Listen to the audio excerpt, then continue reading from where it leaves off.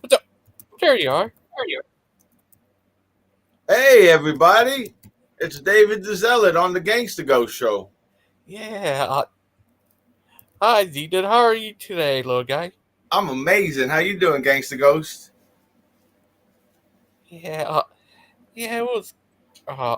I'm actually in the den. Look at me. Wow. Wow. That's crazy.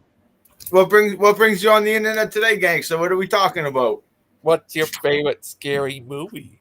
Oh, you sound like the guy on Scream at the beginning.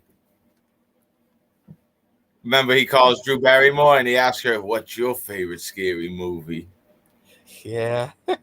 And then she said, "You remember what movie she said?" Nightmare on Elm Street. I think she said Friday the 13th. Oh, Friday 13th. Yeah. Do you remember Scream? And then he asked her who was the original killer in Friday. Oh no, you might be right. She did say that, but then he asked her who was the original killer in Friday the 13th, and she said Jason Voorhees, and she was wrong. Yeah. That was his mother. Yeah, you knew the answer. Yeah. Mother. Yeah, that first Friday the 13th, that was a crazy movie, huh, Gangster? Yeah. That was great. Have you ever watched Late Night with the Devil? No, Yeah. It was a pretty good movie. but so the in Friday the 13th, did you ever notice they never showed the killer? Yeah. It's a who done it type thing. who done it, Gangster? And then when you see it was an old woman, you weren't expecting that, I bet, huh? Yeah, it was crazy. Hey, can I ask you a question, Uh, uh, Gangster? The yeah, movie Psycho, does that count as a horror movie?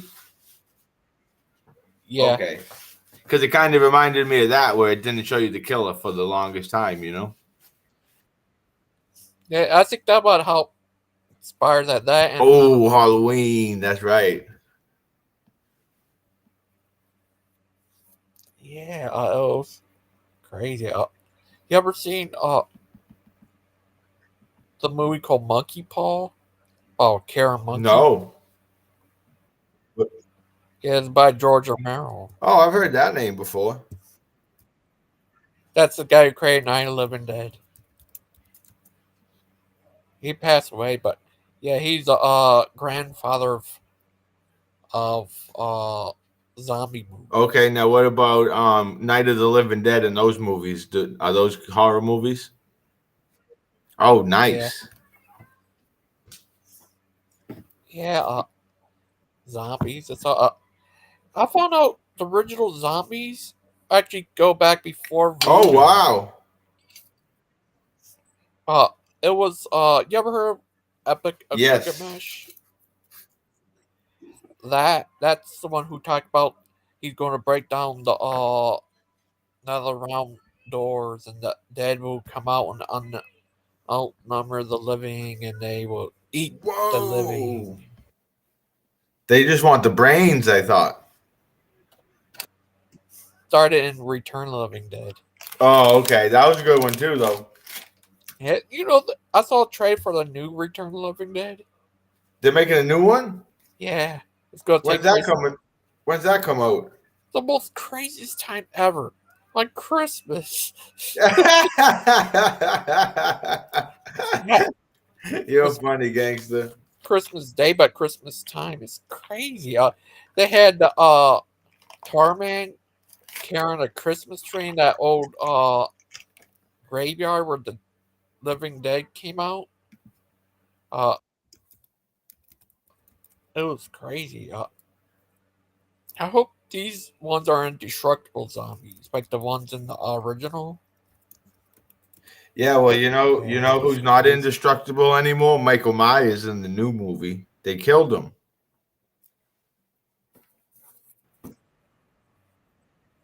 They, Yeah, that was crazy, wasn't it, gangster? yeah, but I hope they reboot it again and then go back to part two. Six. Two? Go back to two? Oh, part six. One of those two. Yeah, yeah, because that was crazy how they did that at the end. I heard they had an alternate ending. What do you think? Yeah, maybe Yeah. So, what's your favorite scary movie, Gangster? all kinds. I love all of them. What if you could only have one? I have no idea. Yeah. You want to know mine? What? If I could only have one, okay, I settled it down to two. I would pick a Nightmare on Elm Street Part Three, or I would pick the original Halloween, Oh, which one? the first one, John Carpenter's. Uh-huh. Yeah, and then either that one or Friday Nightmare on Elm Street Part Three, the Dream Warriors. Do you remember that one, Gangster? Yeah, Yeah, I really like that one when they all had the magic power, the dream powers and stuff. yeah. Did, part 4 had the Dream Master. Yeah, you remember that? Freddy Yeah, was cool, man, wasn't he? yeah, He used to swear too, Gangster. What do you think about that? yeah. But Do you remember oh, Freddy used to swear? yeah, He said, "Welcome to prime time, bitch." yeah. It was crazy. Oh, day after tomorrow, Fire Truck's having a show. Yeah, I'm going on there. I'll be in the chat, whatever he said. Yeah, you said he does good content too. That should be pretty good. Yeah.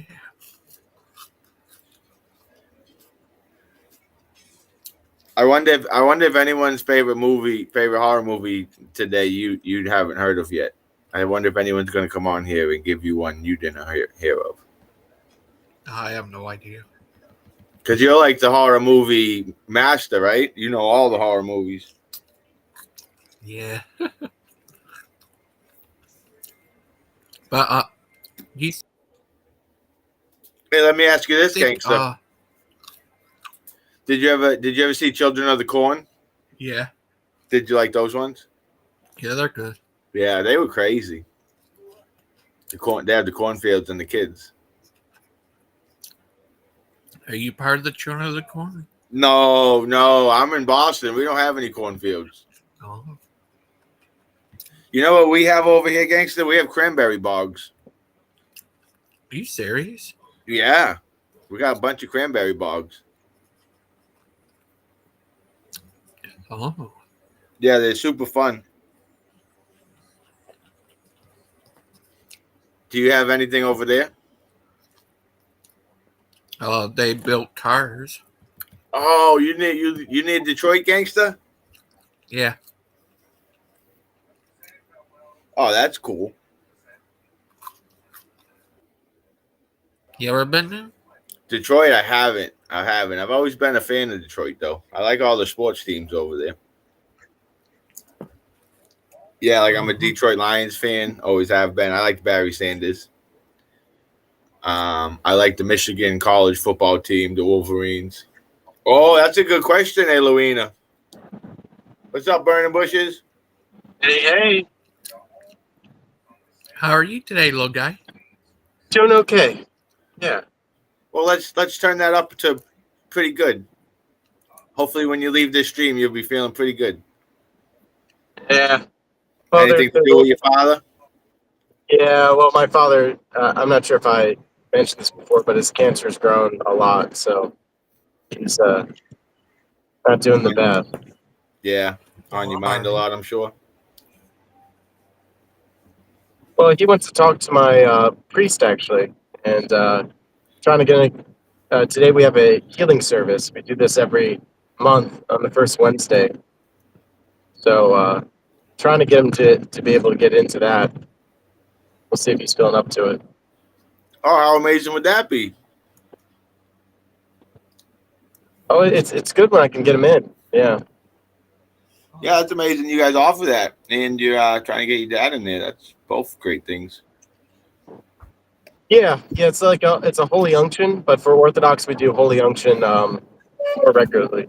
We don't just wait until people are dying, but in his case, it's definitely important. Yeah. Now, and they accept anybody in there, anyone who needs healing, or is it primarily Orthodox? Yeah, Correct, that's super cool. correct. You don't need to be Orthodox to receive the holy unction. Amazing. God is good, isn't he? Yeah, absolutely. Yeah, I learned a lot when I was a catechumen. There's a lot of things that you can actually participate in without being a full member, even if you're not a member.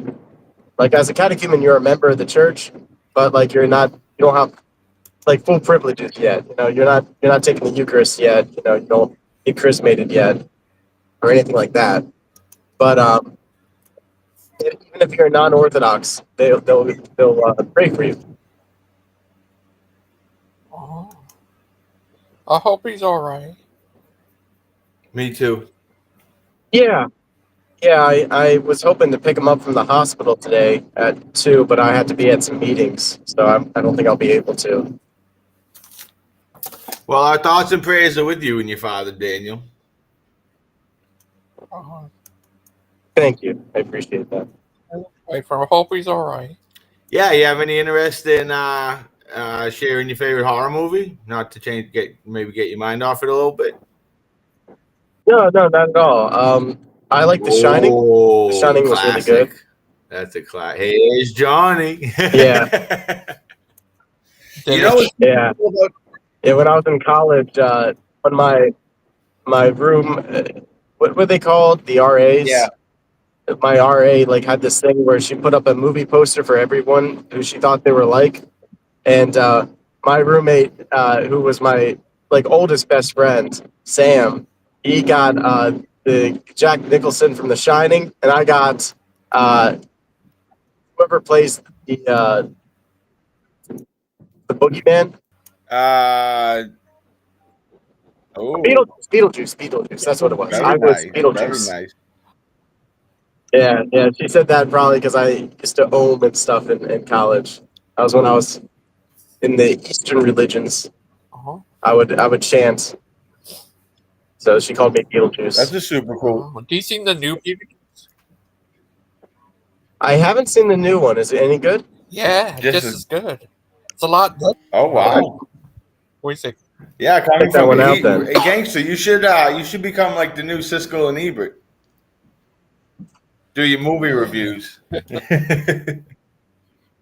Movie reviews would be cool. I'd check Hey, those out. Brian Gangsters. Bushes, you know what's Oh, cool thank you. about The Shining? I can watch so many videos about like the making of it and stuff. So many fascinating stories about just the filming process.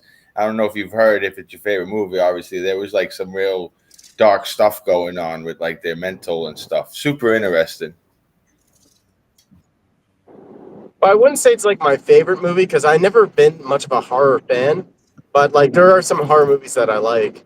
The other one that I can think of, and I think, and I'm struggling with the title, but it's Event Horizon. That's what it is. Event Horizon. It's a Oh, I sci-fi one. gotta rewatch that. I know I've seen it, but I can't remember Yeah, it. That movie was freaky. Yeah, That one's pretty it scary. was a scary one. I think the ship been to hack or something. Like, Hey, look who made it! Welcome, Tim. Yeah. Hey, what's up, David? You a horror movie guy? Not really. And like, if you were to ask me what my favorite, I honestly can't give you one. Because like, yeah, I just because I think a lot of them are pretty good from what I've remember from the past, but I can't name one that I would call my favorite. So I really, yeah, I don't know.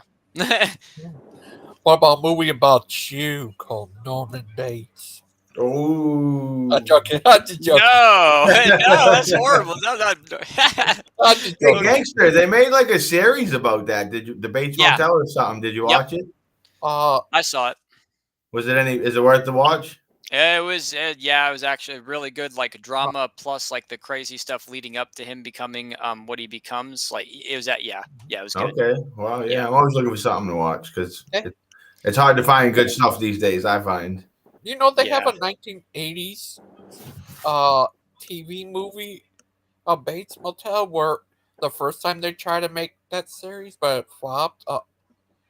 They only made one episode and made it into a TV movie. It was about this guy who inherits the Bates Motel from Norman Bates. It's kind of That's what David was talking about. I Or mean, no, you okay? They inherit it from.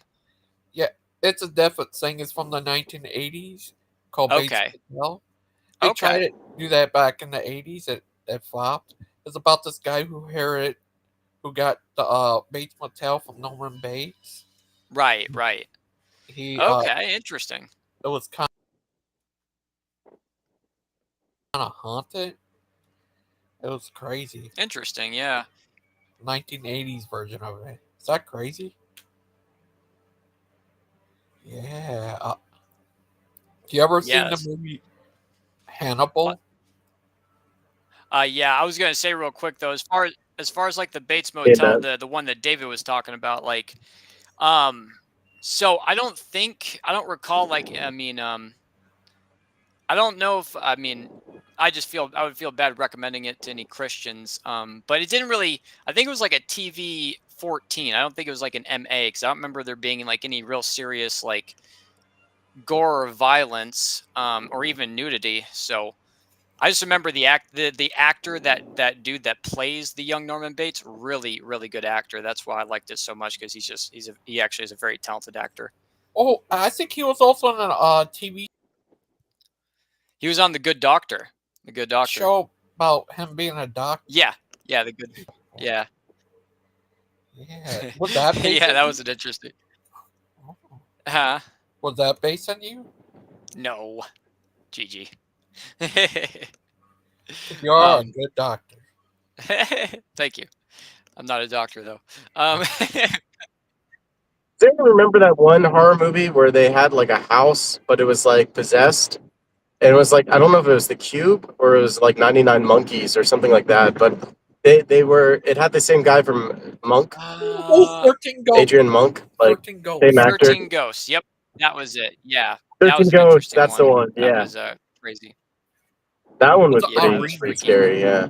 It was about these 13 ghosts that power uh, a machine, I guess. I'm not sure what it does. Yeah. It seemed like a lot like the plot line of Outlast, if anyone knows about that video game. That's a horror video Interesting. game called Outlast. You're in like a penitentiary and like you find out like there's these wall runners or wall riders they're called, but like you find out the entire place is like it's so crazy because they're using like some kind of satanic magic to like Oh, power okay. something. Uh, what is this last thing here? A Big Bang Mama say Hereditary. Hereditary. That sounds Hey, familiar. Terry, Yeah. Have you heard of it, Daniel? Black Christmas Hereditary. Oh, that Hereditary is just the name of the movie. Yeah. No, I haven't seen that. Yeah, it sounds familiar. But yeah, I mean, typically, like, I don't know, when it comes to like horror and stuff like that, just I kind of like, I kind of just regard it as being like a lot of evil. That's why I won't watch it, or if I I, do, I I, feel really bad in my spirit. I know what type of movie you would love, Daniel. Tim. That would be Exorcist.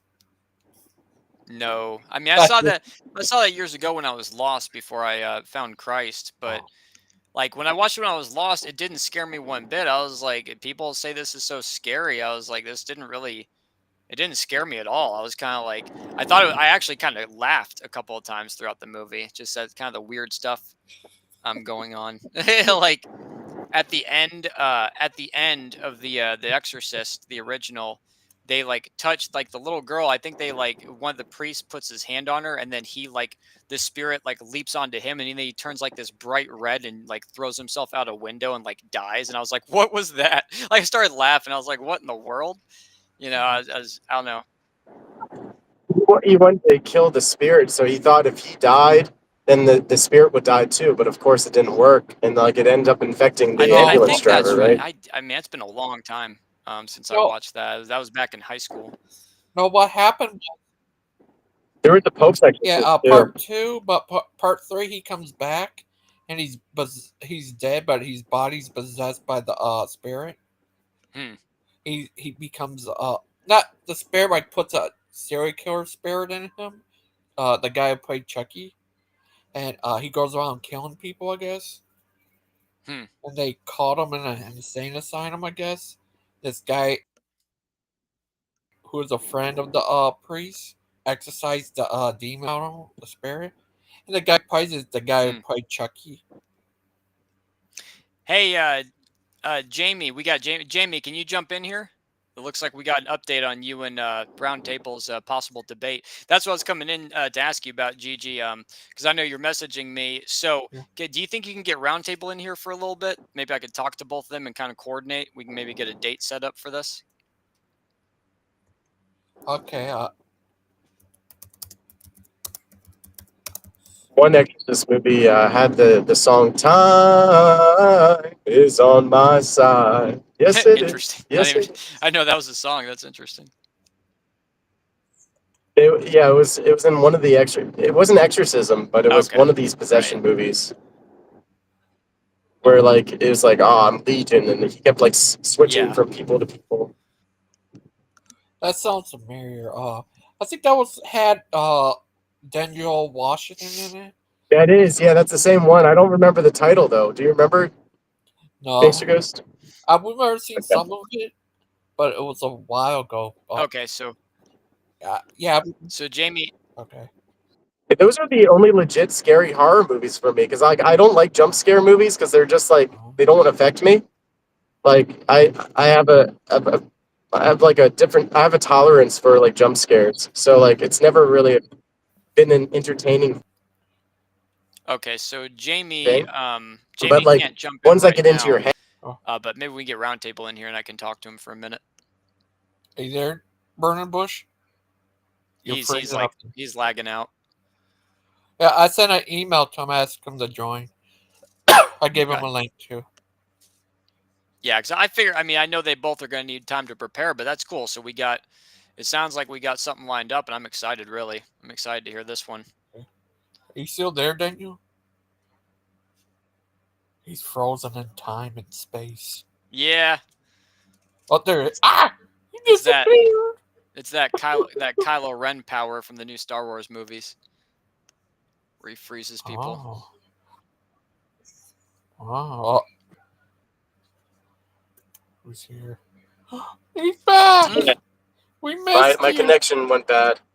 There's a plane over top of me too at Yeah, the sorry time. about that. Oh, I need to tell you, Fire Truck's show tomorrow, day after tomorrow, Yeah, Friday, it's at 12:30. 12:30 Okay. p.m. PM. Eastern PM. Right. Standard Time. Yeah. Yeah. Yeah. Can't wait. It's awesome.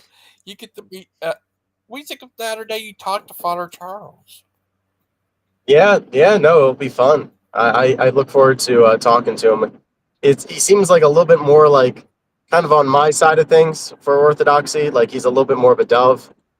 Where there's like hardliners out there. Like I love Sandman, but he's a hardliner. Like he's like, if you're not Orthodox, like you got no hope. But like I'm of the mind. It's just like, okay, like we're all worshiping Jesus here. Like some of us have the fullness of the faith, some of us don't. But like, let's not validate people's beliefs. You know. Oh Guys, man. yep. Any of you ever seen the movie Ghost? With, Yes, what's Patrick his name? Swayze. Yeah. Yeah, I saw that. What you saw of it? It was cool. I mean, you know, from a biblical standpoint, it's not right, but Oh, like for a movie for fiction, it was good. what do you think of it, Daniel? Yeah. Which movie again? Called Ghost. Ghost with Patrick Swayze.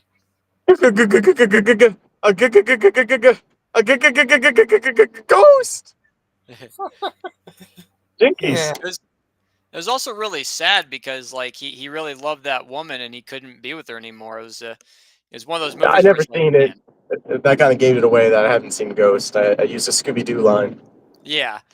Yeah, no, it's a good. It's like it's pretty much like a thriller slash like romance movie because it's about a dude and his girlfriend or his wife, and then he I forget how he dies. He gets killed, and then he doesn't even realize he's a ghost for like a good 20 minutes of the movie.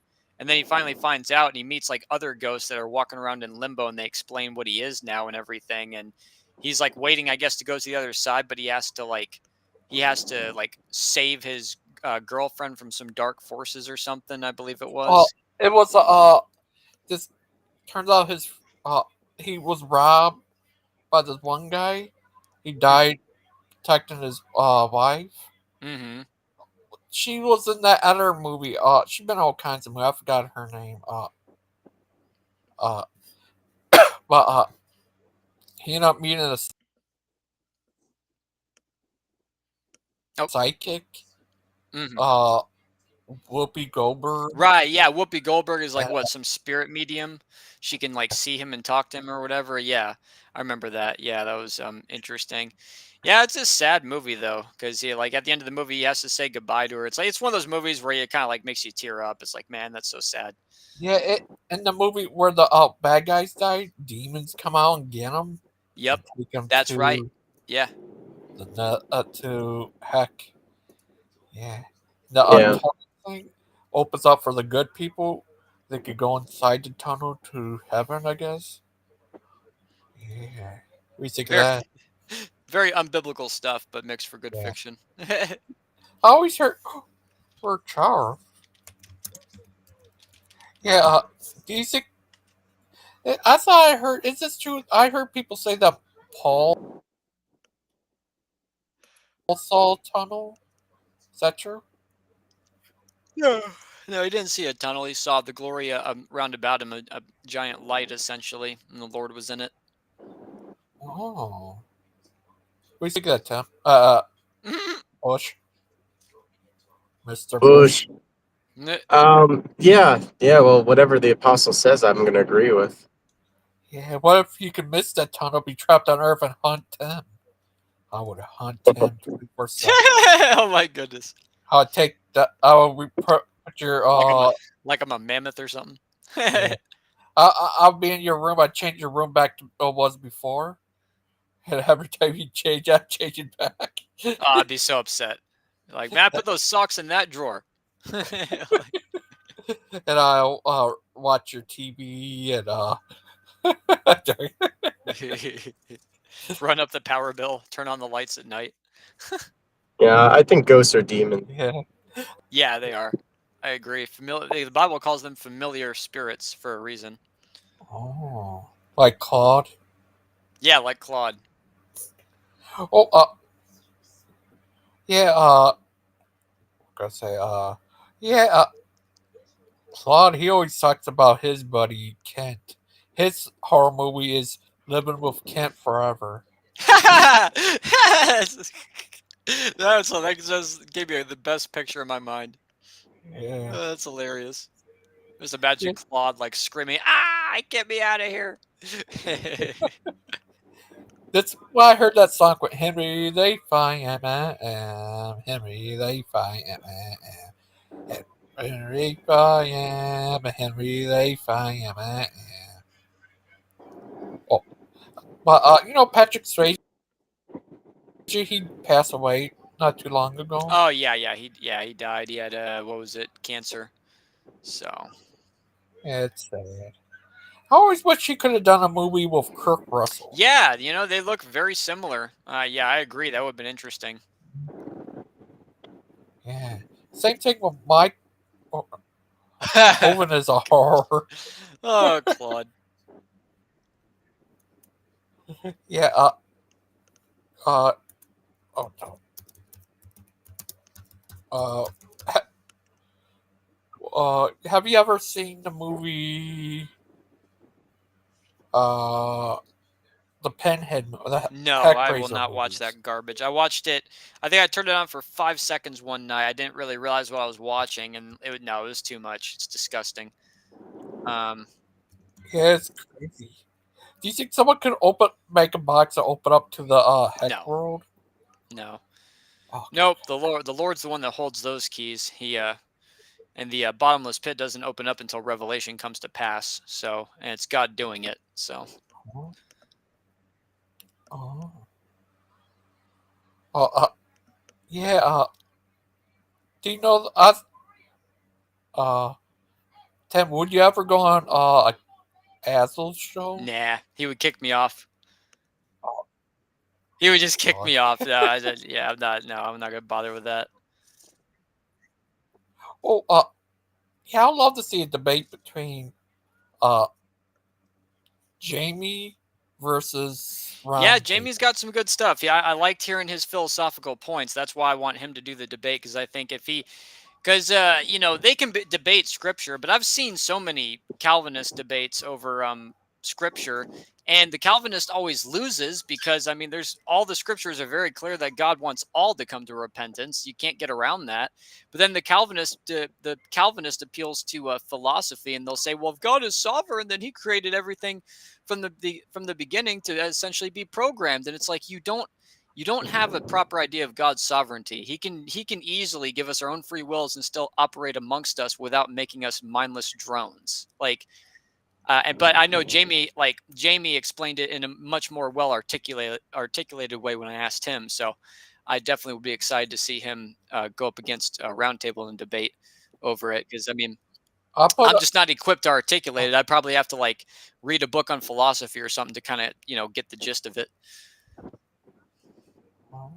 I So put a link to his if you channel. want the philosophy edge on that one, Tim, you look up compatibilism between determinism and free will. Okay. Yeah, there's plenty of philosophers that have, I have put a dealt with link. that question. Yeah, that's what I'm saying. This stuff has been addressed, and yet Calvinists still act like they don't. You know what I mean? They act like there's nothing that goes against their views. So Well, God can know what we do without making the choices for us, but that's a yeah, simple statement that doesn't seem to land with some people. I know, I know. I give you link to his email.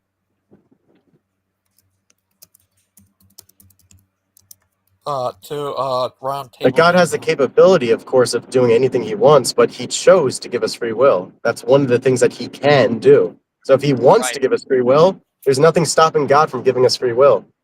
Amen. Absolutely. I agree with that 100%.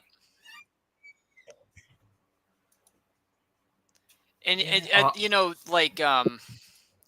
how I am. I'm, with again Bible literalism. It's like the Bible literally says that He wants all to come to repentance, and that should be all you need. But you get these guys who just want to think themselves out of the scriptures, the clear scriptures, and then they just stay in their false position, even though Scripture contradicts them all the time. I mean, Deuteronomy 30, verse 19, was it Jeremiah 8? There's a lot of scriptures that talk about that it never entered into the Lord's mind, these evil things that people do. So how do you reconcile that being a Calvinist? Well, they have to appeal to philosophy. Then it's like, oh well, now you're in the clouds and you're out of the scriptures, whatever. Live in your own little world, I guess. I mean, uh, Well, you, the Orthodox would say that's the issue with the West is they scholasticized everything. They want to understand things way too deeply, and in so doing, they end up going into heresy. Oh, oh. It's not our job to rightly divide Scripture. It's the church's job to do that. no, that's not true. But let me see here. It's Tim Philip. Well, if everyone has their own say in it, you see what happens. It's not too bad. Let me see. Follow about debate on. I'm emailing Roundtable right now. Uh, I do get that debate you had with the Matt Slick and them. Right. Yeah, I still got that debate. Oh. I'm sure a Calvinist might even be able to pull out like a saint and take an isolated quote and be like, look, they said predetermined. It's like, yeah, you use the word. That doesn't mean that you believe in the theology that is overly convoluted.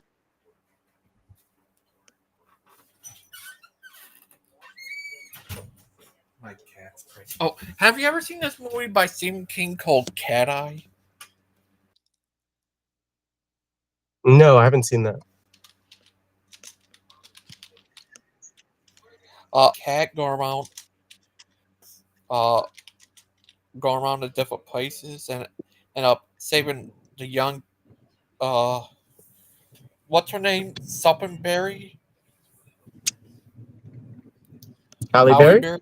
Not Howie Berry. Drew Barry. No, Drew Barrymore. The young Oh, her from a demon trying to kill her. Yeah, be sick of that. Yeah, I used to have a celebrity crush on Halle Berry. oh. You seen her when she was in that movie Scream? Yeah, I think so. I saw her in the James Bond movie too. So watch this. James Bond movies. It's actually kind of cool that James Bond movies suck now because probably shouldn't even watch them. Yeah, it's all Tim's fault. I joke. Yeah, Tim, did you change James Bond movies? Did you get like writers to get on the script? We want to have a female James Bond.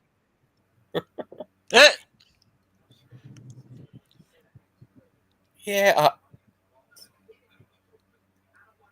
Remember that debate you and the PGs versus the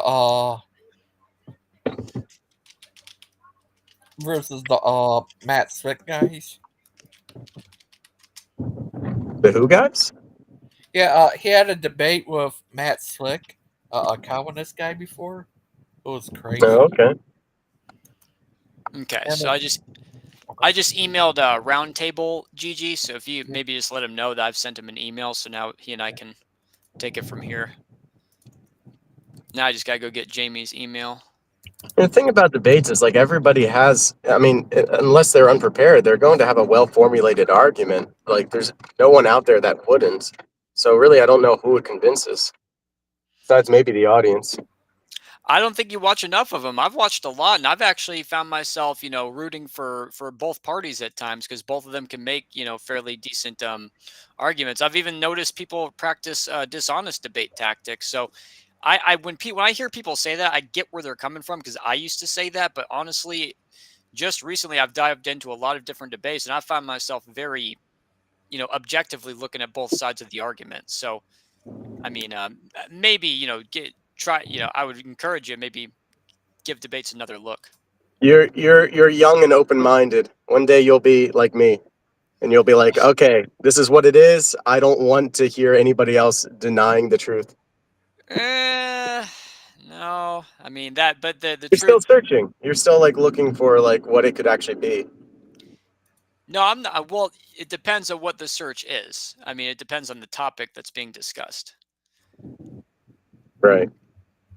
and it's a dangerous thing to create a concept or a construct of in your mind of what you think the truth is, and then the begging question, what if you're wrong? It's important to kind of examine those things.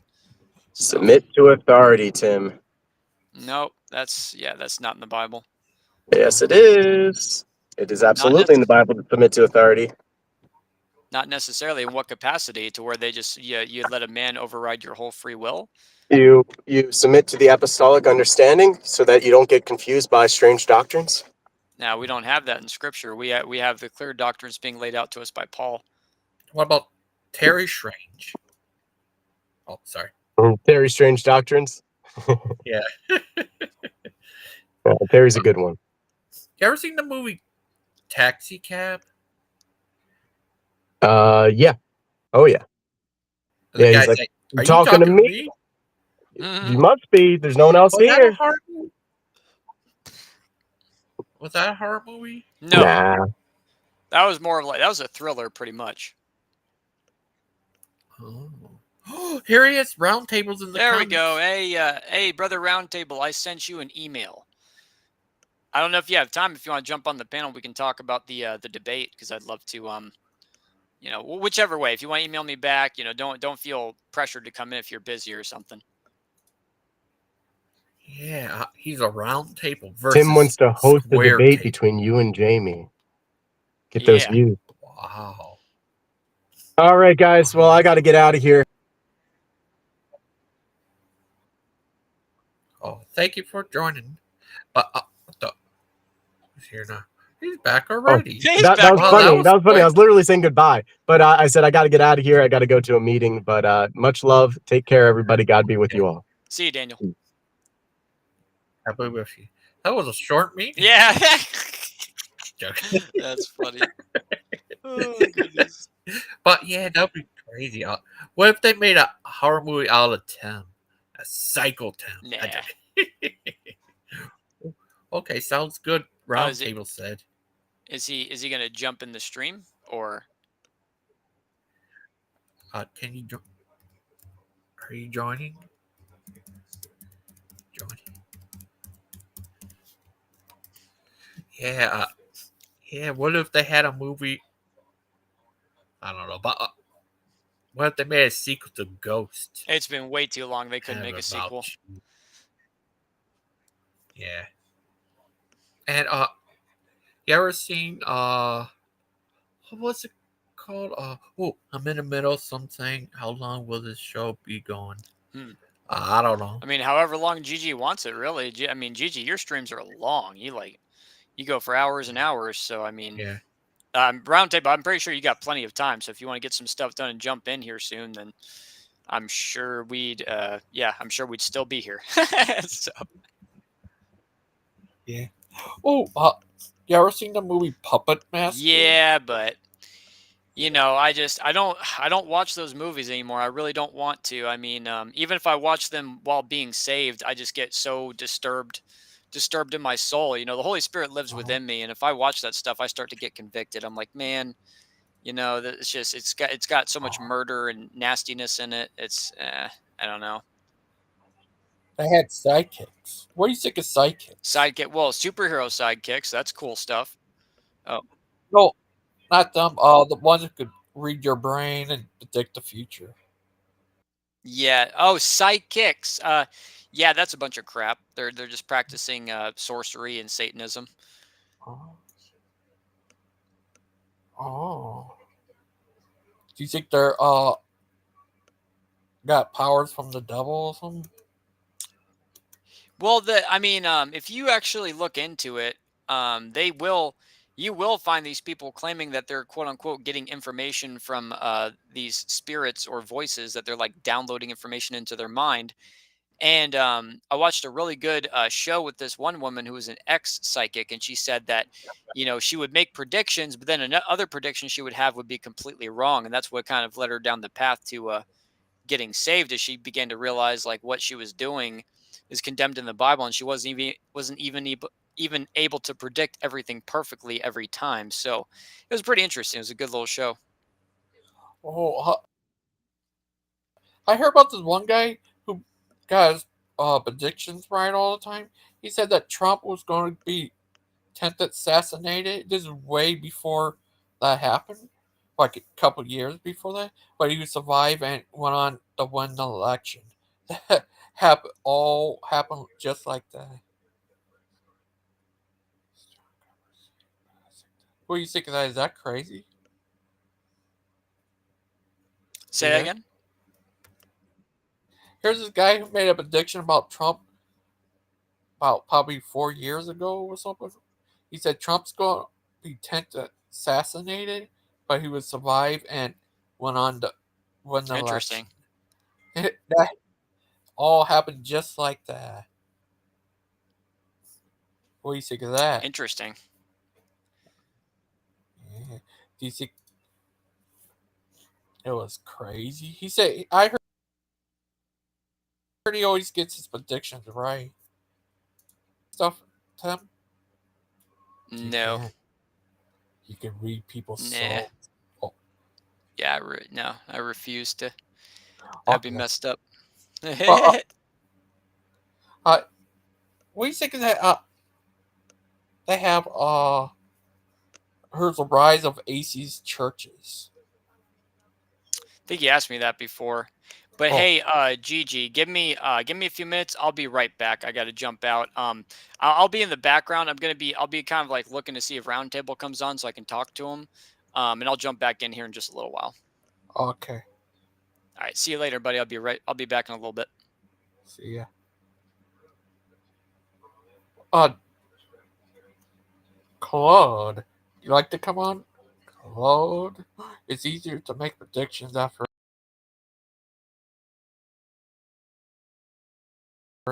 way before that happened. Way before it happened. Like a couple years. How you spelling that, Claude? You can't, Claude. You're the Claude. Yeah, the Claude. Yeah, the Claude. The first, but it's kind of thinks it's such a special. Oh, that's nice. What about Super Hulk? See? What about this? Well, this. Not this. What about this? Well, this. Oh, this. Lady Aiden! How do you get that Lady Aiden? Lady. Oh, sorry. Oh, hi, Claude. Hi, AJ. How are you today? Hey, No good, good. thank you.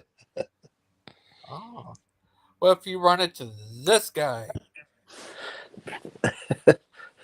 Who's this guy? the dancing baby Dan. Oh, it would be great if Dan comes on. We need someone. I want to ask you something. What's your favorite scary movie? Kid Hovind. Oh. What's your favorite scary movie, AJ? Oh, I don't have one. I don't watch scary movies. Do they watch you? No. Oh, okay, good. But Claude, Yes, I'm using my new I seen a name. French horror movie, Cloudy Bonnet. Oh, really? Oh, I seen a French horror movie before. High Intentions. I think it was based. No, I think Oh, what's that French movie? I'm not sure. That was I Shrink. didn't watch. Yeah, I don't really watch horror movies, so Oh, they watch you. they're too scary for me. Oh, okay. Have you? Which one would be scarier, living with Kent or watching a horror movie? Living with Kent, I think. Oh, oh, Lee Claude. Is it true that what they say that you live, breathe, sleep, dream, Kent Hova 24/7 non-stop? No, just 23/7. Oh, okay. They were wrong. You like wake up in a cold sweat, Yeah. think about No, that. not normally. I wake up laughing. Yeah. Oh, okay. Uh, what would you do if you had a nightmare and can't jump out and cut you? You wake up and you see the Well, cut. it would be maybe a cut on his head. I could see into his brain, but the trouble is there'd be no brain there. Oh no! Yeah, You serious? Oh, how you been today, I'm little good. guy? Yeah, no, I've been. I got a mention on Kent's show, and he called me Cloudy Bowels.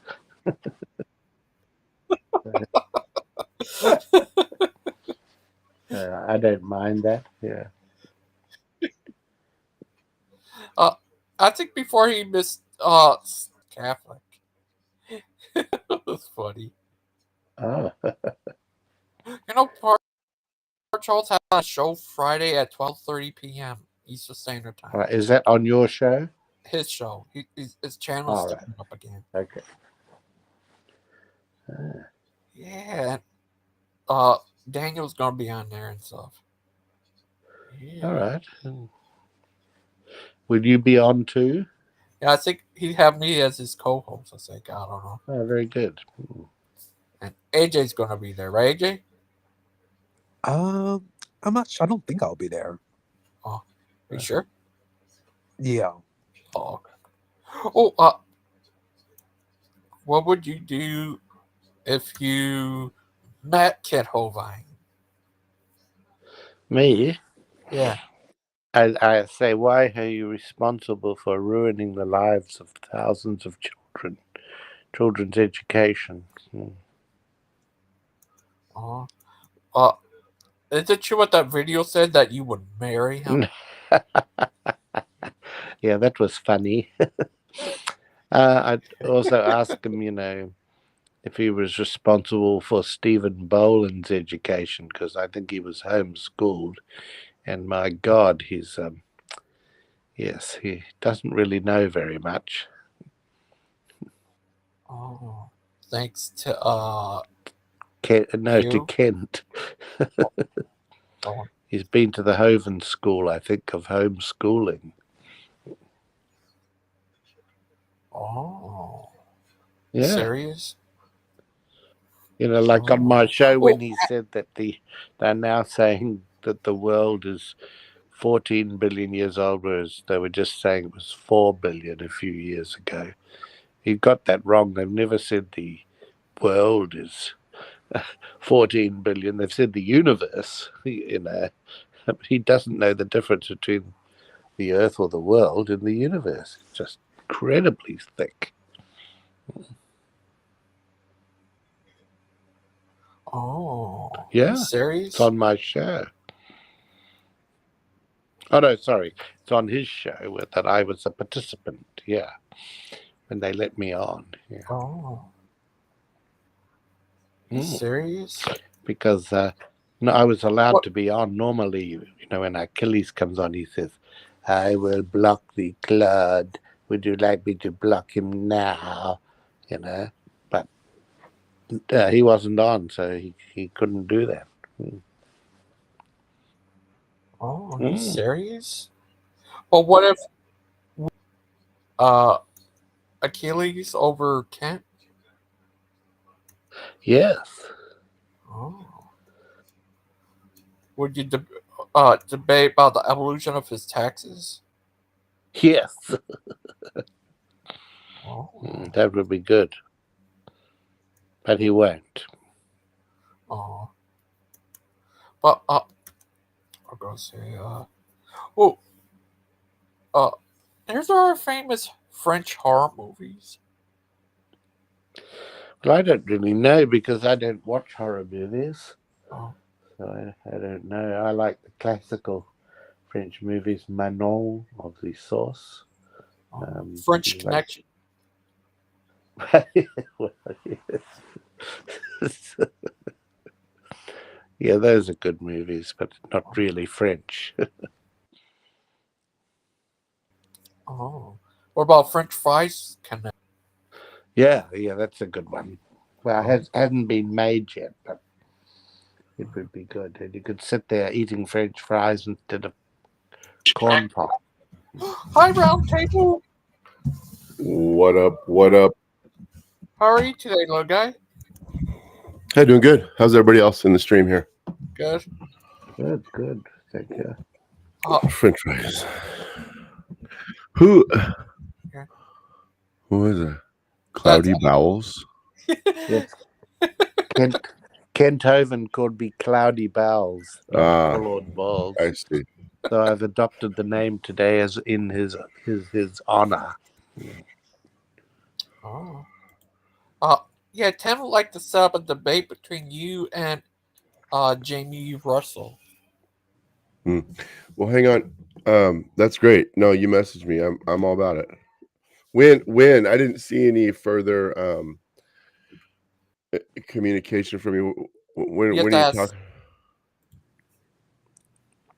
talking? Okay. Um. All right. Cool. I think it's a cool show you got going, bro. Today. I like the theme. I like the theme. Hold on. Oh, Calvinist. You ever run into an Alvinist? Oh. And he won't listen to us. Hold on, fellas. Just bring him in. Okay. Bring him in. If that guy's gonna be outside, put him in the kennel. Okay. All right. Okay. So my favorite horror movie, because it's frustrating. Everybody's like, I don't watch them, and I don't anymore. But I was man, I was pretty fanatical about it, bro. I mean, and it was contraband in my house. I was getting the books, which are freaking trash, like racy bad. I was a kid, and I was reading the books. If I could get my hand on some kind of sick, twisted horror novel, dude, I would consume it. And then I would watch every kind of movie I could find, dude. Oh.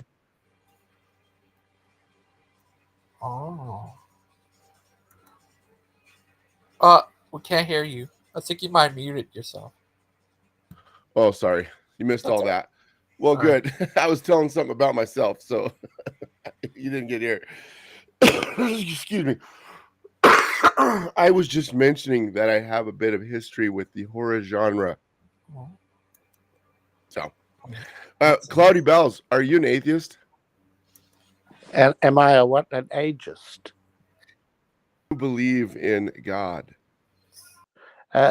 No, I'm an atheist now. Yeah. Yes. An ageist. Yeah. Yeah. An ageist, that would be interesting. I have not met a Yes. card carrying ageist yet.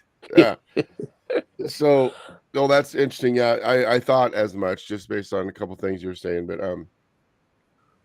Yeah. you know, But I the don't mind statistics. Christian people. I don't mind. Yeah. I like many good Christian friends. I just am a bit annoyed with Kent Hovind because I think he's a horrible Christian, whereas there are many, many good Christians. Yeah. I noticed a propensity on YouTube for a lot of people to kind of knock on Hovind. I guess Yeah. that's because he uses his platform quite a bit. What's your main bone to pick with him? Well, if I start at the beginning, he claims to be a doctor. I have a doctorate degree. It's bullshit. He bought his doctor's degrees from an outfit called Patriot Bible University. It's a diploma mill. You send the money in, you get the degree back. It's just bullshit. So he lies about that, saying it's a real degree. It's not. So that starts it off. He claims to have been a science and math teacher, but he has no qualifications in science, math beyond high school. So how could you? It's just crap. Okay, so I need to. Yeah. Sorry, Clyde. I mean to interrupt you. Hey, Roundtable, how you doing, brother? What's up, Tim? How you doing? Not much.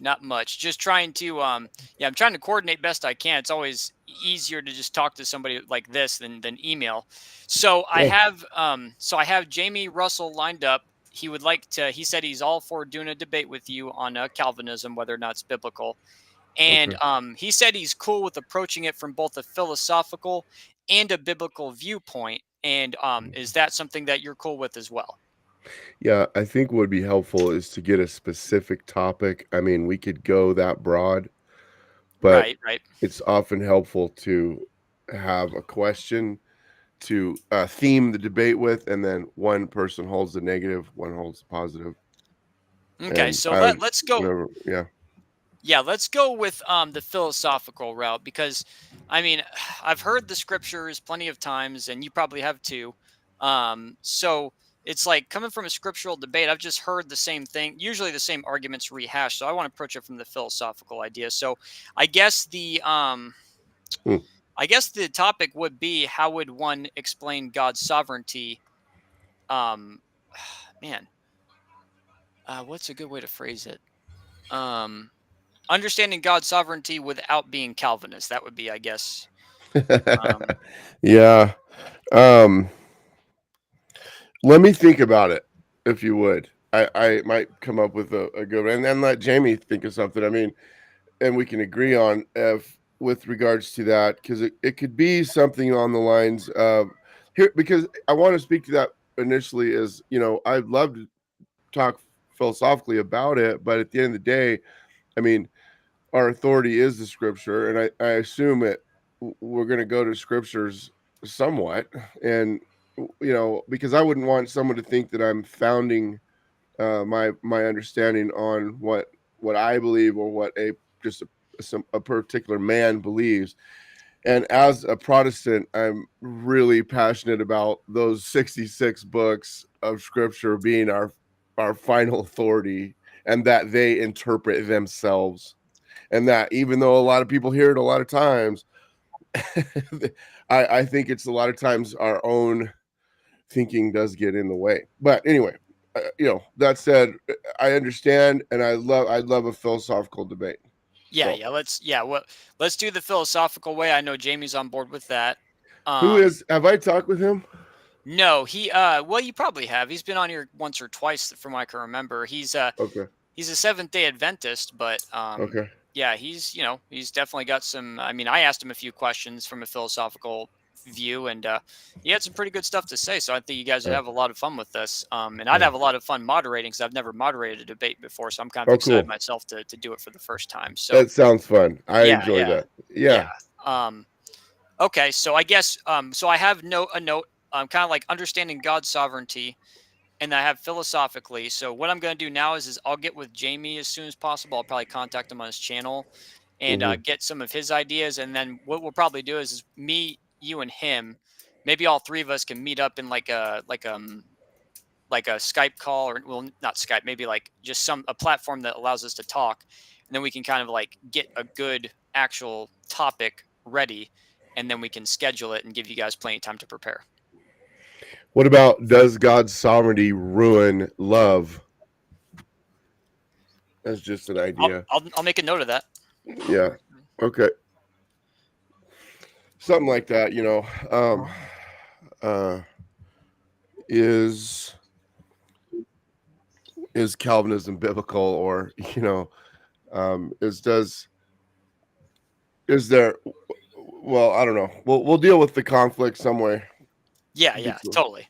Yeah, I just wanted to get with you and stuff and See get what? back on. Yeah. Okay. Um, See what his ideas are.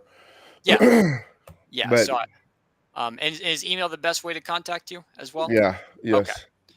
All right. So then, yeah. So I got a couple of these notes jotted down. So I'll get with Jamie and let him know. And then once we do that, we'll just I guess, get everybody together and then just work out the actual name of the topic because I'm having a tough time with it too. And then we Yeah. can schedule it, and this should be a lot of fun. I'm looking forward to it. I really, yeah, I'm Okay. very excited. So Me too, man. That's great. Yeah, I appreciate you guys setting that up. Thank you. That'll be fun. yeah, you're welcome, man. I Well, appreciate you wanting to do it. Absolutely. yeah, I love civil discussion, and I think that's what you guys strive for here. Right. Until Dustin shows up, but no, I'm just kidding. Oh, He's I can funny. imagine a horror movie based on Dustin. That would be scary. That'd be triple X rated, Yeah, so watch out. horrifying, scary. That Okay, would so man, I based I on got some Dustin. input on this topic, Gigi. You remind me of a couple things because Tim, were you into horror much? No, I mean, well, No. when I was lost, I was, but not, since being Yeah. saved, I'm the Holy Well, Spirit yeah. really pricks me if I watch that stuff. So, Yeah. but I mean, when I was lost, I was into Friday the 13th and Jeepers yeah. Creepers. Those are probably my top ones. Yeah. I'll watch things that are rough, violence, and you can't hardly get away. A lot of them are really good stories, but they have a lot of language. Right. But I find myself not turning on horror, and I was a big horror genre enjoyer. I consumed a lot of it, and Right. I got into the H.R. Geiger. Have you seen that? Where that No. particular individual drew the art that was used for Alien. Okay. Okay. Yeah, and if you get into that, he actually said very, very dark individual. I mean, and he said he was getting downloads from a spirit. Oh, goodness. And much of his, I just discovered, much of his artwork was totally occultic. But if you if you look at it, and if you remember in Alien, a lot of the structure, the nests of the beasts and stuff, and Yeah. there was almost like a blend of organics and mechanical. Yeah.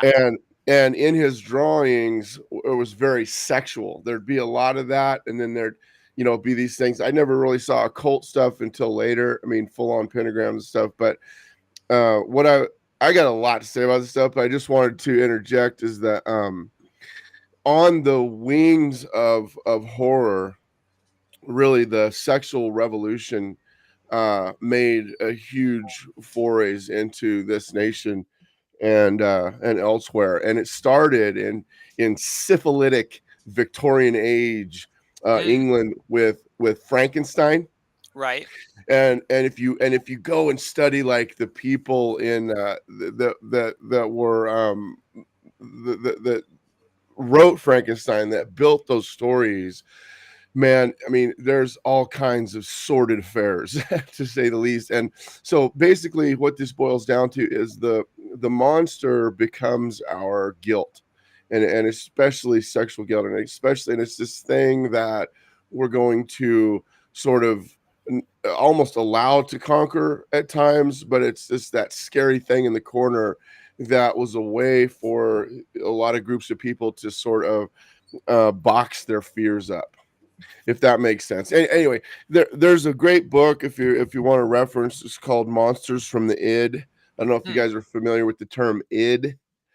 That's another Sigmund Freud thing that he like the ego, the id. He termed it's basically just the subconscious, which Mm. and you know, ego is just flesh, but they have in those realms psychoanalyzed, and especially on into New Ageism, and they love their esoteric terms, right? But the Right. id is this, and it's, if you want to read a good book and you can respond, it's called Monsters from the Id, and Mm. this guy's name Michael Jones, and he uncovers the origins of horror in the suffering inflicted um, by political and sexual revolution. So that avenging monster is the mainstay of horror, and it emerged from that sexual revolution.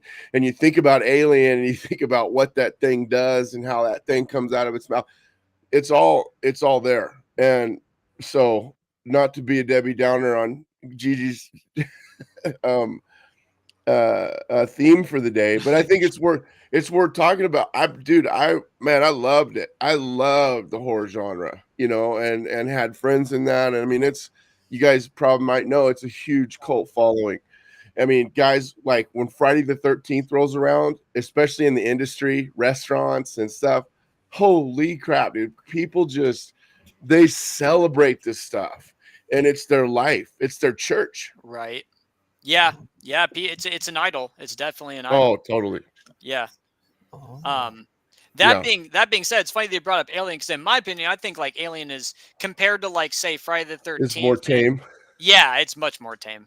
Like Yeah, Friday the 13th, Jason is ripping people in half, and Freddy Krueger I is know. what, like, sucking people up into this nasty looking thing in the ceiling in their dream.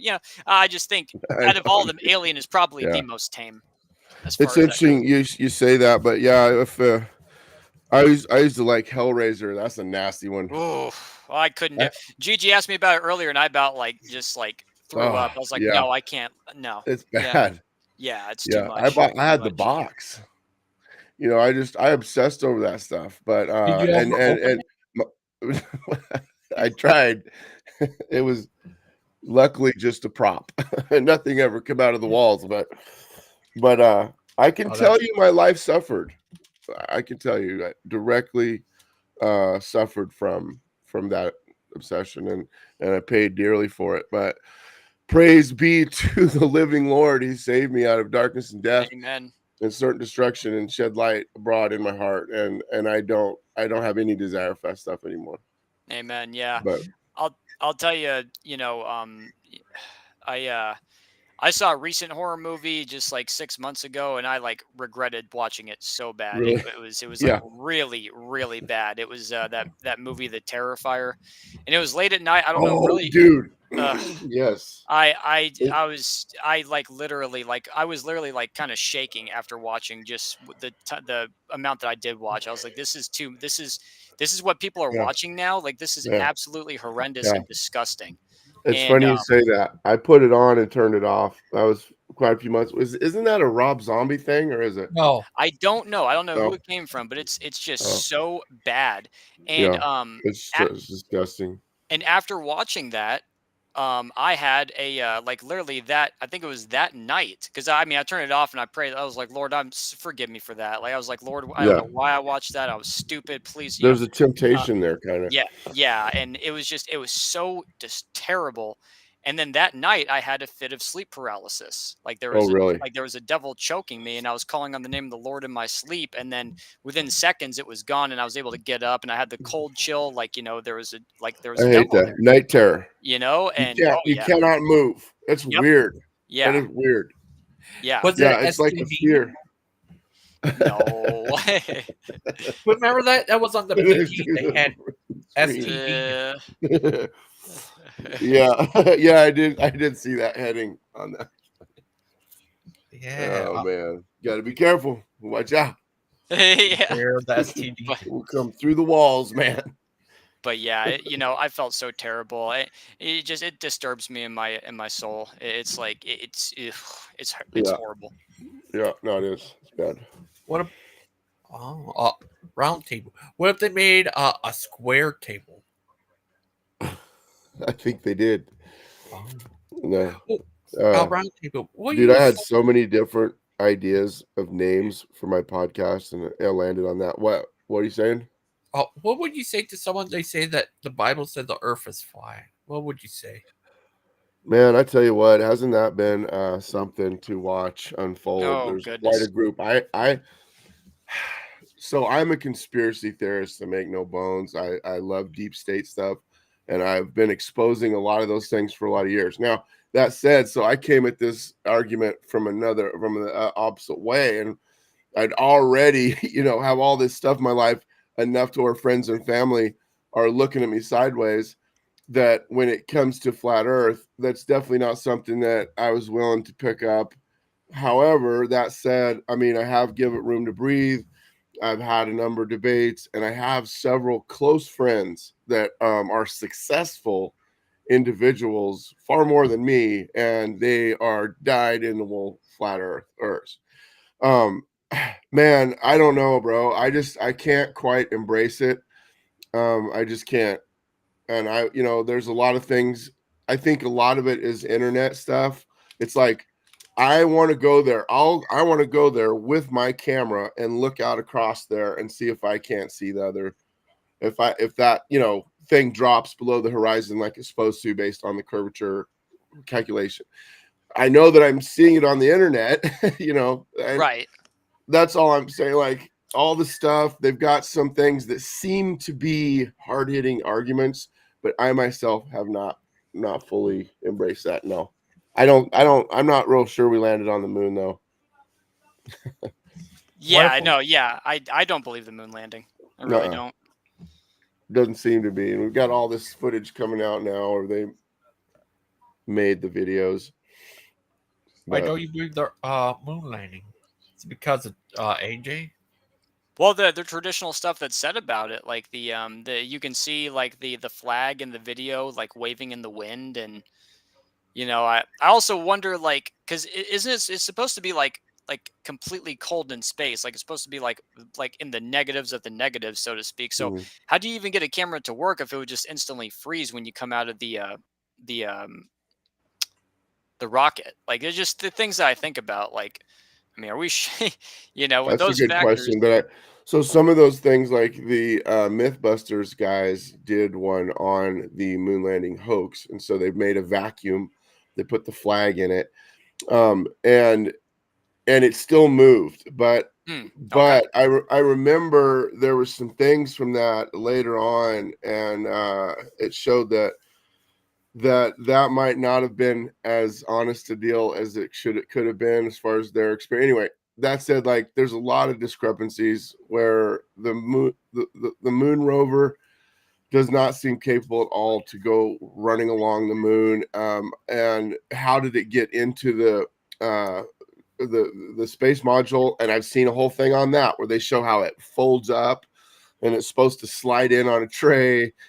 And then there's the guy that's down there, like, who's taking the pictures. Okay. Then I've seen a whole thing on that where they're like, well, there was an arm on the space module that come out with the camera and went around and filmed really while it was taking off, and all this stuff that just doesn't seem to add up, I think. And not to mention the Van Allen belt, which is a massive belt of radiation that we can't go through. Right. And that's on record. And then they say that they've lost the technology. one thing we know is that establishment thinks we're real stupid. We are considered chattel by the government, by powers that be. And they'll do whatever they want. They don't care if Biden takes a shot and you can see there's a cap on the needle. Well, they know we all see that, but they don't care. They don't care. And they just think they just do whatever they want. That's why we're in unprecedented times right now. But I mean, we've seen a lot of green screen stuff and bubbles from the helmet, Right. But I've always said, like, the fact that NASA has faked some space videos doesn't automatically correlate flat Earth. Right. But anyway, that's my story. Yeah. And it gets over. Yeah, and really, when it comes to the flat Earth idea, it all hinges on conspiracy. Like, they're all wrong. They all, they're all telling you that it's Are we doing moon landing denialism now? Yep. Yeah. Well, it absolutely happened. Or at least speculation. It absolutely happened. I mean, like, there's the fact that I heard mentioned that we lost the technology. I don't really know. Every time I hear that we quote unquote lost the technology and I ask someone what specific technology was lost, I never get an answer on what specifically, because like we have the diagrams for everything. Like the Saturn V rocket is probably the most complicated single device that humanity has ever assembled in our entire history. And you can go and look through all of the diagrams, through the tens of thousands of pages of diagrams and diagnostics and charts dictating how they built the Saturn V rocket.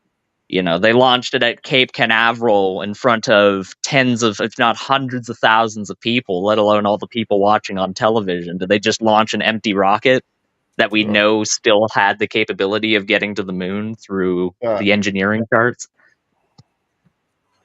I mean, I feel the same. I was wondering, like, who's saying this? They lost the technology, but I remember going through there for a while, some articles and just looking for stuff. I mean, it was on Forbes, and they said they've lost the technology in as much as like how to get the rockets there. You mean like the multi-stage deployment of the Saturn V? Yeah. I think I remember they said it had something like 3 million parts. And if we said, let's build another one, it would not just be like that simple of pulling out the blueprints and bending and cutting metal. I know we can say it and it sounds feasible, but I mean, you got to realize in today's age, even in 2025, you go out commercial fishing, we're still reaching over the side of a boat with an elongated hay hook to bring in a fish. I mean, sure. And I'm not trying to get off track, but okay, you see what I'm saying? It's like things aren't quite as easy for us as you might think, I guess.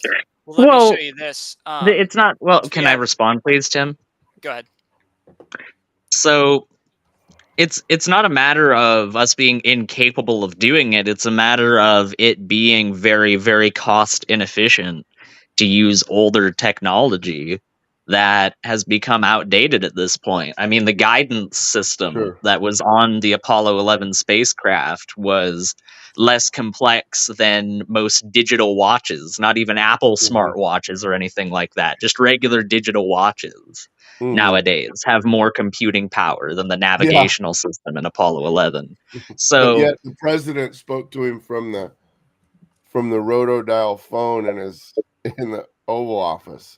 How did he do it's that? correct. That's because it's a relaying system used through satellites that were in Earth orbit.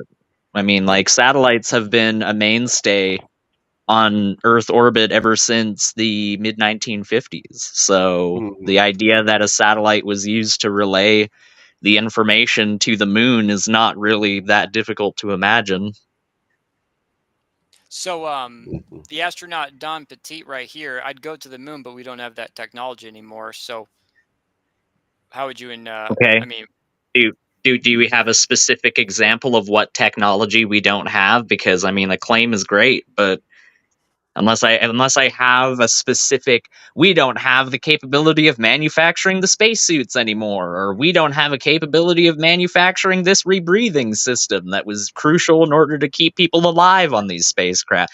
I mean, it's a very generalized claim to say, well, we don't have the technology anymore. We have better technology. Well, but this is coming from a NASA astronaut, Don Petit, though. Sure, it's a video. It's a YouTube video. You haven't even watched it. I found that. No, I know, but I'm just like referencing this. I mean, because anybody can put a YouTube video on there with a title like that's. Yeah, but I've actually seen this in a previous video, and he actually does say we don't have the technology anymore. Okay. Well, I would like it cited what technology that we don't have, because. But we haven't done it. But we haven't. I mean, that's a great question. You can ask the astronaut who is. We haven't done it. I mean, we haven't done it since 1972 because the primary impetus for human space exploration was political rather than scientific. If you want to look at scientific space exploration, our robotic program was way more oriented towards scientific exploration. That's a good talking point. That's a good. I mean, you can say that, but why wouldn't we want to go back? Why wouldn't we want to keep up the momentum? I mean, it's interesting. I found that Forbes article answers your question. What did it benefit? What did it benefit humanity to go back to the moon over and over again, besides a very niche scientific development insofar as understanding the moon's geology, understanding how the moon formed? I mean, then there's not even to mention the fact that we have moon samples brought back that would be impossible to make or manufacture in an Earth-like environment. All of the micrometeoroid impacts are impossible to replicate in an Earth laboratory. So. Yeah, but hold on a second, Aiden, because I believe your original claim is that you've never heard anybody say that we don't have the technology, but I just showed you. No. I never said that, Tim. You're misquoting me. I said that I hear people all the time say that we don't have the technology, but I never see anybody cite specific examples of what technology we've lost. That's what I said. Okay. I have it right here. Was this astronaut? I mean, an astronaut working for NASA. What technology does he cite? I don't know. What technology? What is lost? Okay, well then, until you know. So you're calling them stupid then? I never see you're putting words in my mouth, Tim. Well, I'm just asking though. I mean, like this what? Article no, I'm not calling him stupid. I'm saying that until we have the information on what. And it's from What's Forbes. That, sir? It's this article on Forbes. It's dealing with what that guy said, and in the article. It says, if we today said, hey, let's build another Saturn V rocket and go to the moon, it would not be that simple. Right. It says we don't have the factories or tools. We don't have the materials. We don't have the expertise to understand how the real vehicle differed from the drawings. We don't have the expertise to operate the vehicle. We would have to substitute modern materials. That changes the vehicle. It changes the mass. It changes the stresses and strains. It changes the interactions. It changes the possible malfunctions. It changes the capabilities of the vehicle. We would have to spend a few years redeveloping the expertise, have to conduct new tests and simulations, have to draw new flight rules and procedures. We have to, in other words. So what you're saying is it's not impossible. It's just massively impractical. Here's what I'm saying. Here's a bunch of word salad to come up with the ideas of how we can't, but in fact, we just. It didn't say we can't. It didn't say we can't. It said that it's a massive logistical challenge in order to redevelop the materials and factories and tools, because all of that got torn down. Yeah. All of that got torn down when the Apollo program was over. What were we supposed to do? Just keep a whole bunch of warehouses around capable of manufacturing this rocket in case we need to pull it out of our back pocket another couple decades down the line? I mean, like, what's the expectation here? That paragraph kind of placated your concerns and sort of verifies mine. Yeah, it did. Oh yeah, you just said it did. But yeah, I'm just saying. Oh, did I lose you? It kind of sounded to me. It sounded to me like Aiden was changing his position a little bit there. I'm just saying. I really don't, and I've seen enough footage and stuff. I just think. I mean, definitely a lot of the footage they did make was fakery. They were trying to simulate the ideas. I mean, and we have that. it wasn't that long ago they released a bunch of stuff from out in the Nevada desert, and I can't seem to find that material anymore. But what they were doing, and it was black and white filming moon type stuff. But it just doesn't seem like we did to me. And I'm not saying one way or the other, but So I just don't I believe think you're it. pretty strongly saying one way. But I mean, as far as the footage of the moon, I know that people always say that, oh, well, they're just on strings, they're just on tethers. That's why they're able to jump the way that they do. Okay, what about the dust? Whenever you see the moon dust falling that they kick up, it doesn't fall at the rate that it would on Earth. It falls at a rate that is contingent with what we understand the moon gravity to be, which is about 0.6 g. Well, hold on, Aiden. I just wanted to ask. Well, do you accept now I'll that have we to don't check have that that out. technology according to what he just read? No, I don't accept that. I But don't accept that's that from the mouth because of we can NASA itself. rebuild I those mean, factories. No, Tim, what that can you said can you show was me is a that we source don't. that? Tim, can you listen, Hold please? on. Well, can you show me a source that contradicts what he said then? The source that he just cited said that we don't have the factories or the tools. That doesn't mean that we don't have the capability of rebuilding those factories and redeveloping those tools. That doesn't mean that we're incapable of doing that. So no, we haven't lost the technology. We just tore down the means of building that technology because we no longer had a It kind need of sounds to me like you're to changing your manufacture position that several technology. times. Okay, how am I changing my position, Tim? I don't know. Well, you said earlier that you were that you haven't heard any sources that say how we don't have the technology, Once and again, now Tim, I go ahead. didn't say that. You What'd you need to say? stop misquoting me. What I said was is I hear people all the time say we lost the technology, but I never see a specific example of this module has been lost. This component has been lost. We're no longer capable. We just can't. We don't know how to manufacture this component. We don't know how to build this factory. I don't see that anywhere. Well, he just showed you a source that kind of goes over that. He So didn't cite Schmidt any having a specific head problem. examples in that source. It said that we don't have the factories or the tool. How is that specific? then you're arguing with an astronaut. Hang on. Yeah. Tim, I'm arguing that there wasn't All right, anything good specific that was cited, and you can't refute told him that. there So were. now you're the one that's jumping around and trying to say, oh, well, you're just saying that astronaut is stupid. No, Well, I I'm mean, not. well, he actually did though. He talked about We what was see it, that one went mass all and the way things like in. that. A bunch of generalities. If he probably could have got It was more than general. He said we don't have the factory or the tools, which, as Okay, we well, just stated earlier, there's over 3 million components that go into making the Saturn V. So which ones? and so why didn't they Which ones can't preserve we that? manufacture? Okay, well, here's another good question. 5 inches. Since the moon landing was so monumental, why in the world would they not preserve their own data and their own engineering? That Okay, sounds pause. like a cop-out. Can we pause? Because I'm having a hard time being able to talk over this. Thank you. What was that, Tim? I was saying, well, I mean, again, you were talking about the moon landing, so that was Right. such a monumental time that I cannot Right. like the idea that somebody wouldn't save and keep all their findings and all their engineering ready to replicate. It sounds to me like what me and Roundtable are saying, just a cop out to just say that they never, just to cover up the fact that they never went there. Well, Congress cut hold the on a funding second. for the Apollo program. They were originally supposed to do 19 missions, and they were cut down on their budget because the United States wanted to reallocate funding at that point towards missile defense and So what- towards military spending because the Cold War was heating up in the late 60s. Okay, so what happened? I mean, so what they do with all the original schematics? They just burn them up? They have them, Tim. I've we have already them. said we have the schematics. Well, then why are they saying They're we all can't there. replicate it? Why are they saying That's a that we good can't? question, Tim. It's almost as though the article is contradicting the reality of what we can observe. Well, then are you calling the astronaut a liar, though? I mean, that's another good Did question. the astronaut say we don't have the diagrams for the Saturn V? No, what he said is that it's more complicated than just having the diagrams. So you're the one that's going back and misquoting things, Tim.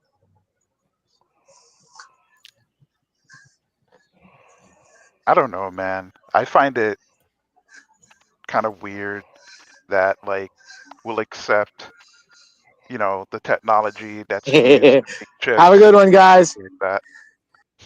Take care, Dustin. All right, later.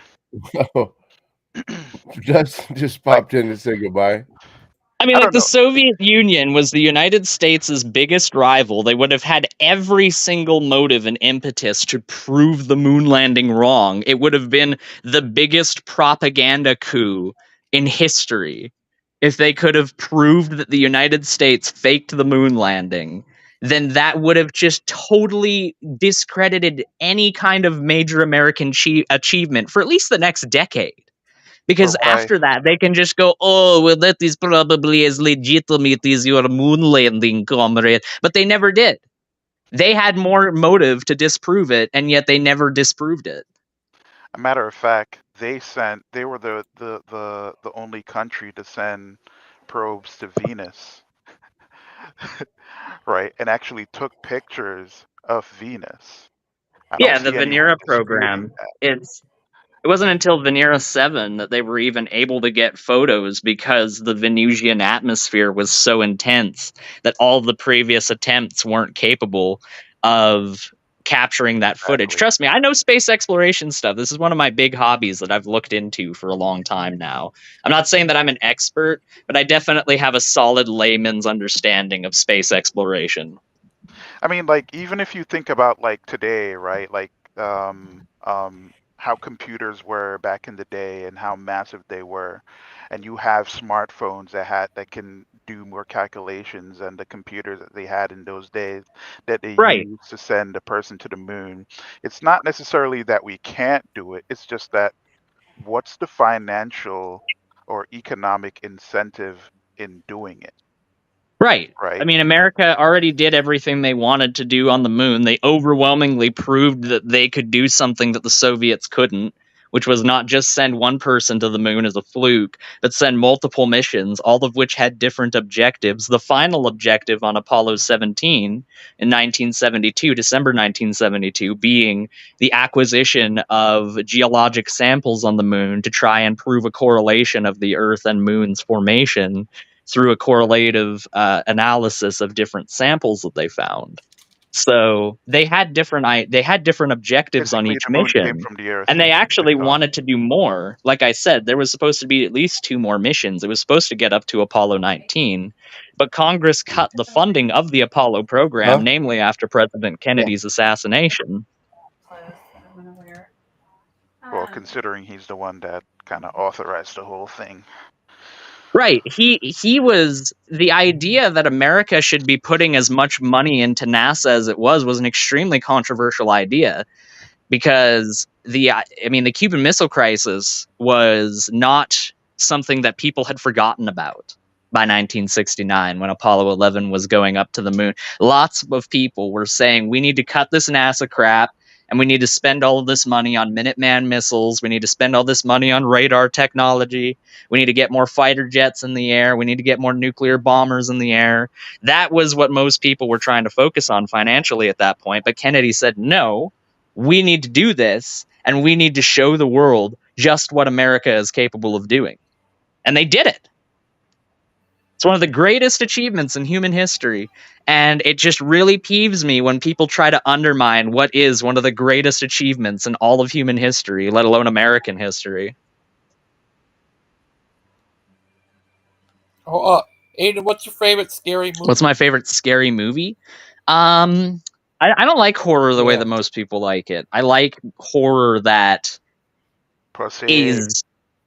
It's more. I like horror that's more disturbing. You know, I like horror that isn't, oh my god, big jump scare. Oh, you should be really scared right now. There's a big flashing light and there's a spookily came and jumped out of the screen. You be scared. No, I don't like that horror. I like the dread building horror that just makes you uncomfortable to even watch it.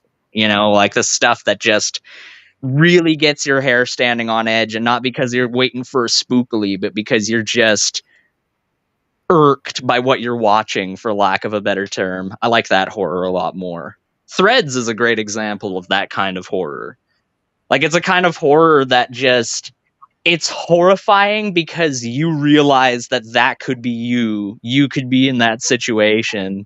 I recommend anybody watch Threads. It's a really good movie. It's probably my favorite horror movie. What about the horror movie Hostel. Which one? Hostel. Hostel. I have not seen it. Did Tim and that other guy go? No, we're still here. Okay, cool. I was just wondering what happened. My freaking restream, as you know, Tim, likes to misbehave, so I'm looking at a blank screen right now. I wouldn't be able to tell. Right.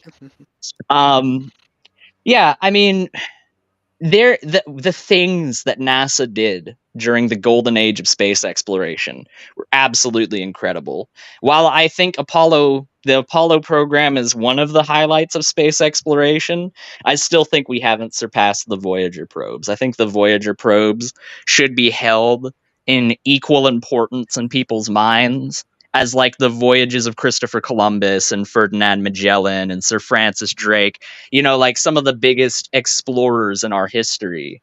I think Voyager should be lauded in similar terms as them because those probes revealed so much about our solar system and how it was made and the wonders and beauty that lie in the outer solar system. There's a wonderful documentary on YouTube called The Voyagers. It's done by, I think it's done by a channel called Homemade Documentaries or something like that. I could not recommend it enough. It is a treat to watch. I go back and rewatch it on a regular basis. It's just it's a fascinating story how we managed with such little technology to be able to get a probe all the way out into the outer solar system and get it to explore and document the things that it did. It's an incredible human achievement. Incredible. The fact that the Voyager probes are still out there right now, Voyager 1 is almost one light day away from us right now. It's 23 hours. I think it's about 23.8 hours away from us as far as light speed communication is concerned. Every single time it beams a communication to NASA using the Deep Space Network, it takes about a day. And it takes about a day for NASA to send a communication back to Voyager. I think it's in about the 2030 something is when it's going to cross the one light day boundary and be a full light day away from us. But it's running right now off of about the same amount of power as your refrigerator's light bulb. That amount of power is powering the entire spacecraft, and it's still giving us very valuable information about the outer solar system, about what the solar system is like past the heliosphere, which is what the boundary where most people consider the solar system to end and deep space to begin. So even now, all this time after 1977, when it was originally launched on the Titan Centaur rockets, it is still providing us with an incredible swath of information about our solar system. Hi, Brother Pie. What's your favorite scary movie? I am the Flat Earth Smurf. The Flat Earth Smurf. My favorite scary movie is all them ones that purport the globe lie. They're horrifying. Yeah, I'd have to look into it more. I still take the position that I'm a skeptic concerning the moon landing. Well, look, I mean, like the Van Allen belts were something right? that were cited, right? Like the Van Allen belts were like, oh, humans can't get past the Van Allen belt. Well, if we hang around the Van Allen belt for an extended period of time, that would be accurate. The Van Allen belt is very dangerous for prolonged exposure because it is very radioactive. However, the astronauts would have only spent about 8 hours going through the Van Allen belt due to the speed at which they were traveling. I'm curious, Tim. Is it a situation where you just don't think space exists, or is it a situation where you don't think it's just not possible to get there? I think it's such a monumental achievement of humanity that it balks the mind of some people. Like it really just, how were we capable of doing that with such a limited suite of technology? And I think that makes some people very skeptical. And I mean, I don't mind skepticism. Skepticism in of itself is not a bad thing. I mean, to be fair, I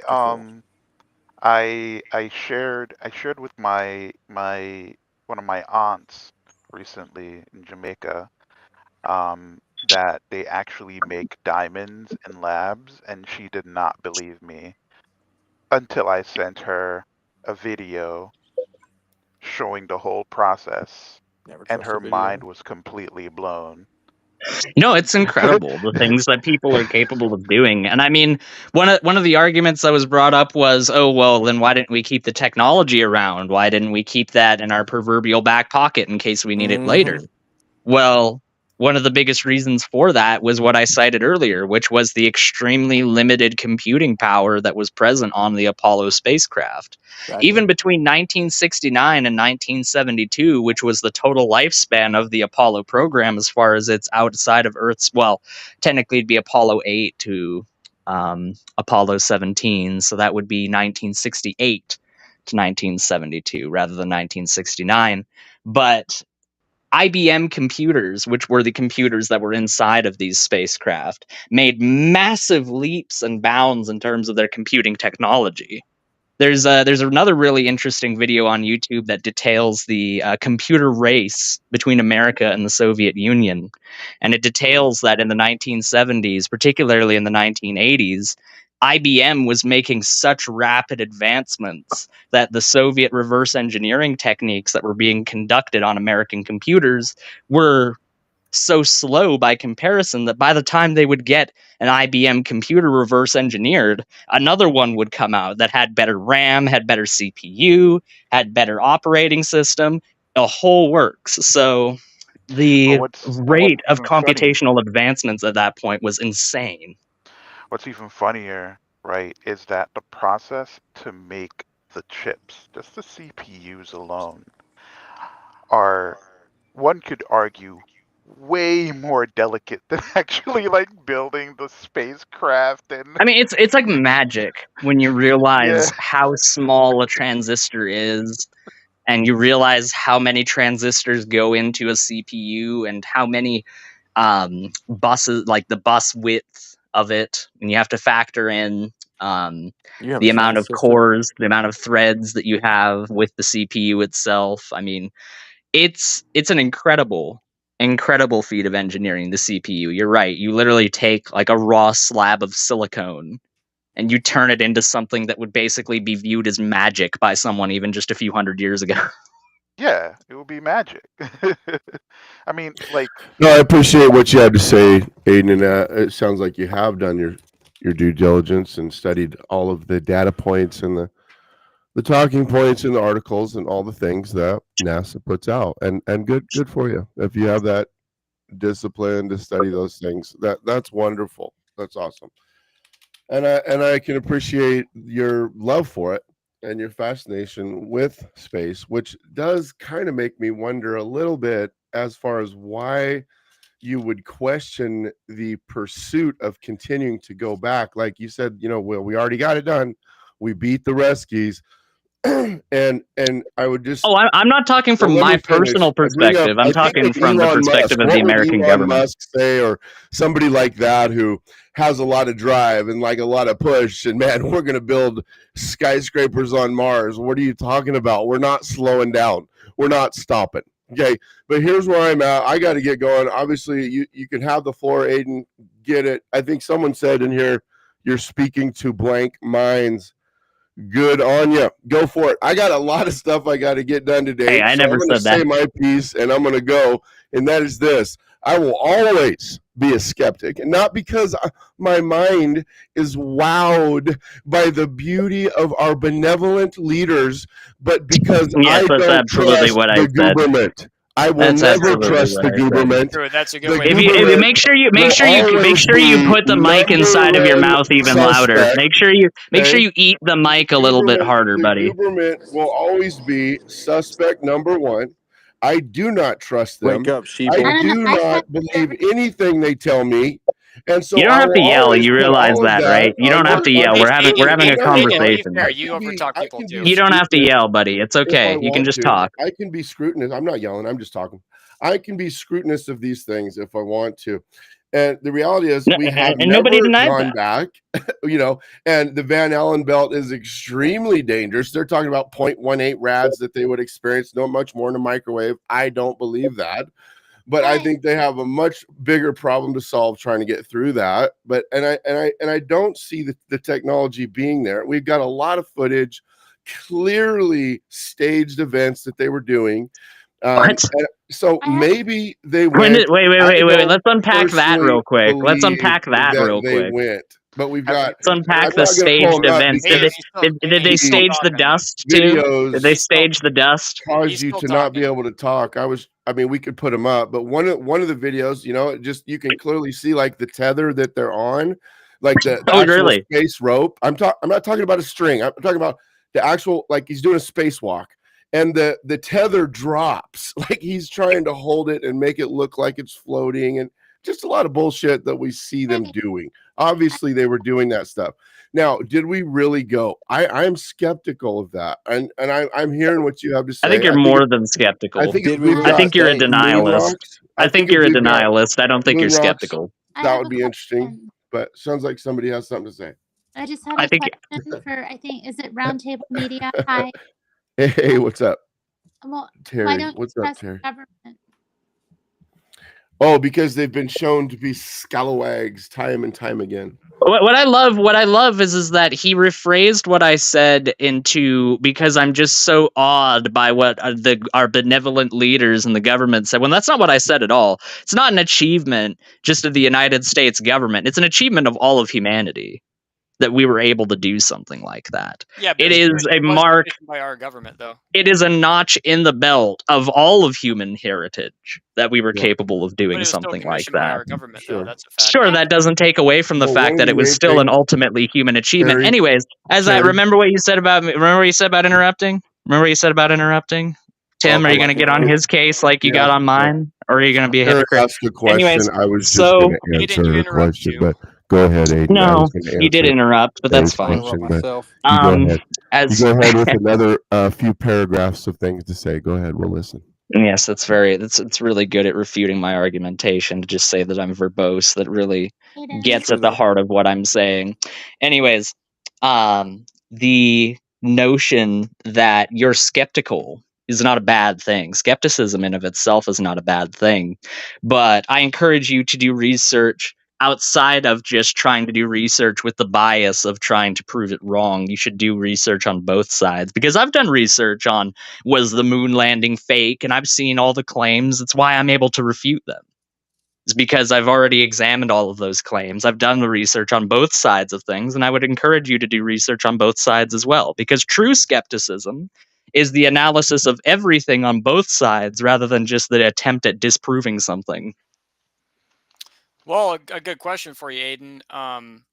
If that's true, you have researched the whole thing. Why didn't you just get ahead of me with the whole thing of the astronaut that I just quoted a little bit ago? I mean, the astronaut, as far as that's concerned, that was a claim that I hadn't heard before, as far as the NASA astronaut. Okay. So yeah, you're right. I haven't actually, as I said, I have a solid layman's grasp of space exploration. That doesn't mean that I'm an encyclopedia that contains every single possible refutation and explanation of the moon. I think it's a bit ridiculous as far as the claim is concerned. Yeah, I just heard you a little bit. I've seen every claim. It's like, well, technically you have it, but yeah. I mean, like, okay, what NASA astronaut said that? What NASA astronaut? Was he part of the Apollo program? I mean, I just cited him. I can pull him back up real quick. Yeah, who was he? Was he part of the Apollo program? Did he fly to the moon? Was he even associated with the Apollo program? Those Freudian slips from Buzz Aldrin where he seems to say we didn't go. Have you seen him do that? Oh, really? It's kinda weird. Really? I'm just asking if you've seen him. It's kind of weird. No, I haven't. What I have seen was when he punched that guy that said that he didn't go to the moon. That was pretty cool. When he punched that guy, that was pretty awesome. I saw that. Yeah, but no, there's some other times when he makes these weird gaffes, and one of them when he's talking to some kids, and he says, "Oh, we didn't really go." One of the things that I think stuck with me was when they interview them after they've returned, and I realize it's hard to gauge a person's mindset and where he's at, especially suppose this return from space. But they seem very, very melancholy. Like from men that have just accomplished this great feat that you spoke of, when they interview they're exhausted. They're exhausted. They went through muscular atrophy over the course of being in zero gravity for like 2 weeks straight. Yeah. Muscular atrophy is something that we understand very thoroughly. It's something that every astronaut on the International Space Station has to go Okay. through when they I'll return give you back that. to Earth Yeah. from low So- Earth orbit. I just do think it is strange that your point that you went to when I was just talking about, keeping it going and having the momentum of space exploration was that, well, we beat the Russians. Why would we want to go back? And if we're talking That's how about since I was speaking from the 1972, perspective of the American government when I said okay. that, not from my perspective. No, from my perspective, we absolutely should go back to the moon. The moon should be used as the Okay. outpost of humanity's further exploration of space.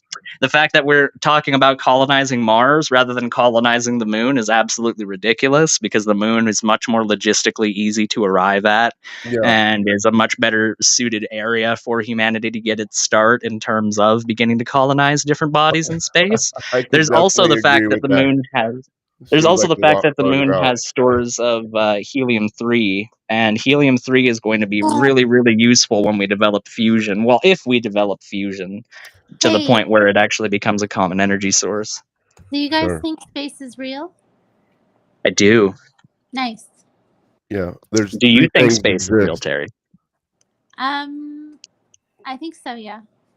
I think it's like the firmament, No. So and like it's just like a space, big blanket that God threw over the sky.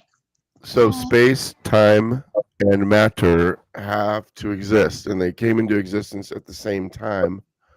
And it's because they were created that way. Those three things have to exist, right? Space, Well, time, and matter. So we know that I don't mean space is like there. space. Well, space and You mean time outer are space. both interlinked. It's I called mean space-time. space is in outer space. You mean outer space?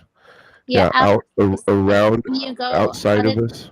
yeah, and it's all dark, and then there's like stuff in it.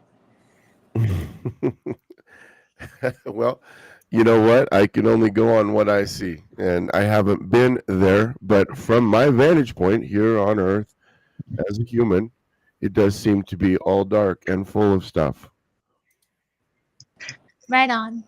I think it's a giant blanket with some holes poked in it. Those are the stars. There's some people in my chat that don't think space is real.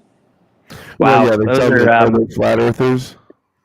you should let them know that they're actually less educated than a medieval peasant because I think they're more educated, but they're educated wrongly. I mean, even a medieval peasant could tell you that space is a thing that exists. Now, they had some pretty wacky ideas about space, what space was, but they still thought it was real. Oh, that's great. You ever seen the movie called Scary Movie? Yeah. Yeah. I remember that. What that based What's on? that? I know some flat earthers that give you a pretty good run for your money, Aiden. I mean, hey, I'd love to talk with them. But you know what? I like this talk way more. Can we talk more about space and less about the freaking Bible all the time? That'd be kind of cool. Yeah. Well, I thought I like talking about space. atheist, though. Movies. No, I like talking about the Bible, bro. If you haven't seen me, I don't mind talking about the Bible at all whatsoever. I have plenty of theological talking points and discussions with people about the Bible, but let's talk about something else. Well, I want to talk about scary movies, right? Space is your jam. Yeah. Yeah. You ever seen the movie Scary Movie? Terry. Yeah, I saw it. When I agree with like you, Aiden, about the building of suspense. I think that's kind of what Alien accomplished in some ways. Absolutely. Absolutely. The original Alien movie is a masterpiece at what I'm talking about. Yeah. Yep. That's true. That's true frightening, and so that's why it was so successful. But yep, I Roger agree. Ebert, there's a lot of garbage out there. Roger Ebert was so ashamed at his original review of Alien because he got it so wrong that he scrubbed it from existence. But I remember it. I remember it. I don't remember it because I was around when it was a thing, but I remember it because somebody put it on some forum in the the late 2000s, early 2010, and I read it, and he described it as a haunted house in space. And it was one of the lamest experiences he's ever seen in a theater. I wonder why he scrubbed that from existence. Sorry, my hate boner for Roger Ebert kind of showed itself there for a moment. My bad. Screw you, Roger Ebert. Clearly. He's a hack. All right, he's a hack. 2001: A Space Odyssey. That movie was scary. 2001: Space Odyssey is another good example of that, but it's also a great example of Stanley Kubrick just being a brilliant director. Just like when he directed the space landing, the moon landing. Yeah. Did he direct that too? He was like, "All right, we're gonna make it so the dust falls at a rate that it can't fall on Earth. Go!" They have like a whole bunch of like little micro No, suspensors and all the he was dust. thinking ahead, and he was thinking that you'd think that, so he did that as the opposite effect. See what I'm saying? Dang! I never thought of it that Brilliant. way. I never thought of it that way. Do you believe in aliens or no? I mean, what are we going to talk about? The Fermi paradox now? The Fermi paradox? Oh man! Yeah, have you not heard of the Fermi paradox? No. What have we? So the Fermi paradox is a paradox which basically states that if life is so plausible outside of other planets, according to things like the Drake equation, then why don't we see any aliens? And is the like rapper pop star. Drake, yeah, he's the one that did the equation. That's right. You That's know what? right. He's Canadian too, like you. Unfortunately, that is true. That is in fact true. I regret that fact every single day. I think that the fact that Canada is the second largest country on the planet still isn't enough space between me and Drake, as far as physical space is concerned. Because he had liposuction? What? I think you should look into some of the other things that Drake has been What did he do? accused of doing. Yeah, you can look it up. You can look it up. You can look it up. I don't know. Yeah. Does that require that I read, Don't Aiden? I don't want to do that. Celebrity Aiden, have you seen this new remake called Nosferatu? I've not. No, I've seen I want to see the original Nosferatu. It's probably going to be. I'll let Big Bad Mama get off my back because then I'll finally have seen a movie in black and white. He always gets on my case about that. You've never seen a black and white movie? I've never seen a black and white movie. The oldest movie I think I've probably seen is Ben-Hur. You've never watched Birth of a Nation, like the original one? No, I have not watched the Ku Klux Klan propaganda film. You should watch it.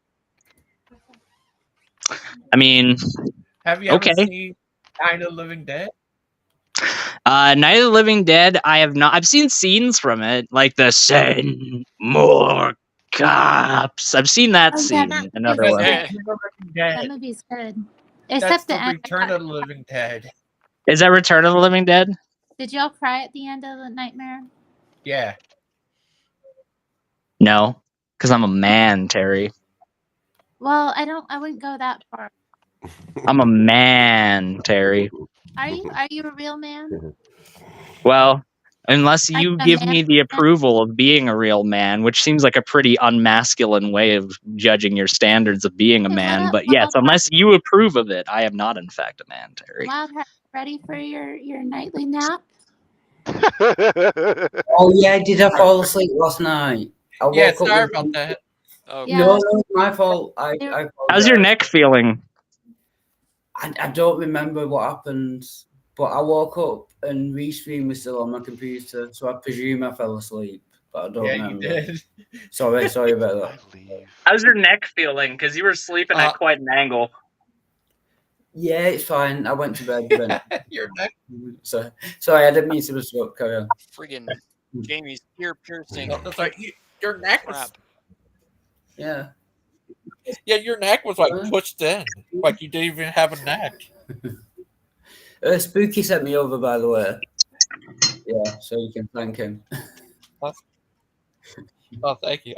Yeah, sorry about that. You were asleep. I said, "Oh, good little guy, he's just sleeping there with his baby." Yeah, if that ever happens in future, just put me backstage. I'll take me. Yeah. Sorry about that. I do like Roger Ebert's review about Freddy Got Fingered, but I also like the movie. Unlike Roger Ebert, yeah, that's right. Roger Ebert is a hack. Thank you, I appreciate that. You're welcome. Yeah, that was crazy. Night of the Living Dead is we're coming to get you, bro. You know, Gangster Ghost, People like to act like I have an encyclopedic knowledge of things, and I disagree. You are the one that has an encyclopedic knowledge when it comes to things like movies. Like, you just know everything about every movie. Hey, I got a question. Wildheart, what's your favorite scary movie? Oh, this is ironic. I think it's Scary Movie. But that's What? not. Never mind. Tim's like, wait. Sorry, I'm just going to have to turn Dude. my volume down because Aiden is speaking. I'm only joking, but I do have to turn my. Here, let me just get it out of the way right in the very beginning. Aiden, shut the fuck up. You'll never fucking stop Here we talking. go. Here we God go. damn it. No, I didn't want to Get say him, that. get him, I'm only get him. joking. No, Terry, you know the film Scary Movie with the mask, Yeah. you know, the white mask? Yeah. Yeah. I just find it funny. Scary Movie is my favourite scary movie. It's just... But it's not scary. Oh. I'm telling you, everybody here, if you want to be like actually rattled by a movie, go watch Threads. It's one of those movies that sticks with you. I think my favorite scary movie is Rosemary's Baby. I like that one. I just can't. I've not seen it, but babies are always scary. I mean, yeah. I really just, Tight with Hogan. Satan. What about the Omen? Imagine your husband pimps you out to Satan. I mean, did he get a good deal though? Yeah. Did he get a golden violin? I mean, yeah, his career got he got what he wanted out of it. Oh. Wait, which movie are you talking about? Rosemary's Baby. Yeah. Is that the one? God, I'm just going to expose how film illiterate I am right now. Is that the one that takes place in like the 50s? It's the 60s. Oh, okay. It's And the it's got 60s. Jeff Farrow in it. And what is it? John Cassavetes? That's her husband. I don't know. And then that lady Ruth Gordon. I think she was in Harold and Maude. I see. I've She just played thought their of another, big, like sorry, I neighbor. just thought of another one. You know, Misery, where that woman takes the. Oh God, yes. Yeah. that was a movie. Oh my Yeah. goodness, Misery. Ooh. Psychological. Oh I man. don't know whether That- it's classic yeah. horror. Yeah, that was a good film. But, she also was in another movie, Kathy Bates, called Darius Claiborne.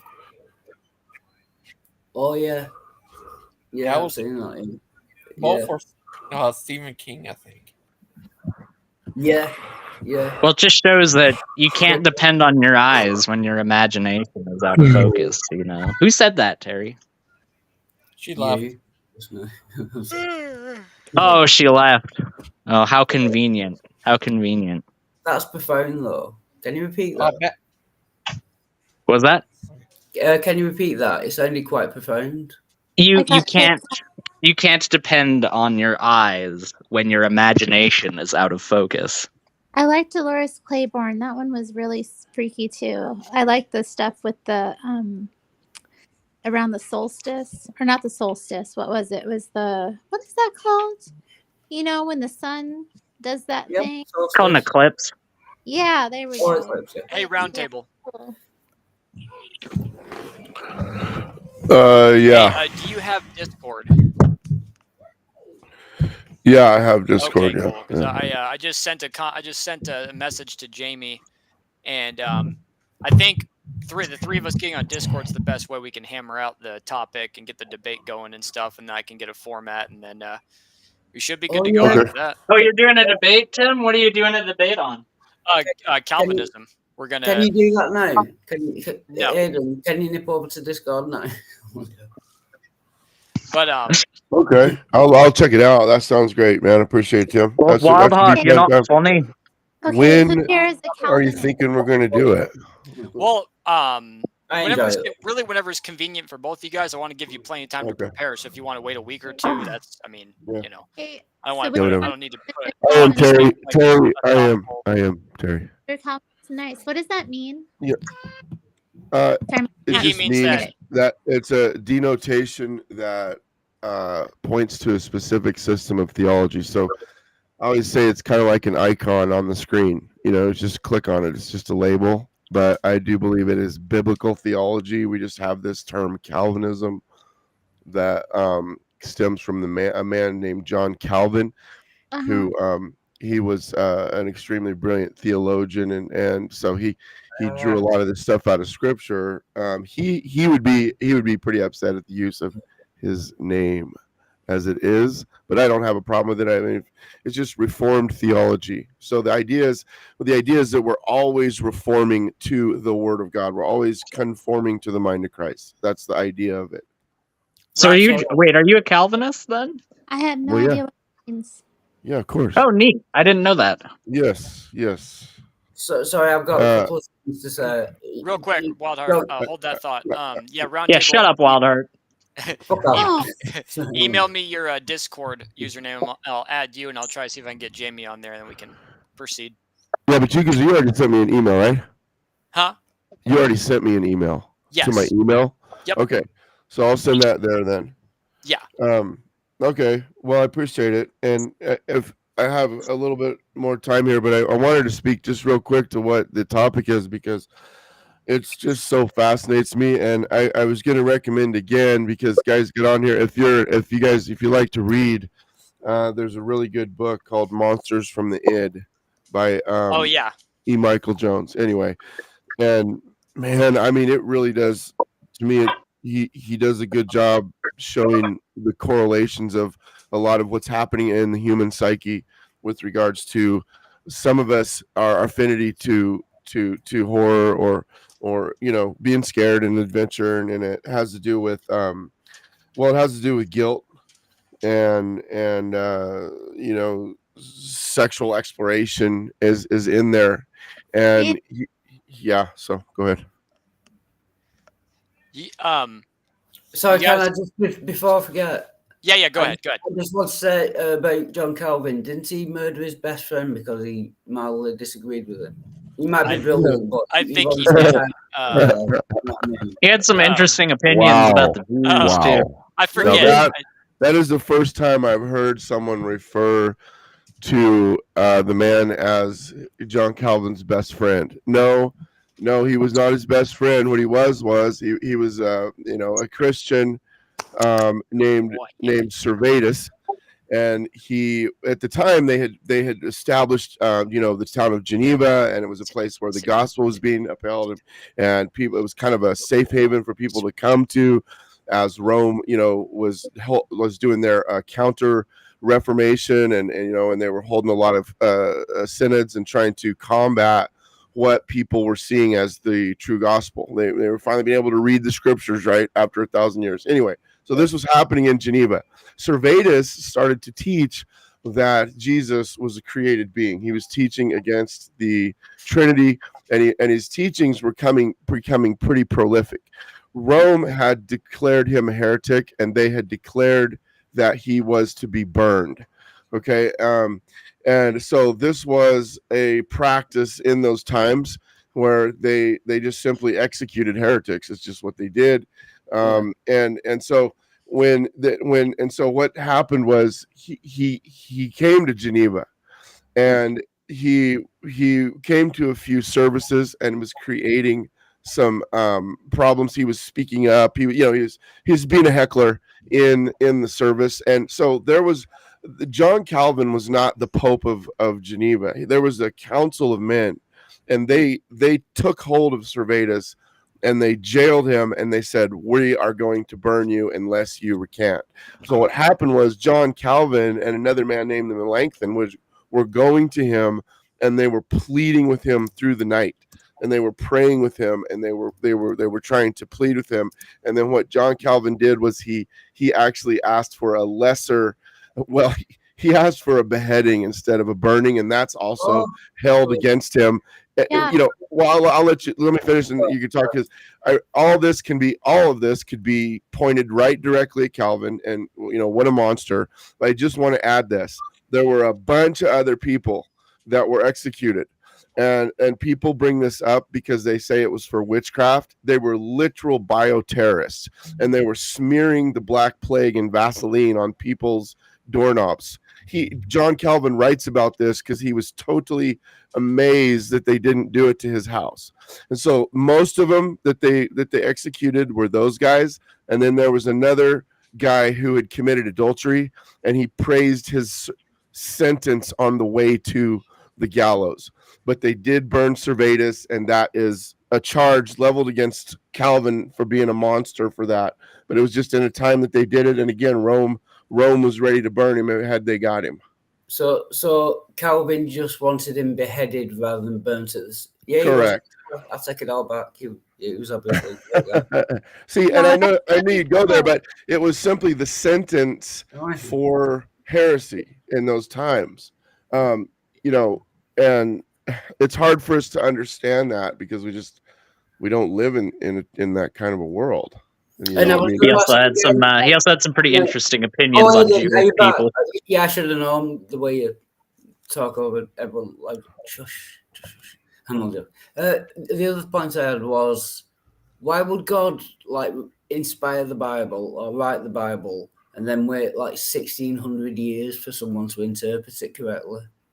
Well, he just needed to wait until someone had the secret sauce, Wildheart. Come on now. Yeah. So I would say, you know, like when Christianity exploded across the world because everybody saw Jesus and Peter preached a sermon, 3,000 people were converted, and Christianity began to proliferate around the world. Then, you know, things happen, and Rome blended with Christianity, and I know, you know, there's people that would disagree with this, but I would say that we had a synchronism. It's called syncretism, and the paganism was Rome was blended with Christianity, and you know, and so Rome's kept going. The Caesar kept going as Pope, and so what happened was now they just controlled everything, and they were preaching Latin. No one could understand the scriptures, and that went for 1,000 years. And I think we could probably be into 100 million people killed. We don't have the numbers because Rome was really good at scrubbing history, but we're at anywhere from 30 to 100 million people that they systematically tortured and killed. Okay, and so so it's a picture, Wildheart, of the gospel being buried in a swamp. And so again, what we have is pinpricks of light from history bursting forth out of darkness. And this was another time in the 16th century when these men got hold of that gospel. They began to preach it without fear of death, and the gospel once again flourished and went around the world, and we were able to establish all of Western culture because of what number did you cite for how many people they tortured and killed? I'd say 30 to 100 million, easy. Would you say that that's from the Inquisitions, or would that be like the Inquisitions plus the Crusades plus the 30 Years' War plus, like, are you adding up like a total? I would include those. I mean, because it was mostly Christians who were speaking against their doctrines, but it also includes, you know, gypsies and homosexuals and Muslims and all those people. But mostly, yeah. Crusaders were killing Jews too, but you know, I mean, we have the instruments of torture. They're absolutely. You want to talk about horrific? I mean, like the pointed chair they would lower you onto, or, you know, I mean, it's a lot of really bad things they did, and that was then. This is now, but. Aiden, I was asking a question. I wanted to respond, and you changed the topic. Well, you can change it back. You know that, right? Yeah, I will do. So I was going to ask. You've not really made it better. You've said that God waited 700 years after inspiring the Bible to get the correct interpretation, and in the meantime, also inspired the killing of 30 to 100 million people. That doesn't really improve things. Can you understand the problem I'm having? I think you're saying because we didn't have the church locked the Bible down, basically, right? And they would get up and say a few Latin phrases. The people could not speak Latin, and then they wouldn't preach to people in Latin. That's not true. They would preach to people in their native language. They would read from the Latin of the text, but they weren't preaching to people in Latin. So I would say sometimes that would probably be true in some of the more remote or rural parishes where you had authentic Christians that were bringing the word to to their parishioners, but as a whole, as a general rule, the people had no idea what the word said. They believed Rome when Rome told them you need to pay penance, that you could pray your loved ones out of hell, that there was such a thing as purgatory and all that garbage. And so they only had to go on what the priest was telling them. People didn't have a Bible in their home like we do now. We take that for granted. Well, like part of that though is like literally because the Bible was worth more than somebody's yearly wage at that point in time because it was extremely costly to produce. That's a good point. Nothing to do with what I was asking, but carry on. And most Yeah. Well, why don't you just What keep were you- what were bellyaching you- about it, Wildheart, rather than just what were steering you the asking? conversation back to where you want? It's called seizing the initiative. You should try it sometime. I have a question. No, What were you asking? I want to genuinely try answer. Yeah, and I'm sorry, Gangster. Can you understand my basic points? The all-knowing, all-powerful God of the universe inspired a book, then waited 1,700 years for someone to correctly interpret that book, that perfectly inspired book, and in the meantime, caused the death of 100 million people. Yeah. Can anyone see the point? Yep. I understand what you're saying. So again, we still had the interpretation of the word was given, and Christianity was happening, right? So there were still people that understood things and that were living for the Lord. The word had been suppressed because of men, right? Men do bad things. I don't know if you look around you and see you live in a world of evil, and so God works through these things. And so it's post tenebris lux, out of darkness light. And that is what happened in the Reformation. Even non-Calvinists have to celebrate the Reformation, or else, because if it wasn't for the Reformation and the resurgence, the renewal, the dredging up of the gospel out of 1,000 years of the muck and mire of Roman Catholic oppression, if it wasn't for that, we'd all be going to mass. Yeah, that sounds pretty cool. Yeah. So I mean, God works through those things. Go ahead, Terry. I was just saying, you were speaking Latin or something? I hope not. I'd be watching too many horror movies. Something. I was like, what? Oh yeah, no, that's just a Latin phrase. There's a few maxims or quips that came out of the Reformation, and one of them is post tenebris lux, or after darkness light, or out of darkness light. Is this idea that that's how God has worked through history? When it's darkest, man, that's God moves. We've seen him move in Africa. We've really been moving in China, right? And so yeah. So do you think that there's a period in time when there was not like a single actual Christian on the earth? Hey, what? Well, okay. I got a question. That's a good question.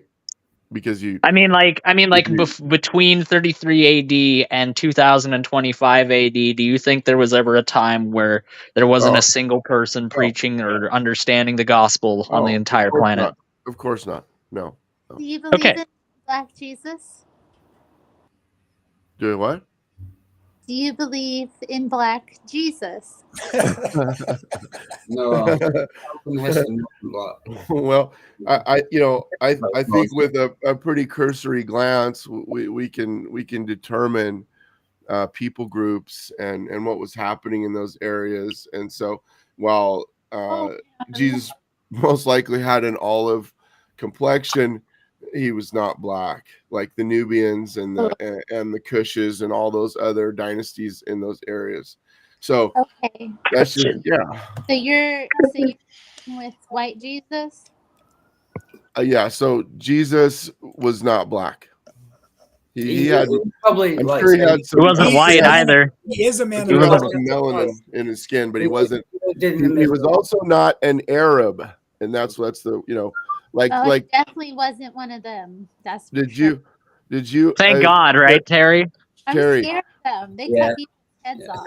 Have you seen? Racist. Did you read the book The Shack? I'm not racist. I'm afraid of getting The Shack. off. Jesus Wait, what? Wait, what is it, there. Terry? Racist? I don't even believe in racism. No. Make sure you get back into character. You slipped there for a moment. Well, I mean, people use the word all the time, and they Yeah, call you you. slipped. Just get back into character. It's all right. Nobody noticed, I So don't think. rude. You're so rude. Okay, so real Don't quick, call it a mood. That's my job. real wait, quick, Tim. we got Jamie here. We got Roundtable. This is perfect. All right, Jamie, do you have Discord, brother? Jamie. Fight. Barely.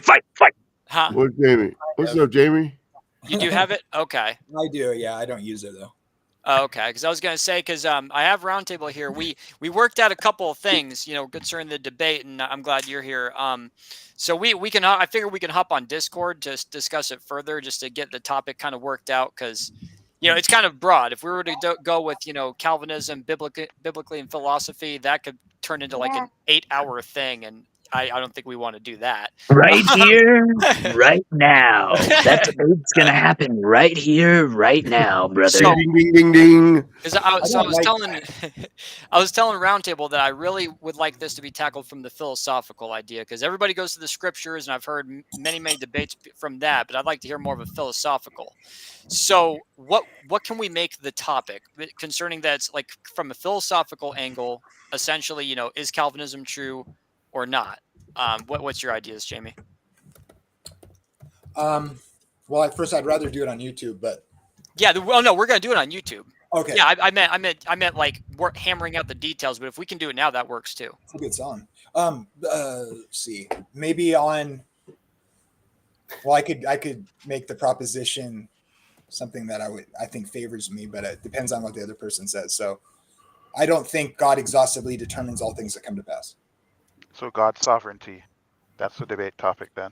Does that Yeah. sound good for everybody? And we could word it in a way like, is God's sovereignty compatible with human free will? Or There we go. Okay. you guys. I think we agree on that.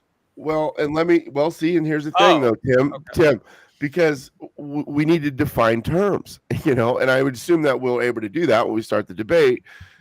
Because it's important to be able to define terms, because Jamie's view of sovereignty is going to be different, and so but we would both essentially say yes, but I just did that as an example, but because we could drill down into maybe a finer point, like, does the Bible support the concept of limited atonement or predestination?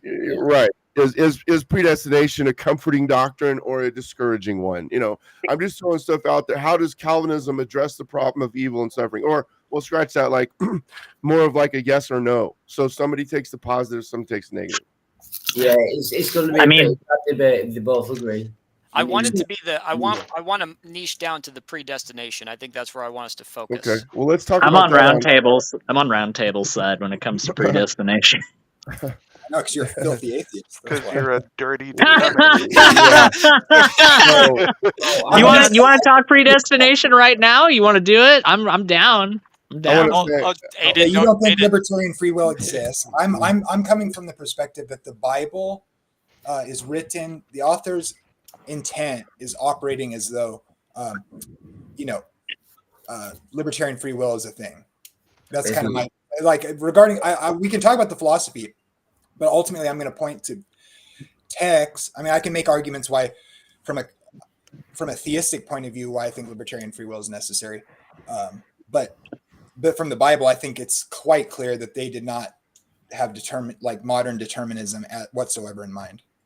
Oh, can I interrupt on Jamie? Wow. Is that you? Is that Jamie, the Seventh Day Adventist? You look different. That's all. That's good. Yeah. Okay. So then what? So then would this be? Is predestination, is predestination true philosophically? Would that be? What do you guys think? So, Tim, keep in mind that God's sovereignty, at least from a theistic, deterministic point of view, they're like intricately linked, I should say, right? Mainly because from one perspective, God's sovereignty comes down to God's control and God's knowledge based on what He set in place. Okay. Okay. Well, Can I Batman say is. this? What if we said? I'm asking them. I'm asking Roundtable and Jamie. What if we said? Is God's sovereignty compatible with libertarian free will? Would that be You like that, conducive to you, Jamie? Jamie? Where's this going to be happening? Is this going to happen on Predestination. GG's platform? Well, No, Jamie, the making Jamie, making hell nervous. Jamie, you Oh, believe okay. in predestination? I mean, the Bible talks about it. What's your brief? So You just well, believe I don't Romans have 8 a strong is opinion on how predestination exactly that means, but I tend to think people are reading it. I don't think the Bible's talking about people being sorry. Getting a bunch of feedback here. I don't know what that is. That's not me. That's not me. Okay, so what about, is predestination compatible with libertarian free will? If that's not how you define predestination, I think the predestination, he is not waxing eloquently about philosophy there. He's just talking about how the fact of what God was planning to do has been fully realized in his time of writing. And those who are in Christ, I don't think he's thinking about whether or not God chose them before they were born. I don't think that's what Romans is about. Okay. So then should we say is libertarian free will biblical? How about that one? Because that'll hit them all. We'll get into all of it. Yeah, he Tim. didn't hear you. Say that again, Roundtable. Oh, sorry. Is libertarian free will biblical? That's a yes or no, and I would take the negative. I think people run away from the ideas of predestination because it makes them feel uncomfortable. We should be able to hit predestination real clearly with that debate. I think the Bible operates as though there's multiple possibilities, is what I'm going to argue. Yeah. Like when in Romans 8. The way the writers of the Bible use texts, it does not operate as though God determines every outcome. It has to be the way it is. Now, he does determine outcomes. And of course, he is sovereign in moving history towards a direction and to accomplish certain things. But So you think there's limits to God's knowledge then? No. Knowledge doesn't necessitate, his knowledge doesn't have to be causal. That's the error. Well, you're right. Your knowledge does not have to be causal, but it's all a matter of. Well, you know what? I'm going to save it for the debate. I'm going to save it for the debate. But hold on, Aiden. Do you believe that mankind has a free will? And by the way, I do, yes, but I believe that the Bible does not support that notion. Wow. Because I know that traditionally, well, I was just asking Aiden if he believes that man has free will, and from my cursory reading, a lot of at least old line atheists and new atheists will say that there is no such thing as a free will, but then in my interactions with folks online, they want to affirm it, and because I think in atheism there's a notion of that everything just happens, and it's, if you really embrace the idea that your brain literally is just fizz, like chemical fizz, like you are protoplasm. And I think that's what's happening a lot of the more intellectual writing. And they're like saying that the idea of being able to freely go about and determine your destiny is false. And so my whole thing in what I'm doing is I embrace what I see in Christianity is to reconcile that and show, that God has given us a will. We just can't do exactly we do exactly as we please. We only please to do evil until he gives us a new heart. That's Can I just ask a question? Go ahead. I'm with Aiden. If God knows what you're going to do before you do it, it's like a time thing. Then it must be predetermined. How can God know what decision you're going to make? Well, hold that thought, Wildheart, because I need to get this debate topic. I need to get the title. You got to save it for the debate, man. Yeah, this needs to be saved for the debate. So we're trying to hammer out the topics. So do you like that, Jamie? Is libertarian free will compatible with God's sovereignty? Does that sound good to you? Or we can talk about that. I mean, if we're gonna do back and forth a debate, a formal debate, I'm not prepared to do a formal debate. I am prepared to talk about philosophy in the Bible and a discussion, and it's sort of friendly debate for, if we wanted to talk about it, go back and forth and take turns. But But are you saying we don't want like an academic debate where there's like even time and like there's a formal structure? I want to prepare. Well, that's what we're gonna do. We can talk about all these things, and we can go back and forth and challenge each other. Yeah, I want you to prepare. Yeah, I just want to get the topic. We'll get the topic hammered out today, and then you guys get plenty of time to prepare. Yeah. Here's just an idea of a format, Jamie, is that we could have, especially with Tim's going to moderate. One guy has an opening, and we say how many minutes, and you start by opening up on your position on that topic. Then the other person does theirs. Then you go back to rebuttal to that initial, and then a counter rebuttal, and then questions to each other, and then questions from everybody. And that's semi formal. Or we could have open discussion, but it really isn't a debate if we're just doing an open discussion. You go ahead. Yeah, I believe in predestination. It's obviously in the Bible. So, but I don't really. We can talk about that, but I would say, yeah, I like the debate format, something like opening, rebuttals. Yeah. In the openings we don't go after each other. We lay our positions out. Then we rebuttal each other. Yeah. Then questions. Like quick fire round where one person has control and gets to answer 5 questions and control the debate. So like answer this. Okay, I'm moving on to the next thing. That sort of thing. Yeah, right? I'm gonna get the format from Donnie. I have him on my friends list. Yeah, so here's my criteria, and I've talked to Donnie before about this. Okay. I think this is the best format. Whoever goes first gets to go last, and after the quick fire questions, after the rebuttal, you get a final word, and whoever went first goes last. I think the first shall be the last. That's a good. Well, because if you get to go second. Do you believe in faith all alone? I can feel something inside me say, I really don't think you're strong. Welcome to And all the Ghost. hits from Dustin. This disc is not available in the shops. Thank you for tuning in to Gangster Ghost channel. We will be here all day. That was good. But, I what? think. Go ahead, Tim. You know what, Jamie? You have you know what? Roundtable. Are you cool with Jamie working out the format with me? And then we have the topic. Are you cool with Jamie working out the format with me? We can use what he's come. Okay. Absolutely. I'm cool. Let's do this. Let's do 7-minute openings, 5-minute rebuttals. 7-minute openings. Okay, 7-minute opening. We can do 10-minute, or let's say, like each. I mean, obviously, and then, let's say 7 minutes each of asking each other questions, and then 5-minute closing. Okay, now that's pretty short. Are you sure? Because you can extend those if you want. I don't care.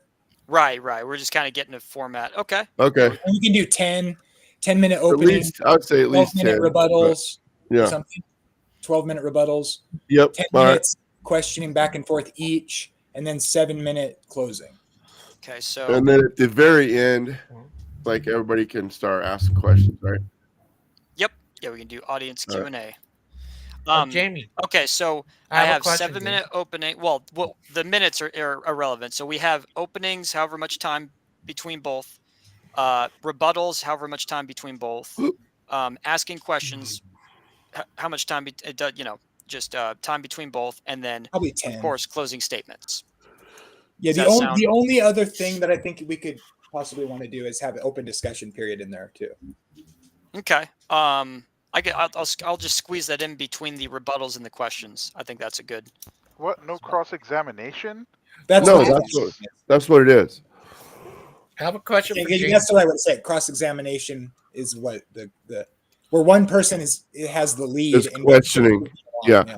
And it has to be on cross-exam. It has to be a question, and then the other guy has to have an answer. Like you can talk, but not new questions from the answerer. Right. Jamie. Can I interrupt? Can you interrupt him? Hold on, Gigi is trying to say something. This is Doubtfire. Frightening. Frightening. Probably something like when I was a kid, the one movie that really scared me was Gremlins. Or when I was a little bit older, there's a movie called The Relic, which was really scary to me. Right.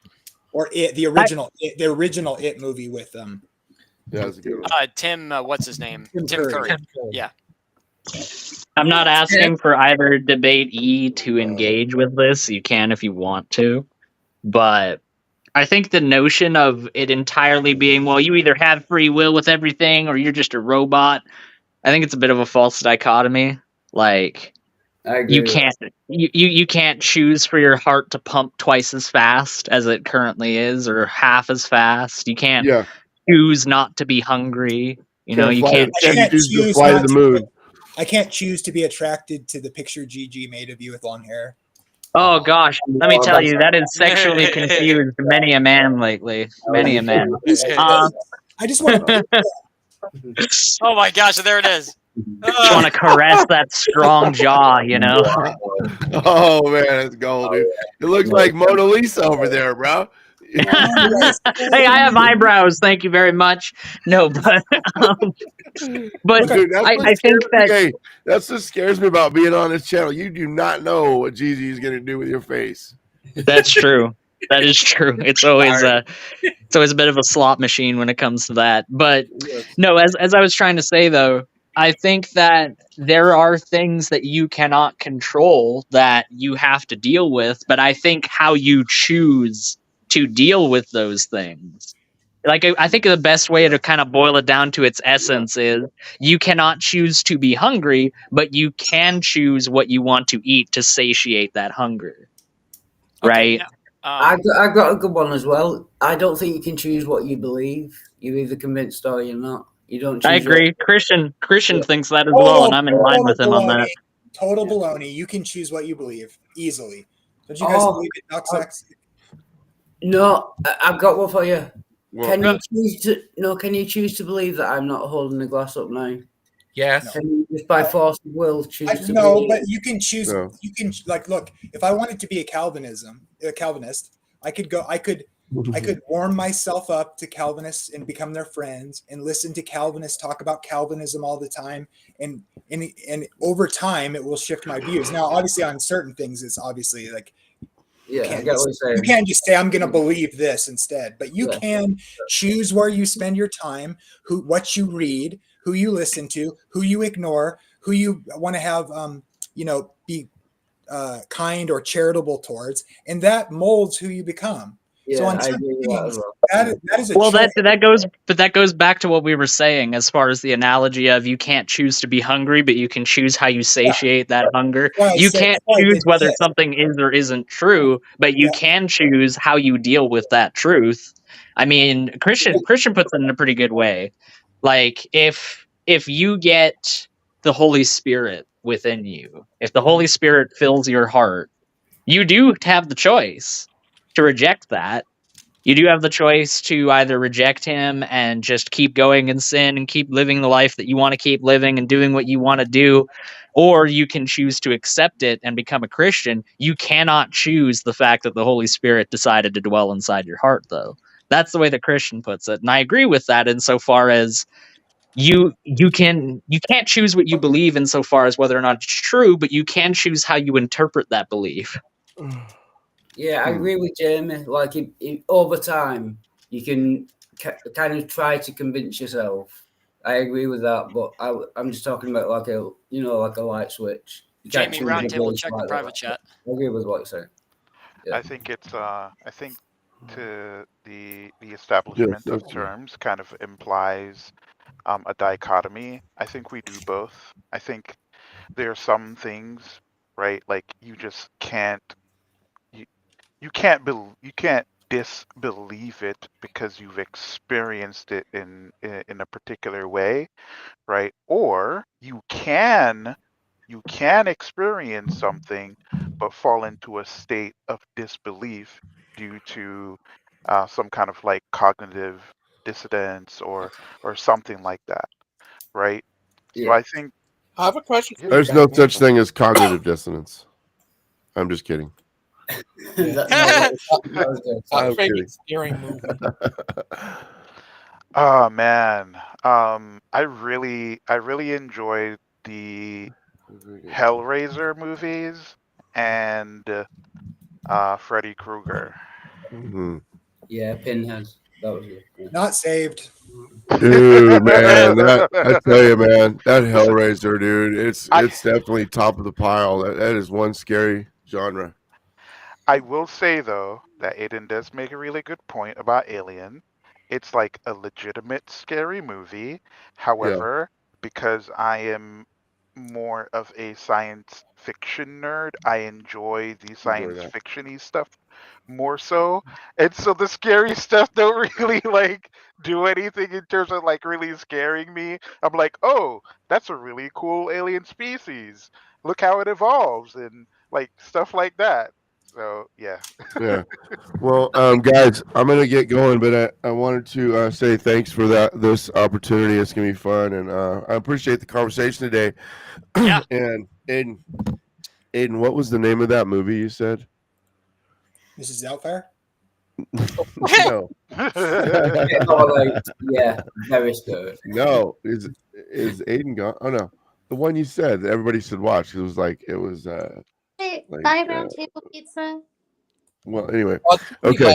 So okay, he's gone. Nice Oh to well, meet you. so what I was gonna say was, if you're talking a lot about your leave, and I'll just leave you with this, Jamie, because this is something that I really think it's a big part of the way I present what we're looking at here, and it's philosophically, is that if you have a lion and you set in front of that lion a plate of meat and a plate of lettuce, so he has a choice, and this we're going beyond mere belief, right? Because belief has nothing to do with the truth. The idea is to get our beliefs to align with it. I know we can all sit and talk and have a good time about going through all these things that our minds can do, but our decisions, our choices in life, what we love the most, what we do to glorify ourselves, is to show what is most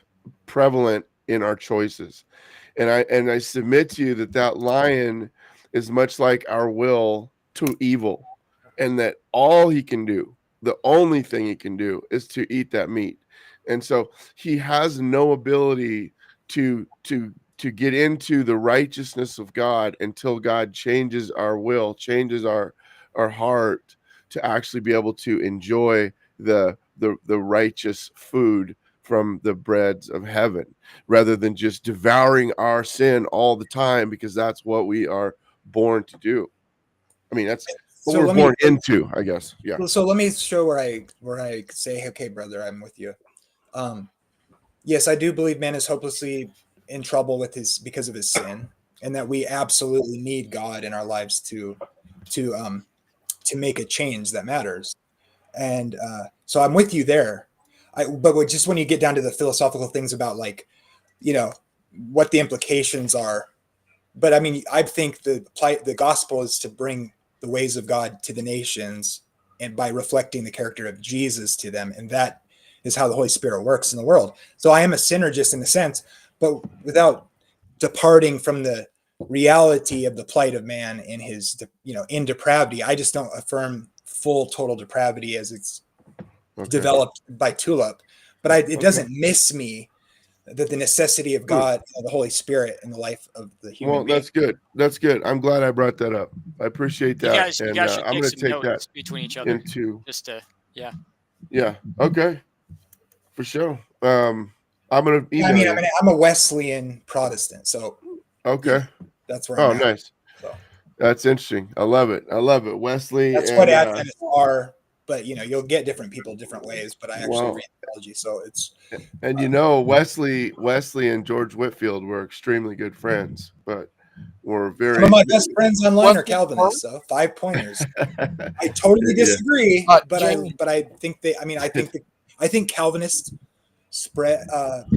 filled the Great Commission in the last hundreds of years. So I don't deny that. I'm not like, you're not saved unless you're part of my church. I think that's That's the problem. that's a bit of a problem in some of the reform circles, and I debate some of those guys. But anyway, God bless you guys. God bless y'all. God bless you. Yep. See you All round right. table.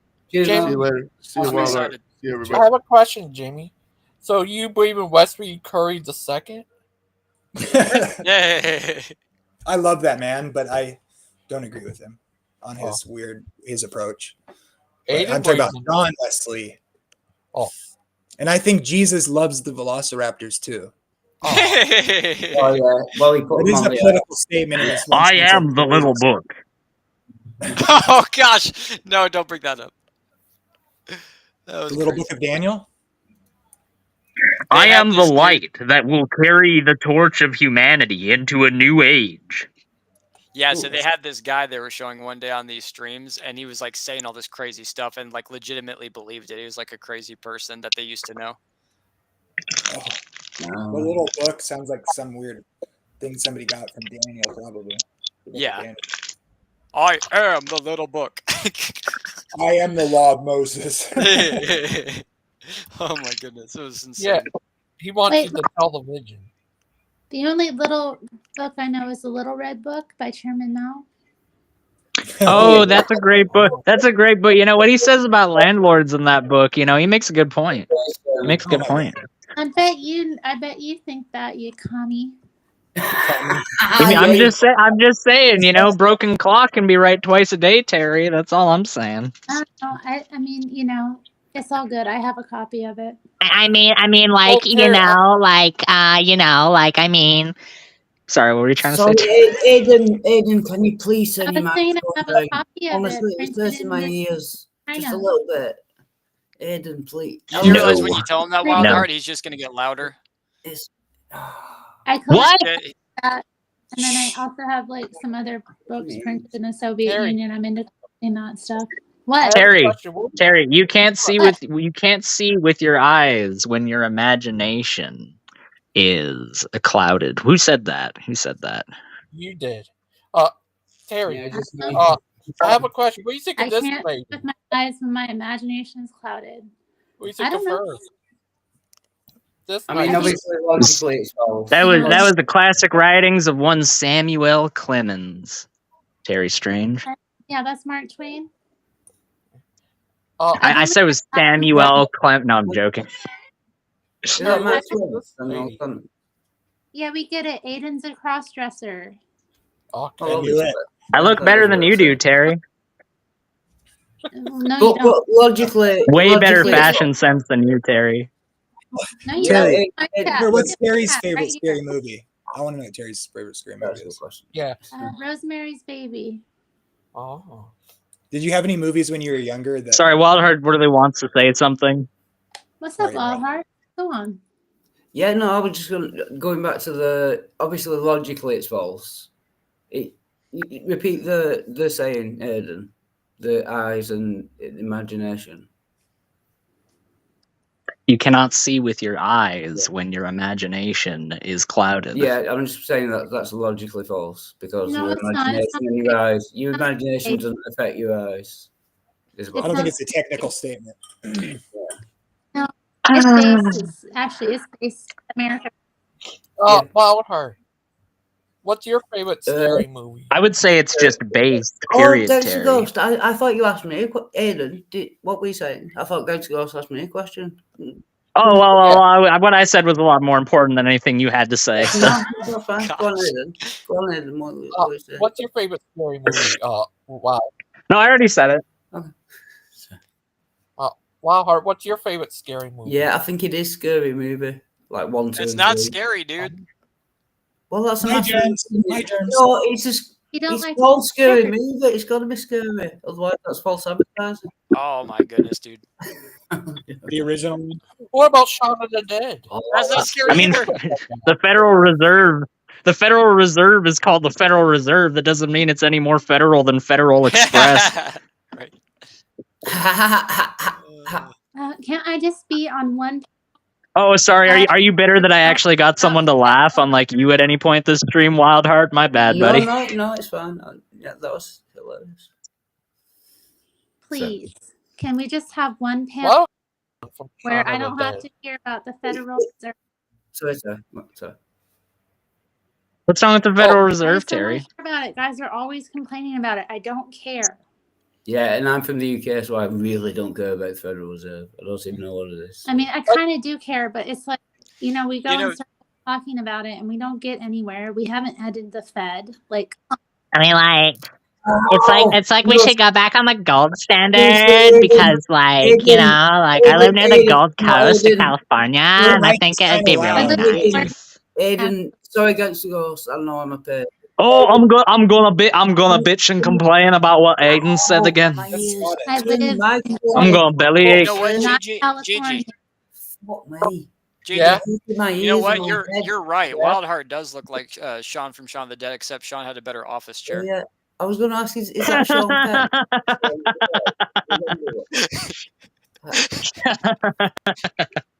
That was good. Unlike anything Wildheart said this stream, that was actually funny, Tim. Good. That was good. No, I want to know what movies scared you when you were a little kid, not what your favorite scary movie is. Oh, when I was young, I was really terrified of the Nightmare on Elm Street. Like, just terrified of Freddy Krueger. I was like, ugh. At my uncle's house, they had a bathroom, and it had like a photo of him signed in it. Like, and it always freaked me out. Like, I'd have to. It's just scary. Mind you, when I was a kid, the Wizard of Oz scared me. With the flying monkeys. Like when I was really young. When I was a kid, it was the Mummy with Brendan Fraser. The part where the mummy, the mummy busts in with the one dude that was like drinking a bunch, like busts in and like just sucks him dry. I was like, oh, like me and my cousins couldn't even watch it. We were like covering our eyes. I was like 17 when that came out, so. And it wasn't even, the thing is, it wasn't even really like, you look at it back and it wasn't even that scary, but that's just like how well put together the movie was, because it wasn't rated R or anything. It was like a PG-13. So Brendan Fraser all fat. Kid more than anything else was those specials they had in the 90s of like the alien abductions. And they had the gray aliens. I was terrified of those. Like the depictions of the gray aliens. Did any of you guys ever watch The Faces of Death? Yeah. I remember those. Yeah, I didn't watch them. Yeah. That was the one that seared into my mind. Hey. Sorry, go on. Always go.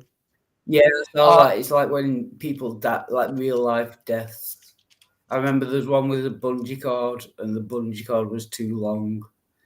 Or the person running across into the train. Oh, yeah, awful. It's not nice. No. No, that's what it was. Yeah. Well, no, that's like that. Faces. I just remember being a kid and like going into the movie rental store where they had VHS movies, right? And then there would be like, I would sneak over to the horror section and look at the covers of the movies and have nightmares as a little kid. Right. But then they'd have on TV sorry, go ahead. Okay.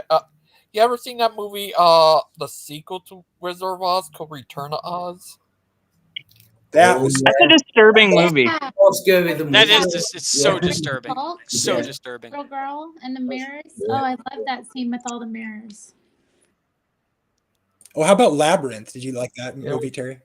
Of course. That was interesting. It's like my favorite movie. I went to see it on my birthday last year because David Bowie and I have the same birthday. So really? They were playing it at like the Hollywood Theater. Me and my friends went. Of course, you and David Bowie have the same birthday. Cool. Yeah, of course. You're cool. We were talking about that the other day. Sorry. What's that, Terry? Sorry. That's right, R. Kelly. That's right. Wow, I didn't realize I was in such famous company. I'm sorry. Are you guys too young to know that movie? Did you guys see that movie, Labyrinth? What? I Survived R. Kelly? I didn't see that. No. No, Labyrinth with David Bowie and Michelle. No, The Labyrinth is a great movie. I keep kicking myself. I don't know. Who is the name of the girl that they cast as like the girl in the movie The Labyrinth? What was her name? Jennifer Connelly. She's like a block of wood in that entire movie. Like she has the same expressiveness as just a block of wood. Like David Bowie carries that movie. I mean, he's not in it, half of it, but she does. Yeah, but when he is in it, wrong. What are you talking about? He's in like 90% of it. I like the troll dude. He's like, wow, plastic. Like it's so valuable. Dance, That was baby, great. dance, baby, dance. Jump, baby. Yeah, that's not no. Dance magic, dance That's magic, it. dance Yeah, magic, dance magic. That's Yeah. yeah. I need But to. the Never baby mind, Walhart. told me- You never have problems with the internet on here. Everyone else seems to do. No, Like, I have myself because I live in a my first world country. phone, and it's Oh, easy to press Americans, the yeah. button accidentally. I like how he juggles the glass ball things. You know. Oh yeah, the Oh yeah, that was all of cool. it. Yeah. But And we're talking what scared me about that movie was those weird, like guys that could take their body parts off and like become. Like Oh yeah, the red haired like, ones. We're gonna take your head off. Oh, you know, he's like, ah! It scared me to death. It was Jim Henson, wasn't it? The Muppets Yeah. guy. He did all the animations and that. Yeah. Yeah, and then the fairy people, the Brian Froud and the Wendy Froud, that do all the fairy depictions, they were a part of it as well. Yeah. But I was And talking actually, the baby was Toby Americans. Froud, their baby. So- Oh, really? Yeah, it was their kid. Quite a model little baby there. I know, a little chunker. That's cute. I loved that movie. It had such a positive message too, like how she goes from being this selfish brat to like actually, you know, realizing she loves her little brother. If only she was able to do that without having the. the acting skills of a random 2x4.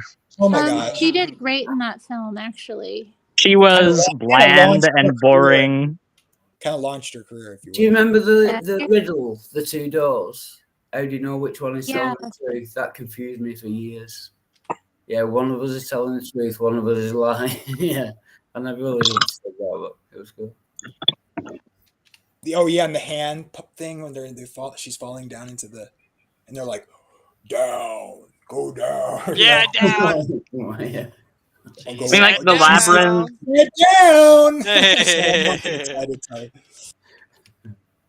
The labyrinth and the dark crystal are kind of like the very end of like the golden age of actual How old are practical you? How do you puppetry know? in movies. Are you Googling? Because you seem too young to be knowing this stuff. What, the dark crystal? No, I just have parents that were around when that was the case and educated me on it. Are your parents Gen X, Aiden?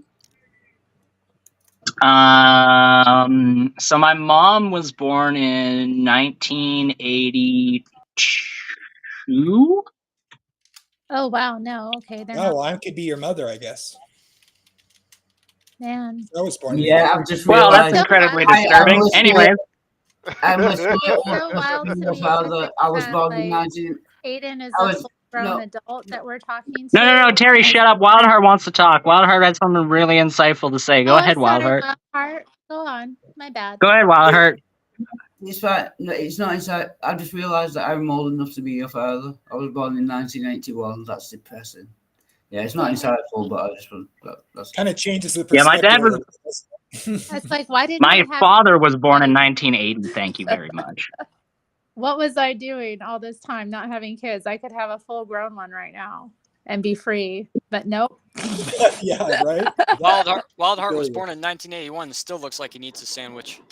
I know. Oh my God, Tim. Hello, dear, aka Frank. You remind me of the babe. What babe? The babe with the Babe power. with the What power. power? What power? Voodoo. Voodoo. Do what? Remind me of the babe. Mommy, babe. What kind of magic spell to use? Slime and snails and puppy dog tails. Puppy dog tail. Oh goodness, that was funny. Man, I keep kicking myself. Ugh. I hang around people that are at least a decade older than me. Of course, I need to know these references. I still crack up when the part where she's like marking her her area in the labyrinth, and then the little creature like picks up the rock and turns it over. He's just like shaking his fist at her. I love that part so much. It cracks me up. Oh, The man. bog of eternal stench. Oh my gosh! One toe, you'll stink forever. Haggle. Came up with some great concepts in that movie. Hoggle has no friends. That's pretty good. Yeah. No, I'm sorry to be a Uncle, I'll pain. make you a prince. Please, Prince of the land of stench. yeah. Aiden, The can ball you Oh my put your God. microphone down, please? and the puppetry of the like was like looks like a pile of poop and it like farts into the air and like it's awesome. That's what I remember. What was that, Yeah. Wildheart? What did you say?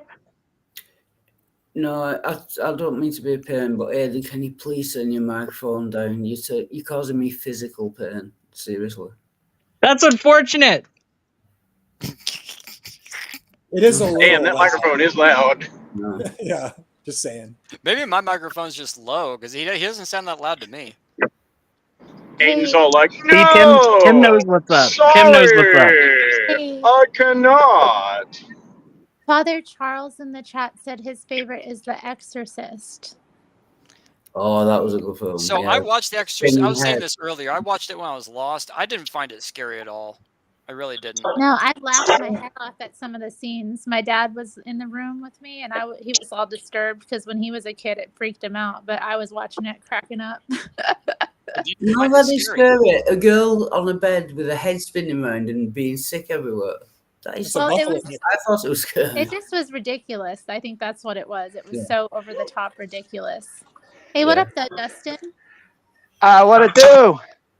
What's up, Dustin? What it is? How's it going? What it be? What it do, Dustin? Dustin, what's Bruh. your What it favorite? do? Hey, Dustin, I got a question. Hey, Terry, I have an answer. Okay, what do you feel about the Federal Reserve?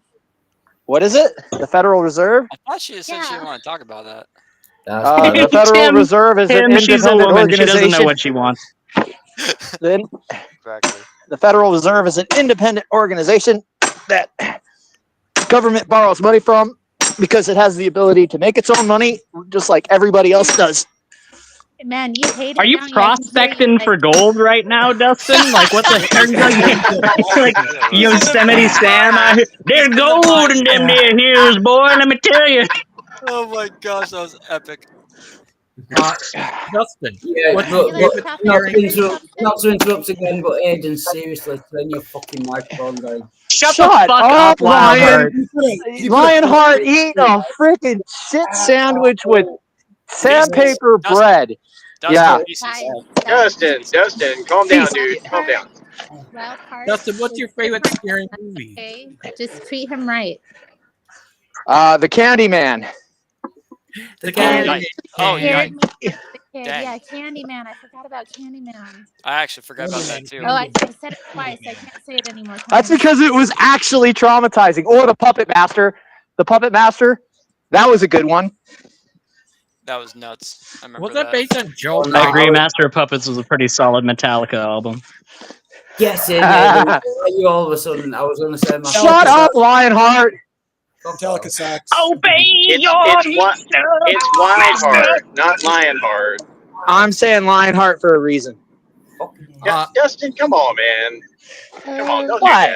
do that. Why? What reason would I have to respect him? Give me one and I'll do it. Give me one good reason to respect Lionheart and I'll do it. Short of that, I'm not going to. Because he's a fellow human being. How about that? You know? Yeah. When that starts working in his direction, that's when it starts working in mine. But it doesn't.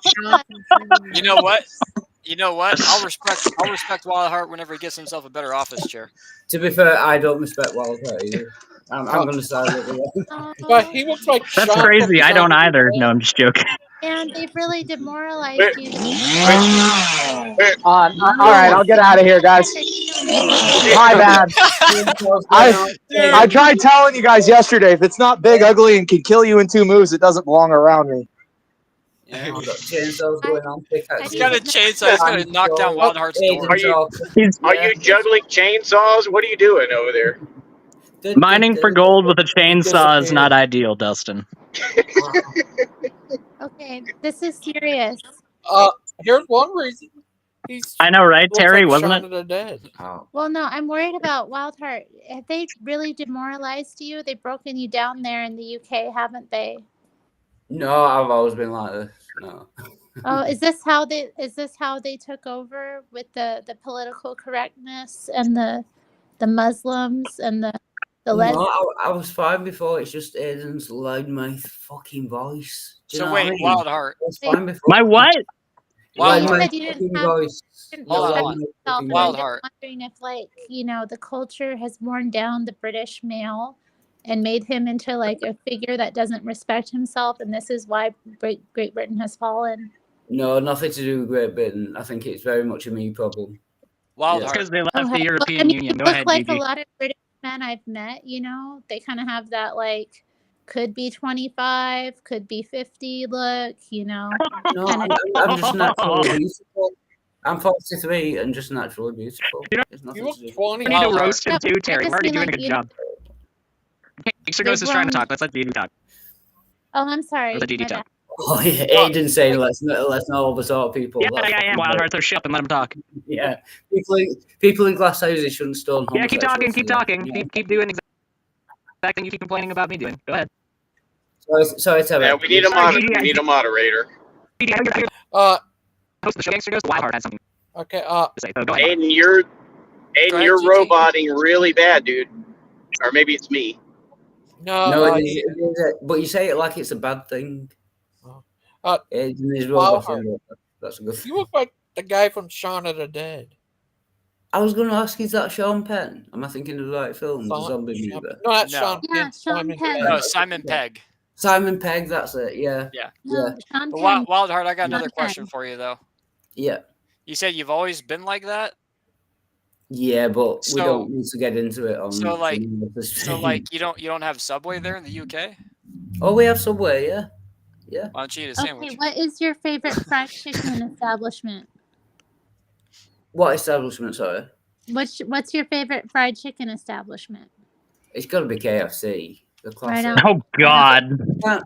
Get that man some You can't beat protein. KFC. That's the original, the best. The one. KFC's KFC might be better over in the UK than it is here. Its reputation here is in the United States has gone way down. I told you they love chicken over there in the UK. On every corner, they got a chicken shop. We don't. I've got. I've seen it. I've we seen have it. fish and chip. No, Wild I Heart. told you we have I've seen fish and it when I chip told you shops. guys, y'all eat I chicken. don't know like where you got mud. this. This is one of the rare times I have to agree with Wild Heart. Fucking here. What, you didn't see This is the one of the chicken few times I have to agree with Wild They Heart. do. They got the chicken Guys, settle down. Everybody's over talking everybody else. Come on. Right. One at a time, At please. every corner, there's a chicken shop next to There's an not. license, next to a Just mosque. wrong. I live in England. We don't have fried chicken seen it. stores. I've seen it I don't with know where you when got I- this from. Well, We no, don't- not fried chicken. They serve it all kinds of ways. Not just fried. I mean, you can get fried, but they have it prepared like other ways, like baked and like roasted or whatever. You can find a burger easier in the UK than you can find chicken. No, man, I saw it everywhere I went was chicken, and they had chicken bones thrown in the streets. Did you go back to Oh, England? so in the Britain is just 70s? Detroit in your mind. Fuck off, Aiden. I've You never been to young Detroit. twat. Did you go back to England in the I love you too, 70s? Wild Heart. I love you too. Yeah, fuck off, shut the fuck up, turn your microphone down, you know. Did you call him Did you go back to England in the 17th century? Chicken No. bones in the streets? No. No, We no. don't This have was chicken modern, bones in the street. modern UK. No, we don't have I was chicken there bones. about 10 years ago. Okay, it was about 10 years ago, and I saw chicken bones everywhere. And then my friend who lives there, he started a chicken Where did bones you of go? London page on Facebook, and he What uploaded. city? What city did you? Sorry, Terry. What city did you go to? I'm intrigued now. London. In Chicken London. bones everywhere. In London, chicken bones everywhere. It's It's filthy. famous. They just eat the chicken and then throw the bones in the street. I Yeah. guess the fox is fully. Yeah, we have no indoor plumbing either. We still throw our excrements out the window as well. 17th century, maybe. Lionheart. Dude, if you don't shut up, I'm gonna just stay here and let this chainsaw sing to you. Stop being a prick, dude. Dustin, why are you chopping so much wood? I didn't know you were so outdoorsy. How would you not know Dustin's that a about me? You hard-working take man. I don't know you take one look at me and you know I belong in the No, I don't know. I heard a chainsaw in the background. That's a given, Terry. What, that I don't know? I didn't say that. You said that. Well, I mean, all I know is that I know nothing. Oh, that's Green, who said that? That was Socrates that said that, that right? was Green Day. That was Green Day. Green Day. Yeah. All I know is that I don't It was know. Socrates. No, it was what's that other group? Operation Ivy. Yeah, that's where they got it from. Right? You know what band? You know what band sucks? Oasis. Whoa. Fuck you. Whoa. Oh, Well, no, you yeah, didn't fuck come you, for eh? Oasis. What you man. done the hole? Faster than cannonball. Where was you when we were getting high? Keys. Oh, that was My first album was Green Day Dookie and Weezer the Blue Album. classic album. One of the best albums ever. Green Day. Also, the first two concerts I went to was Weezer when they came out their second album. Dude, Weezer's a good band. If you want to destroy my... Oh, no. They just come out with the new... What's the second album called? I haven't thought about it for so long. You are 18-year-old girl who lives in small city in Japan. Remember that song? I like that song. Yeah. Say it ain't so, man. Say it ain't so. That's the first album. Aiden, That is their Aiden, first can show. you please cut your mic? Aiden, can you please cut your... If someone besides Wild Heart is asking, then I'll say yes, and then I will do that. Thank you. I can't see your name, but thank you. Just a Aiden, can you please turn your mic up? What's that, Terry? Can you please turn your mic up a little bit? I can't hear you. Oh, yeah, I can do that. Thanks. Thanks, Sarah. No problem. You know what you need, Wild Heart? You need some of those like silicone. Earplugs. He needs some cheese. He needs some cheese with that wine, is what he needs. The second album is called Pinkerton. Pinkerton. Yay! I don't know. I Oh. never was a big Weezer fan. I like that one album, but I never got into them past it. Oh, did you see the Happy Days song they did? I can't remember the Happy Days. You mean like the That was- video? that was Weezer. Yeah. They used the music video. Wasn't that? What was the song? Yeah, They also used like the Brady Bunch too. I think in one of their videos. If I remember. I forget. Right, I'm gonna have to go and do some research. I'll be right back. All right, thank you. Bye, Wild Heart. Come back with some more information. Dude. Bye, Aiden. Bye, Aiden. Oh man, be careful. Your neighbors—they're gonna come for you. Yeah, your paper thin walls that you have in the UK might just collapse if you say something that loud. Call the police, and then you're gonna get put away. He's gonna slip on a chicken bone. He's gonna call someone's gonna call the coppers on him. To be honest, though, I've never Oh, Lori. been there, so I don't know if they eat as much chicken in Manchester, but I heard they do in Scotland. Oi, you got a license to talk that loud, mate? No, they actually eat, in Scotland they eat deep fried pizzas and deep fried Mars bars. Scotland is And nasty. they wonder why they've got the biggest cholesterol problem in the world. They're eating Yeah. deep fried pizzas for fuck's sake. They eat like hell. All my Scottish friends are fat, man. Yeah. I try Hey, not Terry. to say anything, but I'm like, man, you're like 100 pounds overweight. Yeah. And all take you a do is bar, eat, let's take take a Mars bar, chocolate, and deep fry it. Yeah. Yeah. Good Oh idea. wow! So like, I Scotland is love the South. I here. love Scottish food like no. I love Scottish food like Scottish eggs with the the boiled egg with the sausage on the outside. But no, that's not going far enough. Then you got to put breadcrumbs on it on top of that in some cases, and then deep fry it. And it's like, and some people don't like them at all unless they're deep fried. Yeah, I love a Scotch egg. Yeah, I love Scotch. You would. You are Scottish, so you would. Okay, I think it was the Buddy Holly music video. That's it. Oh, you look just like Buddy Holly. Oh, and you're married. I don't care what you say about that's it. You saved me some research. Thank you. And the hit off of the second album was called El Scorcho. Oh Remember yeah, that song? yeah. Look at this. Yeah, that's how it started. Look at us. We're all middle aged talking about music that we listened to decades ago. Isn't that nice? I'm not middle aged. Not yet, Aiden. You don't belong here then. Fuck off. He does research to pretend he's not. Won't be long, Aiden. That Won't is be true. long. That's worry, cool. That is I true. actually relate to that. So okay. When the Hey, Terry. American-Canadian War breaks out, you're Hello, gonna get fellow a level. kids. Hi, hey, Josh. Is that Josh? No, it's Dean. I was trying to Oh, ask you, sorry. What's up? what are you cooking tonight? Sandwiches. Tonight? Yeah, or this evening? I don't know. Yeah, I don't usually cook in the evening because I fast. So, but my meal, I haven't decided what I'm gonna do yet. I might just do an omelet, honestly. Oh, okay. I have some like bacon and like, yeah, I could do a pretty nice, decent omelet. Okay, Oh, cool. Or, do you have Just like some curious. tomato? Did you say a pizza omelet? no, it'll just be like bacon and or maybe.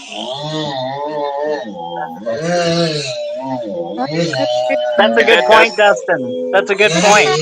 Yeah, that's a good point, Dustin. That's a good point. Wow, Damn, look at dude. Yeah, beautiful carry on with the things. tunes. Looks like Washington. Yep. Are you in I just want Washington? to show off a little bit. That's all. My bad, guys. I don't mean to interrupt the most important conversation on the internet, but I mean, Yeah, I'm a little proud of my labor. Yeah, I don't mean to interrupt, but I'm going to Shut join up, the live man, stream with the Lionheart. tunes. Nobody cares. Nobody gives a two Dustin, flying Dustin, shit. Much love, guys. I'll talk to you guys later. Bye, Dustin. I don't mean to interrupt, but I'm going to join a live stream with the I mean chain. to interrupt, so I think Terry's gonna become a Muslim. That's my theory. Why do you think that? I think one of these days she's gonna come on live stream in a burqa and she's gonna be like, "Mashallah, my friends, my little habibis, I've seen the way and I've accepted the words of like the prophet." No, It's gonna happen. I don't want to do all that. I'm not wearing all that. No, you're gonna do it. I know. No, I'm not. Plus, I you see said it in your you future. had bacon as Not well. gonna happen, Aiden. Can't be a I Muslim. see it in your future. Don't run from your destiny, Terry. Don't run. Aiden, I have an aversion to Muslims. I'm not gonna get all up. Mashallah, Terry. No, I'm too racist for that. You know Music that. is fucking haram. You're too what? Whatever that means. Music I'm is too fucking racial. haram. Is it an I'm too aversion that to thing them, I or don't is it? think exists. Yeah, I don't really think it exists, but if it existed, I would be that. Is it an aversion to them, or is it an aversion to whatever fabric the burqa is made out of? Yeah, I don't know. It looks uncomfortable. How am Sackcloth. I Yeah, take supposed it. to cook with that over my head? Like, how am I Terry would supposed come to, on like, with like a Louis Vuitton burqa. well, yeah, obviously. Yeah, her hair is too cool to wear a burqa, obviously. Yeah. So Thank you. Thank you. I've been. I'm working on suspicious hair- of any woman with Louis Vuitton anything. Why? Oh, Louis Long, Vuitton. long story. Exes of mine and Louis Vuitton being their favorite. It just, Yeah. just You couldn't kind afford. It's a red flag. It's a red flag. It's okay. You know, you gotta let. a certain ex of mine that I have to have the best of everything. You have to get me Louis Vuitton. Using Aiden's Nice. voice here. Nice. Did you get her some? I did, yeah. Nice. And she got some of her own. Yeah. Nice. I don't know that it's always the best. Like, there's other designers I think that are better. I don't like all that tacky, flashy stuff on it, but like subtle. But wouldn't Harry's gonna give away all of her possessions. But No, probably not. Wouldn't Louis Vuitton's like skills be wasted on a burqa? Do you know what I mean? As a designer, just a black big bag. You know what I mean? I mean, wasting the talent. I saw a movie one time that did a riff Don't on it. knock It's like Terry's burqa. instead of Victoria's Secret, it was Victoria's burqa. Hold on, yeah. Let me interest you in this album. It's like El Scorcho addresses Kiyomo's shyness and inability to approach a woman while at Harvard. He explained that the song is more about me because at that point I hadn't even talked to a girl. I didn't really know much about her. Pink Triangle, which is one of my favorite songs, describes a man who falls in love but discovers the object of his devotion is a lesbian. Poor guy. Bummer. Oh, that's gotta hurt. And then this is the album cover right here. It's derived from Kambara Yoru no Yuki, which is the Pinkerton cover. It's cool. I really like the style anyway. Sorry, thanks. So somebody blew a tire all over the road. I had to swerve like crazy there for a second. Oh man.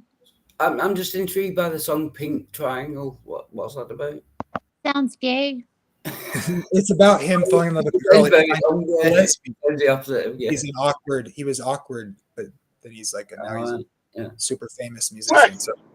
What? So is really it good automatically song. gay if there's pink? Yeah, Pink Well, Triangle. the pink, like a symbol of for homosexuals used in the Nazi regime, you know, when they. So, Harry, you're actually racist, homophobic, and. But what? No, How you racist and homophobic? What are you talking about? You said you were racist before. Oh, that was a joke. I don't believe in racism. Okay, that's fine. Yeah. I have pretend to be racist as well. That's fine. But you're saying they used a pink. You're saying they used a pink triangle to identify or like to label people that were non-hetero. It's also just a lesbian thing that lesbians. Well, lesbians were obviously the vagina. Wait, let her talk. Lesbians were identified as a black triangle. Gay men they used a pink triangle.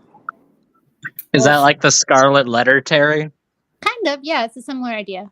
Well, that's just. I'm sure you know what reference that's from. Yeah, Nathaniel Hawthorne, right? Yeah, that's right. Yeah. But using a pink. Maybe you have read a book after all. Sorry, Eden. Sorry. Yeah, I read books all the time, Aiden. I read books for fun. She reads them on her channel.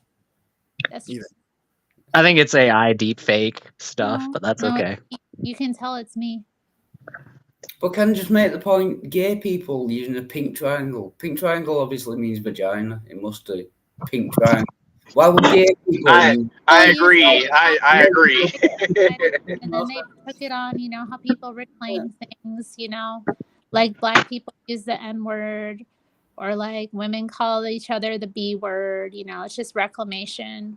So or gay, you know, all the gay people call them queer now. So gay people are reclaiming the vagina. Is it? Yeah. The song is about a lesbian. I know. Have you ever seen one? It's not what it looks like. I don't think Wildheart has seen one, Terry. Yeah, I had to pay for it, but I've seen it. Okay. I forget, in Britain they put like censors over their P word, pornography pay, and then they probably put little pink triangles. Women in the United Kingdom are different. They are different. You notice all those women doing those, like, that have been going viral lately for doing a lot of men in one day. They're all British. No, I think the record did an American. She spent 24, I think it was 24 hours in the wrestling ring having sex with as many men as possible. I think the record holder is American. I could be wrong about that, but I think yeah, the most sex had in one day. What's her name? goals, honestly. Lily Phillips and Bonnie Blue. Those are the ones. Were they trying to set a Wildheart? Were they trying to set a Guinness record for what you were talking about? Yeah, but they didn't even have to ejaculate. They just got 30 seconds each, and she went through. That's cheating. That's cheating. I thought so. Yeah. Well, let's see how much you could do. They were trying to cut it down for time, I guess. You know. Wait. We got a lot of people waiting. I got a question. I'm gonna butt in. So, Wildheart, you're an atheist. Yeah. Do you think that's degrading on women or do you think they should just be free to like pursue like that? Don't you think that degrades family values and just the good use of sexual ethics, things like that? Yeah. No, I think it's like employing a gardener or a plumber. They provide a service. They want money. You got the money. I think it's just an exchange of Yeah. All things What the hell? being Based all Wild things Heart? being- but like It's like the you're- world's oldest profession. Oh crap! There's another one.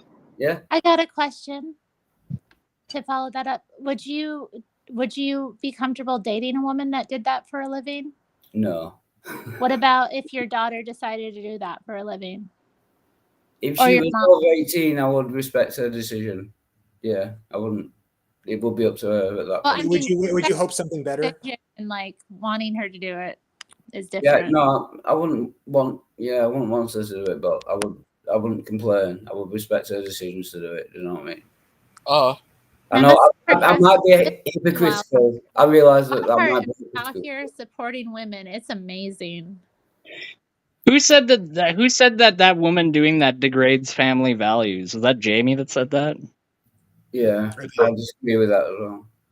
I mean, like, Hey, why is it always about women's? Why is it always about women selling their bodies to men? What about men selling their bodies to women who need services? You know, why is that Well, not see, discussed the more? thing is, like, y'all be giving it away, like government cheese and the projects.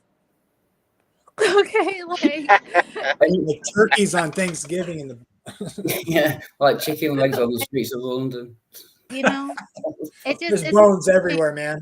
the same Everywhere. product, you know, and like women could get it for free really easy, but men usually can't get it for free in the same I way. distinctly remember getting off the Not plane in Heathrow Airport and just wading through chicken bones in order to get to my luggage. Feminism. You actually have to clear the runways, you know, with big like trucks, just chicken bones everywhere. Every time It's you like go- that. They were Yeah, just have to- piled. They were just piled up everywhere. It's like that Family Guy scene where they land in Yeah. Ireland and the plane pushes I went all of through the liquor bottles I out went of the through way. Heathrow, and I remember that. I attest. I am a Please don't witness. talk about the Irish that way. What? That they're a bunch of filthy drunks Yeah. that don't know anything They're about also- anything? Oh, yeah, I can't. No, the Irish are drunks. I'm also Irish. They're the fighting Irish. Yeah, no, they are filthy. They drunk. get Not ticked. filthy, but drunk. They're definitely. They're a backwards people, Terry. Whoa. Aaron go bra. Less. I would even call them a primitive people. Yeah, definitely Because they're Catholic.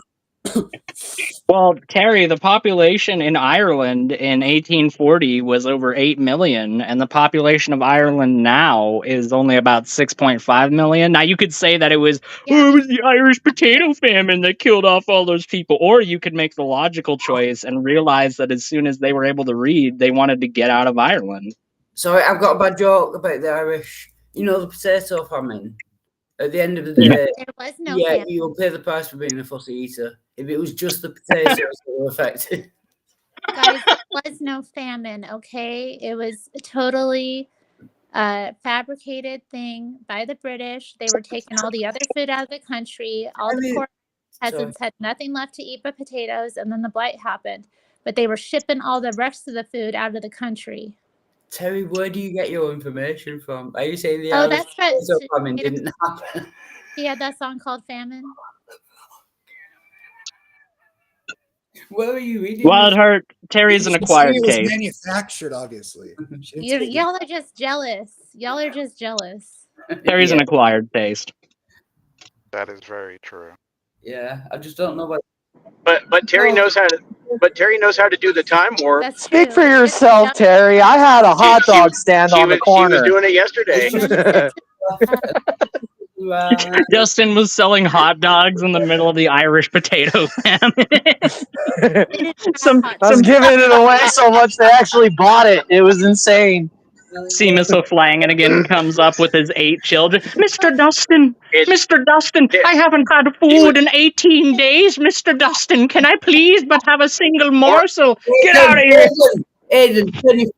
More like he was giving away his hot dog during the I'm famine. getting offended now. If you know what I mean. Aiden, turn you honestly. Shut up, Wilder. Shut up. Shut up.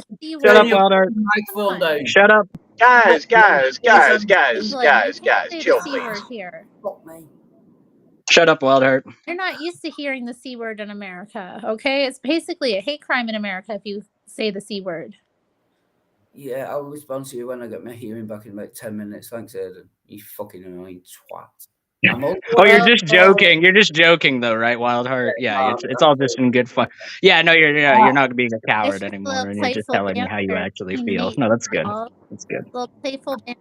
I'd love to hear some good old English swearing. Hey, hey, you know I'm what? sorry, Gangster Ghost. I'm sorry. I know I'm being a dick. Hey, yeah, is Gangster Ghost still here or did he walk off? You hear? Hello, Gangster Ground Ghost. control Little to He guy. had to, the he, I'm here. Little go. guy. he had to go juggle another chainsaw. Little I'm here. guy. You there, little? Yeah, you guy. He's a Hi. funny little guy. Oh, thank you. He's nice. I like that little guy. Oh, thank you. Yeah, no, I just wanted to apologise. I know I'm being a bit of a dick, but Aiden's microphone is seriously hurting my ears. Like every time he talks, he's like 200% louder than anyone else. Do you know That's what I mean? ridiculous. Ah, fuck. What? Yeah, it's not a spec over 1800 over. Oh, yeah, we can quibble on numbers, but Let's see. Okay, well,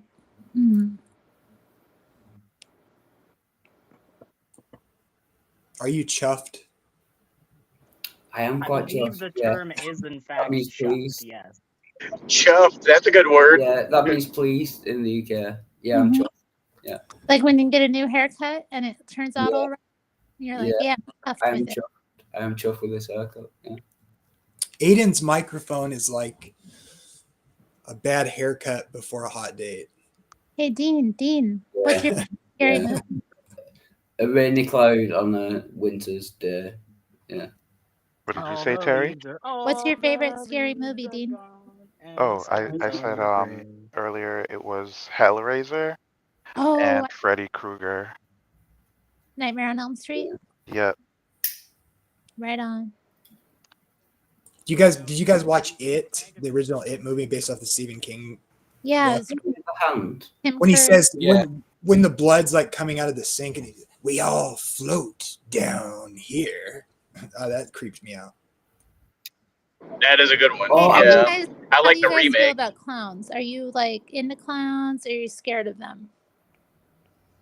No, stupid. I know a lot of people are scared of clowns. There's a name for it, but I'm not. But I know a lot of people are. Yeah. Clownophobia. Well, Not a bit scared of clowns. you didn't see Here. Killer Clowns from Outer Space? Although Ronald McDonald, I can't stand that cunt. You guys I didn't see would that? whack Ronald McDonald in the face. Come Dang, on, you Terry. said the C word again.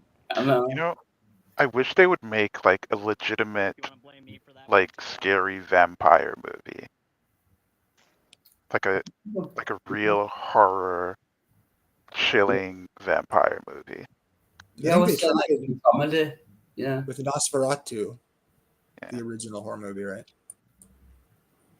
Yeah, but I mean, I'm just talking like in terms of like modern standards, pretty much. Like we Well, can what make. scares you about movies? Like, what do you need to be scared?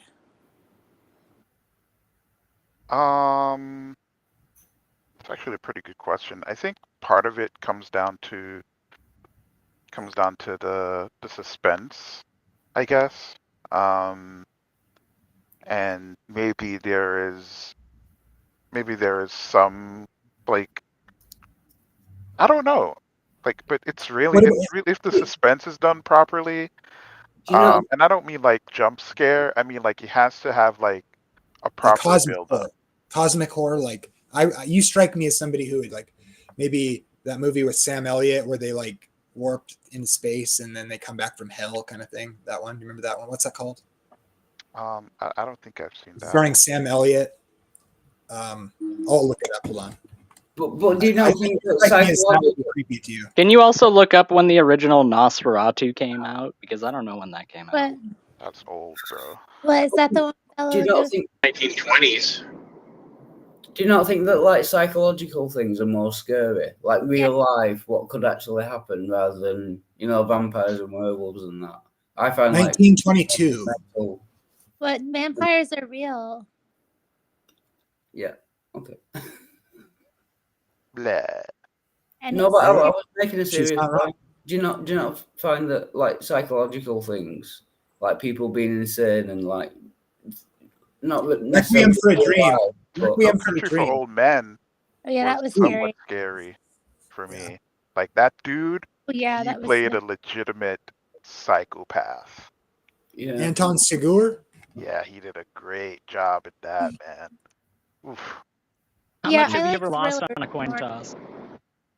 Oh, thank you, Aiden. Thank you. No problem. Nothing. Hey, since can I ask Wildheart? Wildheart, you still there?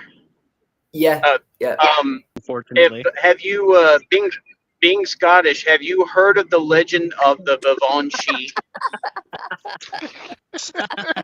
He's not Scottish. He's a Maine. I thought He's he said he Maine. was. He's Northern I thought he's. England. He lives in Northern Oh, England. okay. Well, I mean, okay, the question still applies. Anyway, I mean, have you heard of the legend of the Givenchy? It sounds familiar. Is it like the Banshee? No.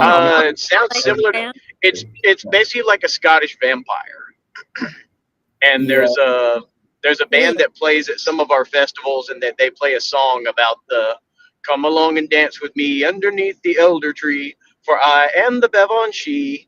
Darling, close your eyes." And like basically, she's going to, it was a vampire. Like she would appear in a green dress, and she would have. Like deer hooves, basically, and might even have antlers, basically, but not really a woman. You know, she's basically like I say, basically a form of like of a vampire story. You know, Sounds and like a she's gonna Scottish prey on I've not heard of that word, but needy young men. Yeah, I know what you mean. It's like similar to like Irish and like Celtic myths. I've heard of, but I've not heard of that word before. But Are like I've heard of similar things. of Like spirits of the forest and or that. elemental beings. So the Sidhe are like, they're interdimensional. They, elves would be like in their world, or like leprechauns, other things that we see. They refer to that as the Sidhe in Celtic culture. But this is not to be confused with a banshee, though, which is a completely different concept. Kinds of Oh yeah, the banshee is like death, isn't it? Or like what do you call those women demons? Succubus and incubus. Succubus and incubus. Really loud, right? Yeah, that's another, By the way, the movie I was trying to think of emails are succubi.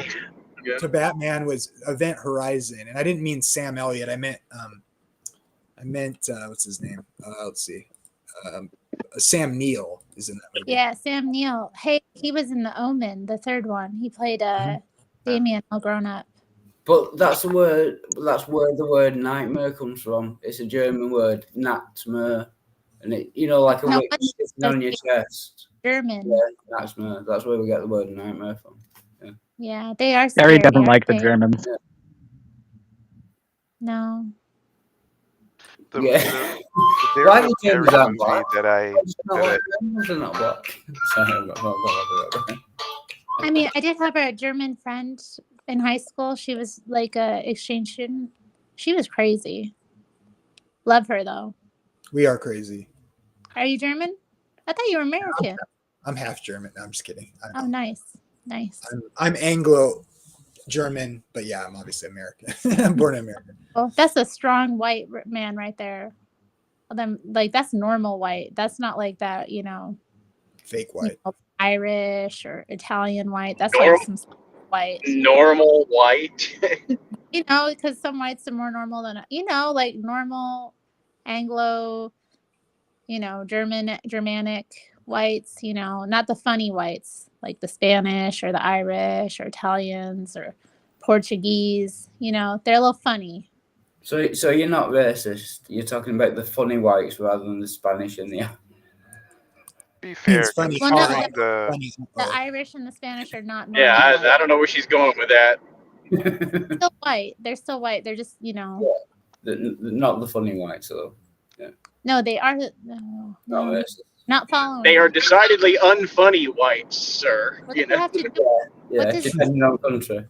Not racist. What does that have to do with race? Yeah. This the funny whites and the Irish. Yeah. This is ethnicist, not racial. We're all children of the original pair. Yeah, we're all right. We're all white. The entire population did not come from just one original mating pair. Yeah, you're wrong there. Mitochondrial Eve and I disagree. Adam lived. There was one male and female were all descended from, Yeah. but there was like Even evolutionists say this. Like every Yeah, human that's the alive trouble is- today from one. The trouble is, they live thousands of years apart. They're not evolutionists. Yeah, whatever. Hey, That's your don't be opinion. hating That's, on yeah. You can't just say whatever. I'm a young Earth creationist, so whatever. Yeah, same. Yeah, right on. Yeah. We You could can't tell when you say- started say. We could tell you were when you said evolutionist. I didn't say that. Oh, I did say that. I said You did say evolution. Yeah, you did. So what? Wait, People are evolutionists, just like I'm a creationist, just like you can be a Jamie, your dumbass. mustache is older than the Earth. Yes. whatever. Dude, it is evolutionism. It is. They are evolutionists. That's how you use language. Just Wait, saying. where'd they go? But Jamie, when you say yeah, whatever, I mean, do you know that the mitochondrial Eve and what's the Adam called? Do you know that they lived hundreds of? Why the Y-DNA Adam? I know. That's Yeah. it. Yeah. Tom And Adam, they never met. years ago. We- Top. But there were, Actually, but there, 12,000 years ago. it wasn't just one of each though. There were several. Yeah. Oh, no, There were several Guys. mitochondrial Eves. where are you getting this from? Science. Genetics. Okay. Oh, it's science, genetics. It's That not doesn't. true. Sorry, I mean, it's not- they say they're far apart, but that's based on their own models' assumptions. Guys, no. Okay, this is what happened. Okay, God took some earth, right? And he mixed it with some water and he made a little man out of it. You had And the then best breathed goal life, ever. You and had that the best called goal him Adam. ever. Adam was chilling with all the beasts, you know, and you Forget know, DNA evidence. No, God but he- made a little man out of none of no. the beasts, you know, were like up to par, you know.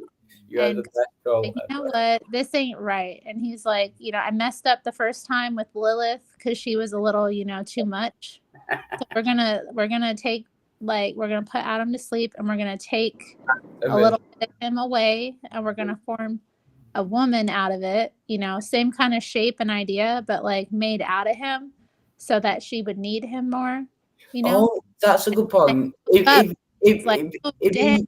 Okay, there's two Eves then. That's where my ex-girlfriend came from, the Lilith. No, I knew it. yeah, My high school girlfriend. Yeah. If Eve Oh, was and made Lilith too. The story of Lilith. It's not your fault. It's Lilith. if Eve was made from Adam's rib, then Wait, what? they will. No, from his side, not his rib. We just His say rib, side. but like really it was like his side. She's right. All right, yeah, but what I'm saying is they will both. There will be no females. They will both have the same DNA. There won't be XX and XY. If Eve was made from Adam, Do you not they understand would that have the same made DNA. out of clay and that God was like, you know what, we're not done cooking Adam here. We're gonna take a bit of this away and do it right before he cooked us. Wow. Well, she is. Wildheart just made woman it. is X- Wildheart woman just made is- a really good point. No, because a man is YX and a woman is XX. Totally fits. But I'm saying if the woman was made from Adam, they will both be the same, XX or XY. They will both have the same DNA. Use God- parts. God took a bit. He was like, you know what, Adam is too much. I'm gonna take a little bit of this clay away from his side. You know, here he's Yeah. looking a little too buff. You know, and Yeah. then he's like, okay, I don't like how meaty this Adam guy is looking. I want him to be a little bit, you know, lean. Terry, What? I'm explaining. do you see what I'm doing? Yeah, you have a nice ring. Yeah, no, you're not explaining. No, do you see what I'm doing with my hand? You're not letting me finish. It's called a face palm. So then he took the clay, right, from Adam's side, and he was clay like, the clay from let- Adam's side. he's like, you Yeah, know what? well, You know, we're gonna make this creature a little bit nicer, clay soft, from maybe. You know, give it a little bit of, you know, long hair, maybe a nice little shape to it. Right. You know what? Instead of having an outie, we're gonna give it an innie. Yeah, the And clay. like, you No know, belly buttons. Well, that explains that then, Mr. yeah. Solve. And then it was like, Okay, and then And this she was was like, and this "Hey, was all done to fulfill I'm prophecy too. not done." And Don't then he breathed life into it. And then when Adam woke up, when God woke Adam back up and was like, "All right, you're off the what is that potter's wheel?" He took him off the potter's Oh yeah, wheel. the potter's wheel. It took him Put the him back clay in. Adam off the potter's Adam wheel was like, after taking "Oh, his rib and making. Yeah, it She's all still makes sense now. talking. Thanks for that. I know, but she's talking Adam was like, bullshit. That's the problem.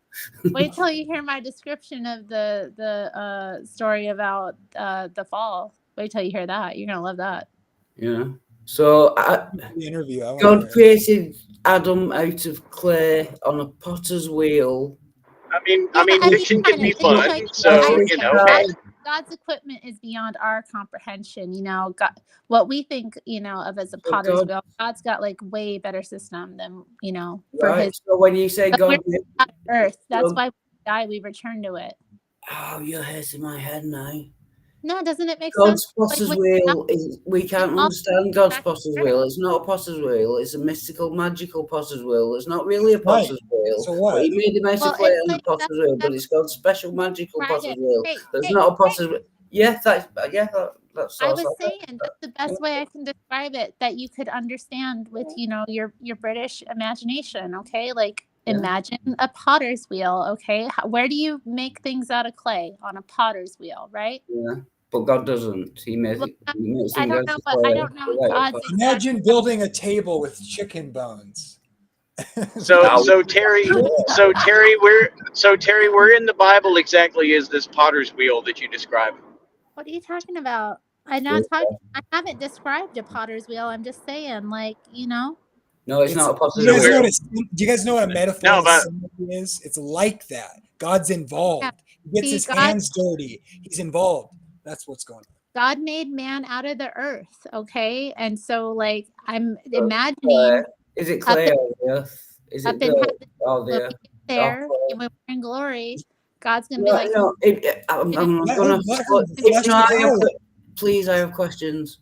Yeah. So, is it earth or clay? Did he create man out of earth on a I imagine it's temporal potter's wheel, or was it clay? Earth or clay? First of all, first question: earth or clay? Dust or clay? I think it says dust in the Bible, but you can go with clay if you want. I don't think it mentions clay in the Bible. But. Where do you think clay comes from? It comes from earth. Well, he says dust of the earth, so it's not clay. So it can't be clay. It's kind of dusty. Clay's not dusty. That's why when you die. Want a bet? Sorry, Terry. That's why when you die, you turn into dust because you return to your original form. Isn't it beautiful? Can a serious question? Is Terry a troll? Seriously. That is what the scholars say. The dust attribute is, I think, is to sort of convey the mortality of man and his necessity to depend on the provision of God to continue surviving. That's the theological concept being imported. That's why he says, "For dust you are, dust you shall return," when he takes away the tree of life. So it was dusty clay on a magical, mystical potter's wheel. It's not really a potter's wheel, but it's kind of like a potter's wheel. Okay. Did you say it takes away the tree of life? God took away the tree of life so that man wouldn't live forever, is what it says. And she's talking about Jeremiah 18, the potter and on the potter's wheel, and he's talking about how his people, he's sovereign and in charge and involved, and he's making a promise to be involved and to work something out of the clay that's gone bad. That's Jeremiah 18. Have you ever asked yourself the question, if Adam and Eve ate from the tree of life, and that basically made them physically immortal, right? How long do you think Adam has been alive? Adam and Eve has been alive in the garden. Well, you can look at the ages in Genesis 5, and then you can extrapolate a little bit there. When exactly how old he was in that, I don't know. I think it's someone doesn't say 900 years. Well, he died at 900 and after he left the garden, he died 900 years after. 39 or something. I don't know how long they were chilling in the garden before that all that went down. I don't know. It tells you when they had their in the genealogy of Genesis 5, I think Adam is. Well, I can look it up, but so it would have been before that kid. Oh, just Oh, goody. Chainsaw Boy's back. But so to answer your Oh, question, here we go again. I think No, carry on. depending Ignore the on- chainsaw noise. Carry on, Jamie. Ignore the chainsaw. it depends what you mean by immortal. So my view is that they weren't actually inherently immortal. They it's Newscum. What's that? Gavin Newscum. Oh yeah, kind of a turd. Boo that man. Boo that man. So I take the view that Adam was not immortal inherently, but required the tree of life to continue like the provision of God. And then when they ate from the tree of knowledge of good and evil, God takes away the tree of life, and that is what brings death into the world, is not having that tree of life. I think that's Okay, what the Bible. that's what it says. But I'm just asking, If how they have, long have Adam been eating from that tree? For all we know, he's hundreds or thousands of years before the fall. Oh, well, it seems like age is a measure of one's existence. So since he died at 900 something, I would say, and so the fall happens before they have children, and we can look at the genealogy, and he was a certain age, right? So it can't be more than it has to be less than, it seems to me anyway, less than whatever age he was that it says he had the kid, because he was made an adult. Hey, I got he a was question. made an adult. Yeah, but he'd still be 1 day old on his first day. Sure. Because age is just a measure of time. Maturity is just. But wouldn't you say that the measurement actually, at least from what I remember, the measurement starts from when they left the garden? Yeah, does it Because say that's when he anywhere starts to die. Does it say anywhere in the Bible how long Adam was in the Garden of Eden before he started? Yeah. Okay, but he's a certain age when he has his kids, and he has his kids after the fall. And you're saying maybe like time wasn't. You're saying maybe the age started when he began to die. Is that what you're saying? Yeah. And interesting. I mean, I guess you could read it that way. I just never thought of it that way. You could. And Wildheart makes a good point of both Adam and Eve, because Eve would have been a copy of Adam because the DNA would have been the same. Yeah. So You guys are being so literal; it's ridiculous. It's insane. Oh yeah, sorry about But the perfect. you're talking about literal things. Are you taking the story in Genesis as a metaphor, or are you taking it as literal truth? What are you doing? It's both. Jamie, it can't be. How is it both? You can't have it both ways. It can't be literal. There's theological, That's impossible. theological concepts. There's archetypal truths being that you should agree with. To be honest, Archetypal truths, and I got to remember that phrase. That is some unique phraseology. I've never heard that before. Archetypal truths. Don't worry, I'm here. Hi, Aiden. Yeah. Hi. And this So there's special truths that are above other truths, I guess, is what you're trying to tell me here. That we can mix. Yeah. Can I just ask? Is this me being stupid? Something can't be literally true and metaphorically true. Is that me? Can someone explain that to me? Is that me being stupid? Literally true and It can't metaphorical. be both at the same time. What's the difference between a literal Yeah, and metaphorical? God makes man from dust. Yeah, and that's literally. speaking to his mortality, which is just a fact. And it's also talking about God intimately forming man on purpose with specificity and purpose. Now, how literally you want to take that aspect of it, it's an interpretation. But most atheists So it's understand either that they have literal. So one material- person. Sorry. Let's let Terry talk. Most Yeah. atheists understand that we're made out of the same materials as like the earth. So I don't think it's that hard to understand. No, I'm talking Hey about. guys, can you hear me? Hey, I got a question though. Maybe this is off topic, but when do you think Eve went through menopause? She never did. Never? You think she No. died before she hit menopause? Right on. Yeah. But Well- I'm trying to be serious. Can we I get? am. I'm curious. If like Adam lived to 900, I don't remember how old Eve lived to, but like I'm like, It would Figure that- really suck if she hit menopause at the regular time and just had to go through that with for like the next like Spend the next 840 850 years. years not doing Yeah, shit. yeah. Most Like, of the Bible is filled with miraculous births, anyway. So. Wait, I only got Yeah. a few minutes. Can I just say something Fiction really quick, fiction please? can be Hi. fun, Yeah, and you guys are proving that here. So I only got a few minutes. I just want to say something real quick to Dean and to Jamie. Jamie, I think you're right. Man is not inherently immortal. They needed to eat from the tree of life to maintain that life. That's all been replaced, right, by Jesus. So now you find immortality in Jesus. But I think Dean is arguing from silence because the Bible doesn't necessarily tell us how long Adam and Eve were in the garden before they decided to, eat from the tree. The Bible doesn't say it. But I think that a more logical conclusion would be that, yeah, he was a full-grown adult when he was created.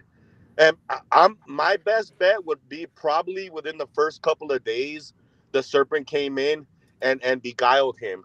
I don't the scenario where they lived hundreds of years in the garden and then the serpent came in and deceived them is more unlikely than than than the scenario where they were deceived almost immediately. That's it. Any thoughts before I go? The serpent beguiled Eve when she was out grocery shopping. So what Same you're thing saying happened with Tammy. it's more likely. Where are you getting It's that from, more Terry? likely that a She was talking not grocery snake. shopping. Yeah, she was out grocery when shopping. when Ran Eve into was the out serpent. grocery shopping, that's She was not I grocery gotta shopping. write that one down too. Window Eve went shopping out is what she was grocery doing. shopping. Window All right, Wait, yeah. Jamie, do Did, you agree did, with what I did, said, or did what do you she think? buy? Yeah. Did she get yellow bananas while she was out shopping too? Why are you She did. listening to Adam? You don't need to follow Adam. You don't need to follow his daddy. You can do what you want. You can be your own woman. You can they be had a Tesco in independent. the Garden of You Eden. can be a lesbian. You can dye your hair pink. Was it You don't Tesco or Poundland that they had in the Garden of Eden? Why don't Pierce you your just eat nose. the fruit? You see how free you can be. And Yeah, she's you're like, oh, describing that'd be Eve as great. a feminist, and Eve was the furthest thing from a Yeah, feminist. no, she was because she disobeyed. No, she and then wasn't. She was not a feminist. Based Terry. Based and then she Terry. was disobedient, and then she, because the serpent was like, this is how the metaphor speaks to us now, and this Terry, you're not even ready to go into the deep doctrine of that Eve actually worthy of lol had count sexual right here. I mean, intercourse. seriously. Yeah, Eve had sexual without intercourse Adam. with the devil. That She you're was not ready out to discuss doing that. her thing without Adam. She's a hoe. I'm trying That's to. the bottom line. I Eve know was a hoe. Josh. Women I know do. Josh I is a serious Christian, but salon. She Terry, could have been, at the nail what's salon, going on? pedicure. Just with taking the Get her piss. nails Hold on. did. I can't Hold believe on, this. Jamie. Any thoughts on what I said? I gotta go. I just want to hear your thoughts, Jamie, on what I Yeah, I said. agree with you. I agree with you. All right, Wildheart, did you have a question? Yeah, I know you're a serious Christian. I'm trying to work out, Terry. You can't believe the shit that you talk. Are you? You must be a troll. She You can't doesn't. No, believe she it. doesn't. This is getting too good, guys. Like, this is going to be like a popular episode right here. I'm trying to work it out. That's All right, guys, I gotta go. God bless everyone. My Y'all Jack. haven't heard about Eve out at the grocery store getting seduced by the Terry, snake? I agree with you 100%. Thank you. Hey, Christian, what's up? Do you think they had a Buc-ee's in the Garden of Eden? Do you think that's what they I had? don't No, know. Terry, I agree with you 110%, Terry. Ooh, that's a lot of percent. Yeah, that's more than is actually Yeah, possible. no, I can't do more than like that's 104 how the tops. serpent works through women now. The That's a serpent. mathematically Exactly, impossible Terry. That percent. is some good preaching. Yeah. Well, I'm not I mean- trying to preach. I'm trying But you're to. doing a fine job of it. God I'm didn't punish evangelizing. people. God didn't punish people for what they did. He punished people because they were deceived. In both instances. Yeah, by the serpent that God created. Right. Well, it's made clear in the New Testament as well that they never would have crucified Jesus if they would have actually known who he was. Both times you find in the you Bible. are such a little twerp. What? Why? Because it's like I can see who you're just. I'll interview you. Aiden, are you denying that you're a little twerp, Aiden? Come on. No, I'm just asking for an explanation. I'm not denying. I can explain. Wait, who's explaining? I'll Christian, explain. yeah, go on, Christian. Let the atheist strawman to death the Bible. And then Is that untrue, Jamie? Is it untrue that the Bible states in the New Testament that they never would have crucified Jesus if they knew who he actually was? Yeah, it does say that. Okay, so what's wrong with what I said? In the context of God cursing them, depends on what No, you mean. I'm saying that Got 'em. mankind was punished because they were deceived. Got 'em. There's a I don't- sense I- that's true. That's fine. Okay. So they were deceived by the serpent that God created, knowing full well when he created the serpent that the serpent would deceive, and then No. he punished humans for being deceived by the creature No, that he no, created. no, no, no, no. That's you missed the part. Perfect Okay. sense. Perfect The sense. serpent That's how deceived you are. Eve, right? The serpent deceived Eve, and then she was like, "Oh, don't eat this fruit." And then she took it to Yeah. Adam, and he was like, "You know what? I know, Sarah. I know. The point is, God I just wanted created the. what? Yeah. God No, created the point is she was morally culpable and capable of not disobeying. You guys are just stuck in your determinist mindset. The moral of the story is that Yes. they willingly chose to disobey God, and they didn't have to. That they did. Well, and God Adam showed wasn't you. part of the And so the curse, in a sense, is a mercy because of And the God problem. foreknew that all this was going to happen this way too, and yet he let it unfold this way too. You know, I mean, he was just Aren't you he glad was you're a big okay boy? with it going this way. Yeah. But it's Aren't you really- glad it's really- God doesn't micromanage everything you do? Isn't that wonderful? But it's really simple. Why would God create the serpent? His only job was to deceive humans. The only reason for God to create the serpent. Bible is No, clear you know, that the that's serpent not was all not that made. No, He that's didn't fine. I make won't the- put a fix in a fucking sentence. No, you no. carry on with your fucking bullshit. Hey, the serpent Thank you, does sir. more than deceive humans. They slither around and Slithered. they hiss and Yeah, they they. did. What In the else do abyss, they do? yeah. They hiss And like they crazy. fight. I've seen That's totally I've seen irrelevant. depictions of the I've seen depictions of the Garden of Eden in like classic. It's basically You clapped out there. You clapped out there for a second.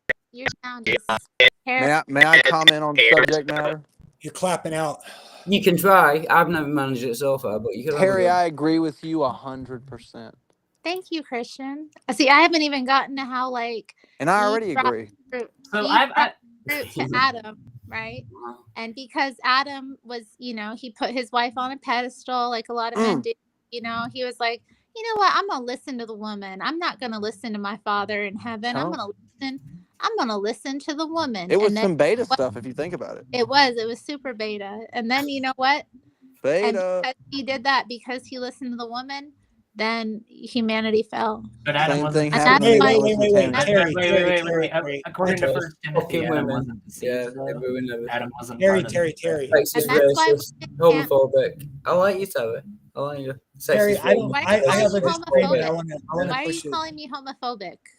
because you were having to go to gay people. Well, it doesn't Wait, matter. Carry what? on. Hold on. I hate- want to ask a question. Did you say I hate gay people? You were having to go. You were criticizing gay people earlier. I'm sure. When? It doesn't matter. Carry on. You did say something bad about Aiden He earlier. didn't criticize you. She didn't say a single thing about your dad, Christian. So how about you just back off? Anything about any gay people? I'm trying other than to. we were talking about the pink triangle thing. Yeah, we were. Pink triangle. Yeah. Yeah, Yeah, listen, which check had out that nothing song. to do the pink with triangle. anything. Here comes Wait, the I pink wanna- triangle. Harry. Can I Let's interject? let Jamie talk. Let's let Jamie talk. No, I didn't say one negative thing about gay people. She didn't. Yeah. Sorry, that's my fault. Carry on. You No know. worries. She can speak for herself, but so Yeah, so, she can. Yeah, I'm no sister. Yes. So okay, so sorry. I think part of the story of Adam falling after Eve eats the fruit is the idea that it sets the stage for the biblical narrative of the woman, the bride being humanity, and Christ being the new Adam. And so in a way, he like took on her sin to redeem her. And that's why we see a marriage supper of the Lamb at the second coming of Jesus, and Jesus entering humanity in the incarnation, where men are fallen, takes that on to save his bride. That's what I say. But Jesus succeeded where Adam failed. What do you think of that? Get him, Terry. No, I think What's that's right. What's that vibrating? In I mean, the that's Does pretty anybody much else how I hear it? understand Oh, it. It's sorry. me vibrating with Yeah, energy. sorry, I'll say another. That's the Holy Spirit hitting Wildheart. That's exactly what it is. Hey, I have a question No, for the back Christian, is and I wrong. also have a question for Christian, and I also have a question for Jamie. Oh, okay. Well, I default to Terry's answers. Well, that's fair. Yeah, That might. Do you have that on again, Wildheart? There's some noise coming from somebody. It's not me, honestly. I've not got vibrators. It's like, I can go get one if you want. No, but anyways, I think it's just the telltale. I think it's just the clicking of the telltale heart that's going to drive me insane. But that's okay. Insane. Terry didn't even say anything about my telltale heart reference. Yeah, in terms of singing, I don't. get it. You can Well, read. You like. Won't the anybody message stop or- the beating of this infernal heart, Terry? Yeah, I get it. You killed someone and hit the heart. I'm just saying, like, won't anybody stop the beating of this infernal heart? Would you say that you take it on the get run, it. baby? You studied English literature. We get it. Is that the way? No, you anyways, I do have a That's question. all you're gonna get out of that degree either is pointless references. I didn't get a degree Praise in that, but all right. How dare you get an English degree? Yeah, you fool. Wait, what? No, yeah, how dare you get an English literature? Yeah, and he lives in Canada. You fucking idiot. Can we stop swearing on Gigi's show? Oh, sorry. Yeah, I'm English. Terry didn't swear once. I use swear words as punctuation. I got the fruit of the spirit called self. Christian. Yes, sir. So about that question. Yep. So we agree that according to 1 Timothy, Paul clearly states that Eve was part of the deception, but Adam wasn't, correct? Yes, the particular transgression that caused the fall of man was not Adam's responsibility. Okay, so why was it that both Adam and Eve were thrown out of the garden? Why wasn't just Eve thrown out? It's my opinion that Adam could have stayed. He left willingly. Oh, so he saw paradise in front of him and like the ability to never want or need for anything whatsoever and just decided to go because he'd miss Eve? Yes. I mean, I think he ate the fruit eyes wide open, knowing what he was doing. He couldn't have. He ate from the tree of knowledge of good and evil. Before he ate from that, he didn't know what good and evil was. Yeah, I've already brought that up before, Wildheart. The idea that it's like inherently contradictory to punish somebody for an evil deed when they don't have the knowledge of good and evil. Yeah, okay. Hey, you know what's evil is not obeying. Praise yeah, that's right. Hallelujah. The No, lesson please, of that story. Terry, the lesson of that Terry, story is to just blindly follow. Terry, please finish that sentence. Making the woman your God and putting the woman above God. That's pretty based, honestly. I know. Thank you. Oh, did you have a question, Wildheart? What's up? Women be cool. I didn't hear the end of that sentence. What? Yeah, I forget now. There's So good. so many things that It's make late there, huh? absolutely no. I'm getting lost. Where you at? So many things that make absolutely no effing sense. No, I think I'm going to come back on my you other need to mic. stop trying to you need to Understand. trust and obey, and then it'll make sense. Just Yeah. turn your brain off, Wildheart, and then it'll all make sense, all right? No, Yeah. okay, stop acting like Stop thinking, and then It's like when you're watching a Like, Michael full Bay power Transformers here, movie that okay? isn't the first one, and you're like, oh man, like none of this makes any sense. The characters are like saying things like contradict what they said earlier, and like the motivations of like the robots don't even make any sense. It's just a bunch of robots punching. Just turn your brain off. It's okay. Yeah, What? turn it off. Yeah, perfect. I didn't say that. I That's didn't what say I've been going on. I said understanding Hallelujah. Terry, when was the understanding last time you let Jesus take the wheel, Terry? every day. Yeah, I've been So questioning. I guess this morning, I guess. No, you let Jesus take the wheel, you will question truth free. What are you talking about? I'm inside.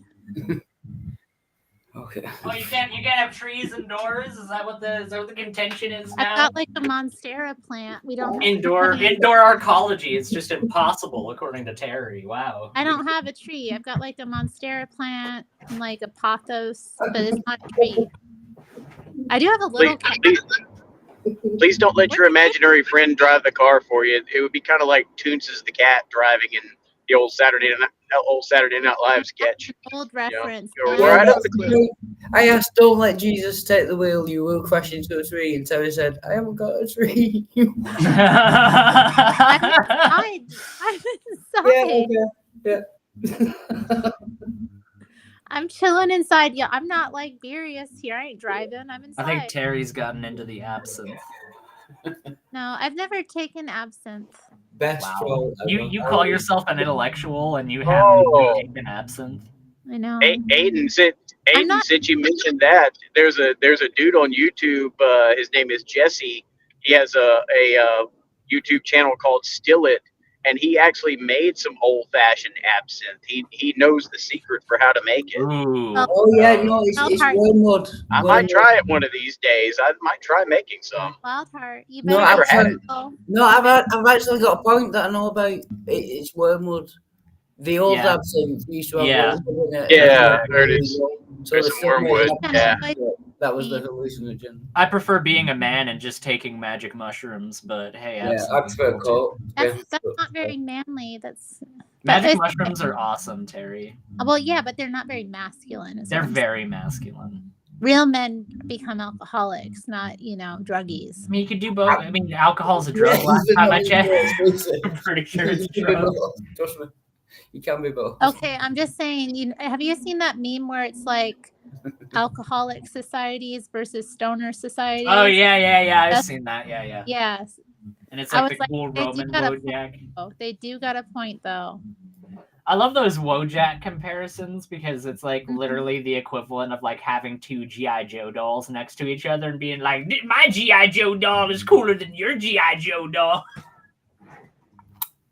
Sorry, they're action figures. Sorry.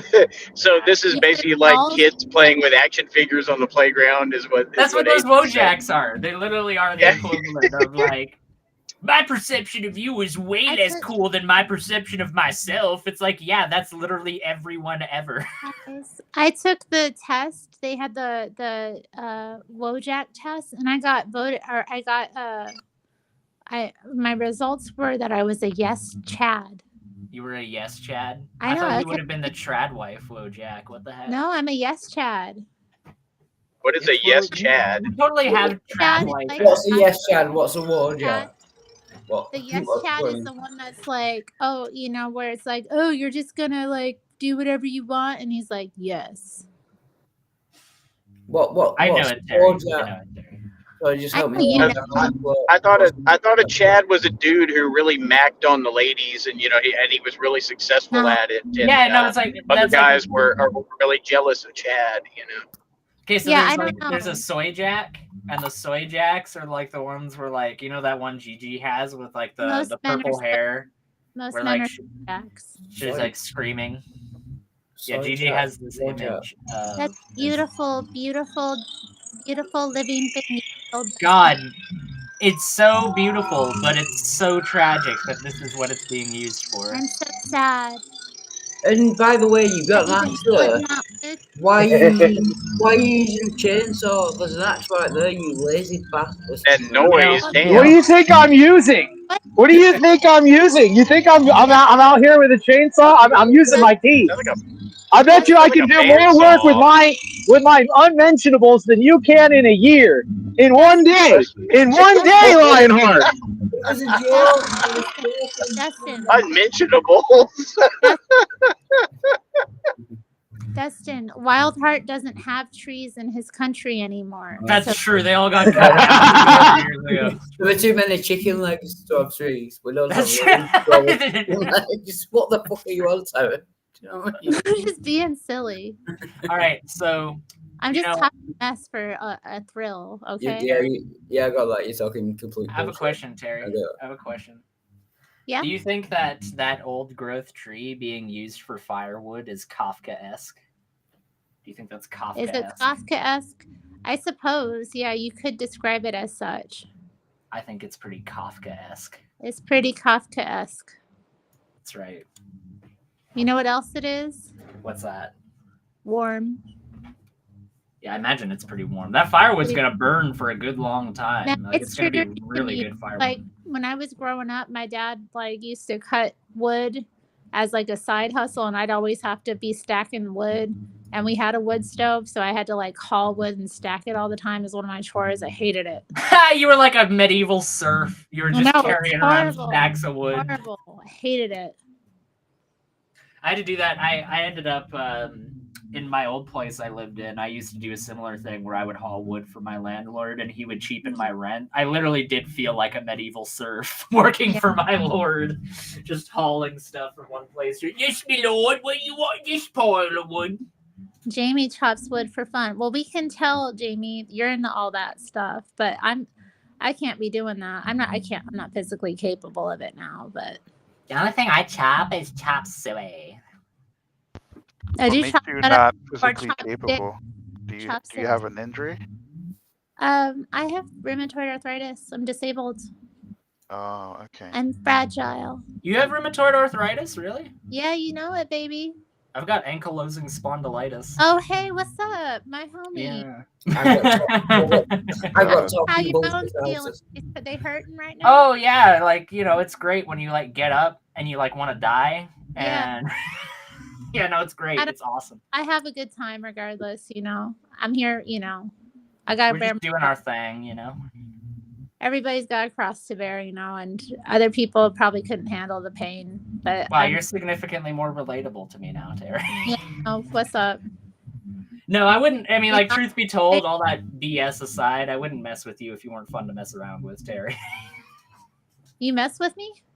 I mean, metaphorically through speech. I mean, like, with wordplay. But can I ask a serious? Just Yeah, for the sake of my mental. We're here No, for you. you got it. No, you go. We're here for you, Wildheart. Seriously, just for the sake of my mental health, is she a troll? I don't mind either way. It's doing my head in. Wildheart. She doesn't think racism exists. Does that answer your question? Yeah, that's all. Yeah, okay. Yeah. But does that do you guys feel like you pwned me there or something? Like, oh, she doesn't think racism exists. I'm just leaving it there. And also believe what I'm saying. Yeah, no, you explained it very well. Yeah. What I'm saying, okay? The two things are not mutually exclusive. Believe that you are what the British would call, and I'm quoting from a culture, so people can't get mad at me for swearing. I believe you're what the British call a, quote, mad cunt, end quote. Get in, spot on. Yes, definitely. Yeah, that's spot on. Did you just call me a C word? No. I said that you were a mad C word. A crazy. And get it right. Yeah, mad Hey, cunt. thank you, Christian. What's up, Christian? Team Terry. Yeah, I'm owning Whatever. Team Simp, more like. I should get Tammy on the phone. Simp. Simp lives matter. Should be I got called a simp before. I went on someone's channel and showed my nipples. Oh, simping ain't easy. They called me a simp. I don't understand. Yep, you shouldn't do that, Wildheart. What's wrong with the human body, Terry? Well, no, I just think you should respect yourself. Don't be showing off your privates like that. It's what God gave him. He's just showing what God gave him. He shouldn't. He should save that for his wife. Wife? Wow. Yeah.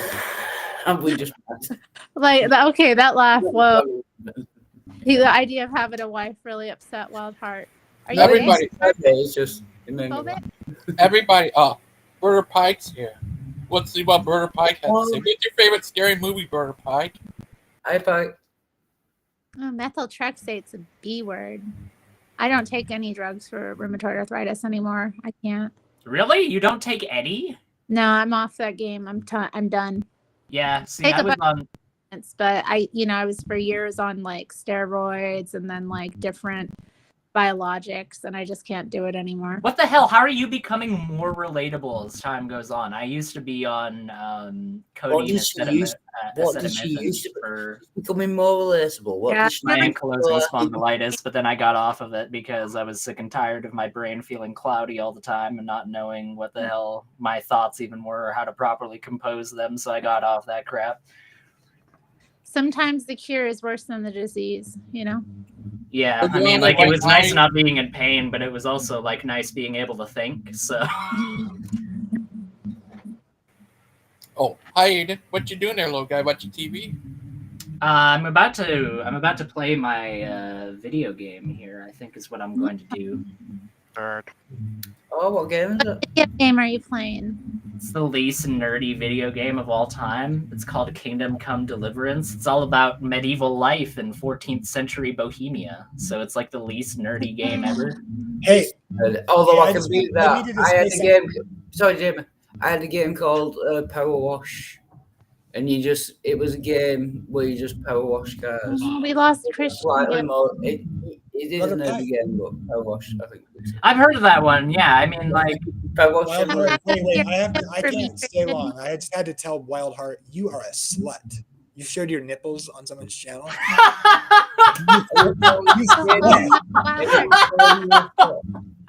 Oh my god, language. I'm shaming you. Wild Heart. Jamie, are you calling me? You deserve to have people like you for you. You should. Wildheart, I know what you're thinking of doing. Don't do it.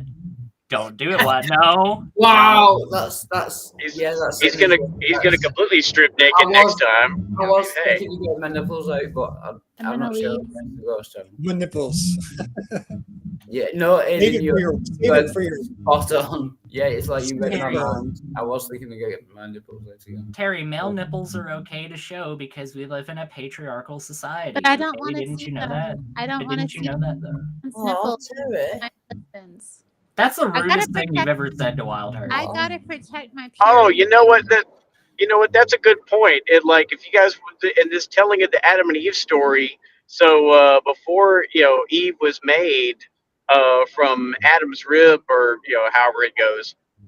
Sorry, I haven't read it in a long time. If I don't remember all the fine points, but did Adam have nipples? And then God created Eve had nipples and breasts. Yeah, Adam first. Yeah, That's he a had great one point, yeah. that wouldn't have looked right without them. Did Adam have a belly button? No. Yeah, for sure. That's a good point too. Yeah. I don't think so. Why, Terry? Why do you think I never see them Because not it wouldn't depicted have with looked belly right. buttons. Because the nipples are for women to. So Adam was a man. Then why do you Why have would he have nipples? Why do you got Because nipples? everyone starts phenotypically female in the womb. Everyone wow. starts off with Adam was never born. That's essentially true. No, this is why the Y chromosome kicks in the maleness of it. No, I get that, but Adam wasn't he wasn't born, so God created him with nipples. Yeah, aren't we lucky? And a belly button too. Yeah. To look belly as button is just a look scar as if he was born. No, belly button is just a scar from the umbilical cord. Yeah, but the nipples are for women to milk their young. Why if you create man first, would you give men nipples? That's a good. You're clearly Okay, you know what? You know what it was? God was not satisfied with creating Adam. He was like, you know what? This I can do better. And so he like put Adam to sleep. Like Yeah, but that wouldn't explain the nipples. Oh, okay. It's like when you get one dog and that dog is all like lonely and bored all the time, so you get another dog for that well, yeah, other that's dog to kind hang of out with. that's kind of what happened to Adam. He was like, you know, he needed a better. I don't have another of my kind. Wait, Gangster Ghost is trying to talk. Gangster Ghost is trying to talk. What's up, Gigi? I told you, Aiden, that's not true. They start out actually neither. No. What I'm saying is that they start in the womb with female genitalia, and then they develop the male genitalia. They do have the Y chromosome from the beginning. It is true. But, the Y chromosome creates the difference between the man and the woman. yeah, and the difference doesn't appear until about 7 weeks into gestation. All men are transsexual. What you're telling me is y'all have vagina. Gigi, I'm saying that they do start off male, but it's not until the 7th week. Yeah, it's not like the body to have a vagina and they don't develop. shed or something. They don't develop the testes until about 6 to 7 Yeah, weeks into gestation. Yeah, every baby in the womb starts off female and then they change into male. Aiden's right. I'm sorry. No, that's not Depends true. how you That is define it. wrong. Depends on how you So, define it. for- There obviously, if you believe in God, a male Our is meant bodies to be a start male, out- and so he has the Y chromosome, so he's never really female in that sense. Yeah, like every single person that it will be born biologically male does start with a Y chromosome. However, the part of the Y chromosome that begins the development of things like the testes and other parts of the male anatomy, that all get out of 3rd grade, Terry. That all develops at about 6 or 7 weeks. You're into the one gestation. saying the Before that, they had TES neither. word. Well, they start Hey, with female genitalia. No, You are aware. You're You upsetting are the aware that the Gangster word Ghost. That's why testify. men have nipples. Gangster Ghost. That's why men no, have that's nipples. not why. I heard. I remember finding out. That's how they that have them. Neither. You could say that. You could argue that. Yeah, the sperm as soon as it hits the egg. Oh man, It not will the be neither sex. That's both. What depends on how you define male. I would say if your DNA as you start to form has a Y chromosome, then you're a man. It's a boy. But there's all sorts of complications that's why there's intersex people that are actually legitimately born intersex. They're not actually intersex. Actually, hold on. They born with an extra part to resemble the other part, but it's radically different. GG. Well, I'm just saying that they do begin phenotypically female. That doesn't mean that they're born. Phenotypically is the key That word. doesn't. Yeah, that doesn't mean that they're born a female. That just means that they begin within their first 6 to 7 weeks of gestation. They begin phenotypically female. You're a phenotype. I have a question. I have a question. Man, I started all kinds of controversy. It just started with whether Adam had nipples or not. Nipples go both ways, and Aiden's Y chromosome is about to kick in any day now. I have high hopes that I love you too, Jamie. That I love you manhood too, is Jamie. in his future. I believe. I have faith in that. I love you too, Jamie. But what about twins? Yeah. If you have twins, that starts off as one sperm and one egg. What if you have a boy and a girl twin? They start off as one egg, so at some point. Well, not always. My mind. I don't know. That's with identical twins. I think with fraternal, sometimes it's that there's 2 eggs that get fertilized. Because sometimes women lay more than 1 egg a month. I'm gonna use the scary word testes. Well, Siamese twins is when literally 1 egg over doubles or something. Conjoined. It's just part of God's perfect design. I think is what you mean. It's part of God's perfect design. Well, Can I have a quick sidebar on that word testes for a moment? No. The word testify actually comes from, in the Old Testament. Like if you read in certain parts of the Old Testament, like the way it's phrased in English, it's put your hand underneath my thigh and swear an oath to me. So like that literally was what testify meant. He was like literally putting his hand under the man's thigh and touching his testes. That is to testify. That's fine. That's what testify means. Kind of. Etymological. So someone breathing heavily. Fuck off. If you're gonna fake something word, you gotta wait. Mute. Shut up, dude. Come and talk to me to my face like that, you little bitch. Split that wood. Dustin. What? Dustin, are you a Christian or not? Dustin, are you a Christian or not, dude? I'm serious. I'm a Christian with a set of freaking balls. That's what I am, okay? You got a problem with it? Cry hard. No, the trouble is they're on your head. You are a dickhead.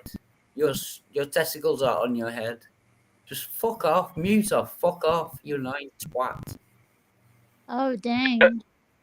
Dustin, are you familiar with the word out of the abundance of the heart?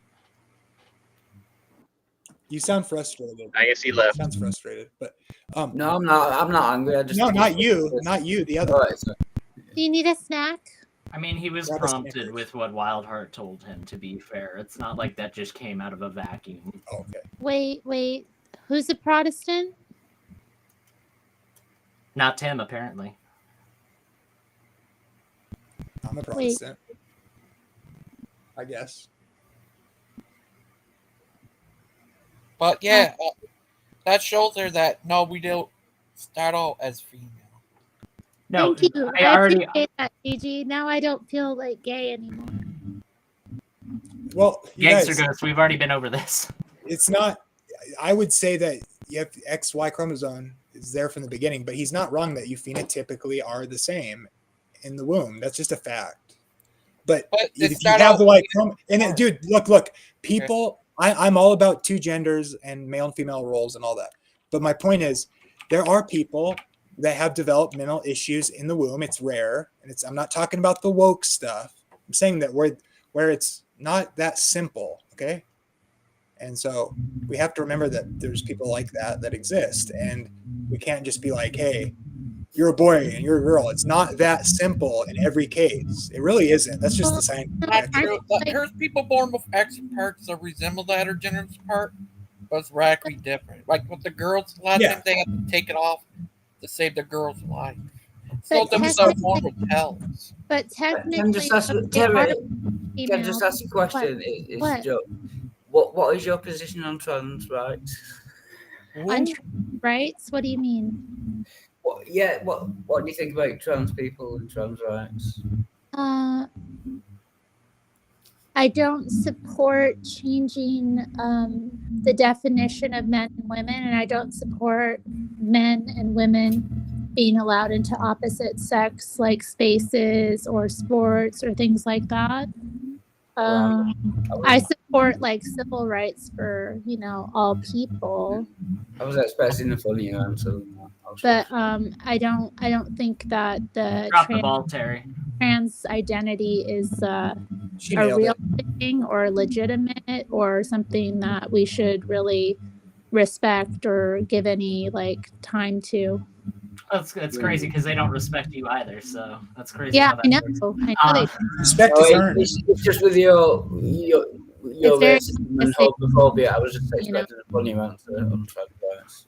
What, Iran? No, but like the existence of male nipples and the existence of the female clitoris shows. Oh no, I gotta get out of here. I can't hear these. Oh my god, it's basic anatomy. What? It's basic anatomy. Why are you offended by that language?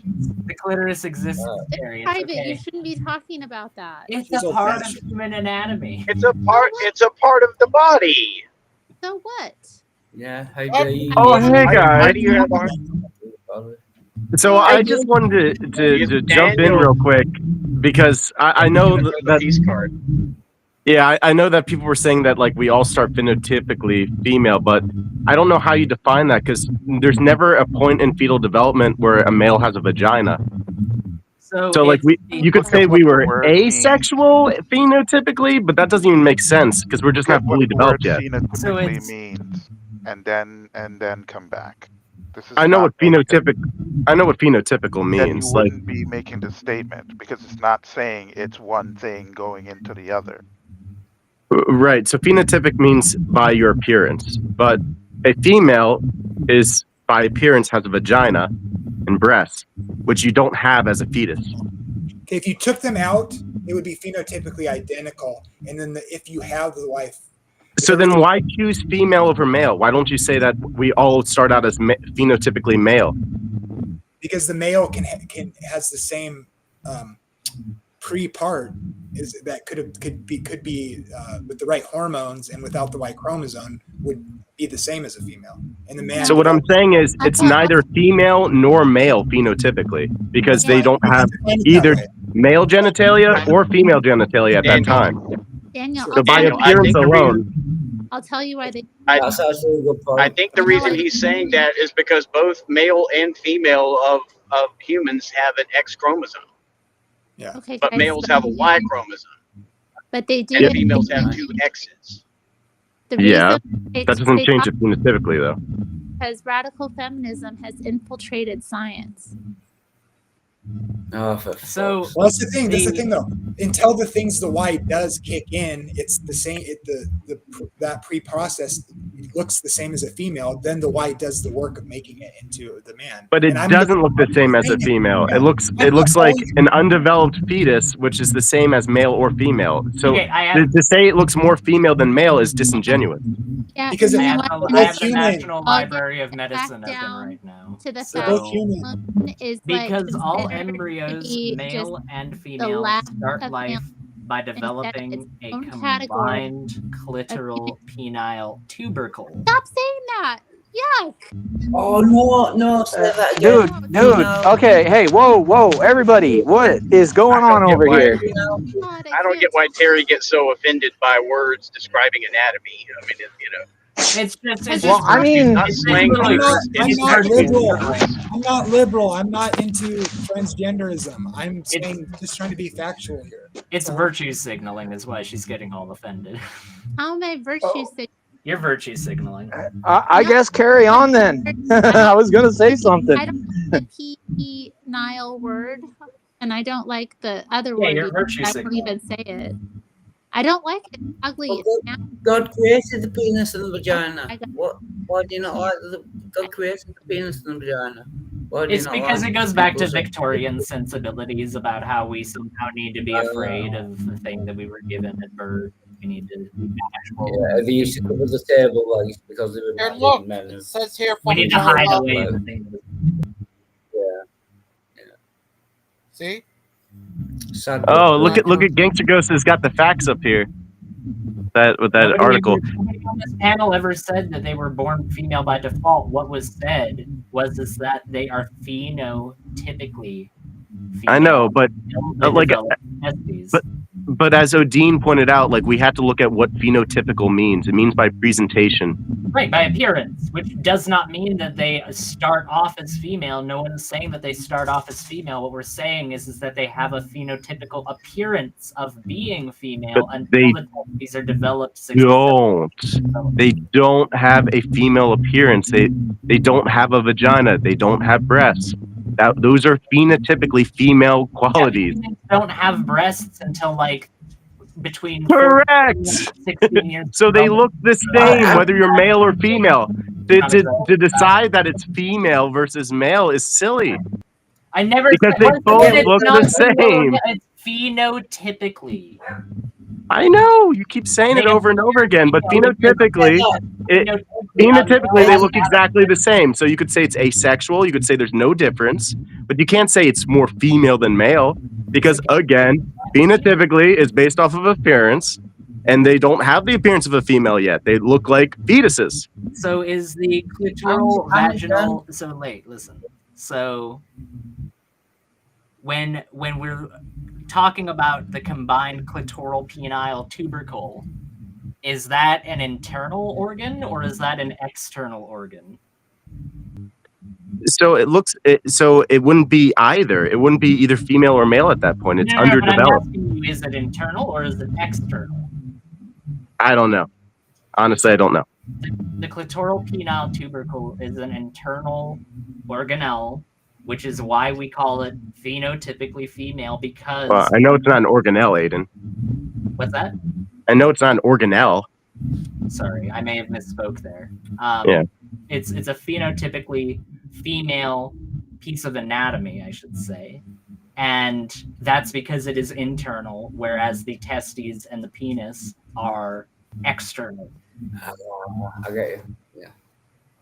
Yeah, That's why so we call it phenotypically female, not because they're actually female, but because the genitalia is internalized at that point, like it is for females. if you had receded testes, would they be female now? What's that say? If you had receded testes, would that be female then? I would be phenotypically female. That doesn't mean that they're female. No, because that would just be your testicles being inside. You'd still have your So you have the appearance of being female. That doesn't mean that you're female. No, Aiden, you're not listening to me because the testes could be receded into the body, but that wouldn't include the penis itself.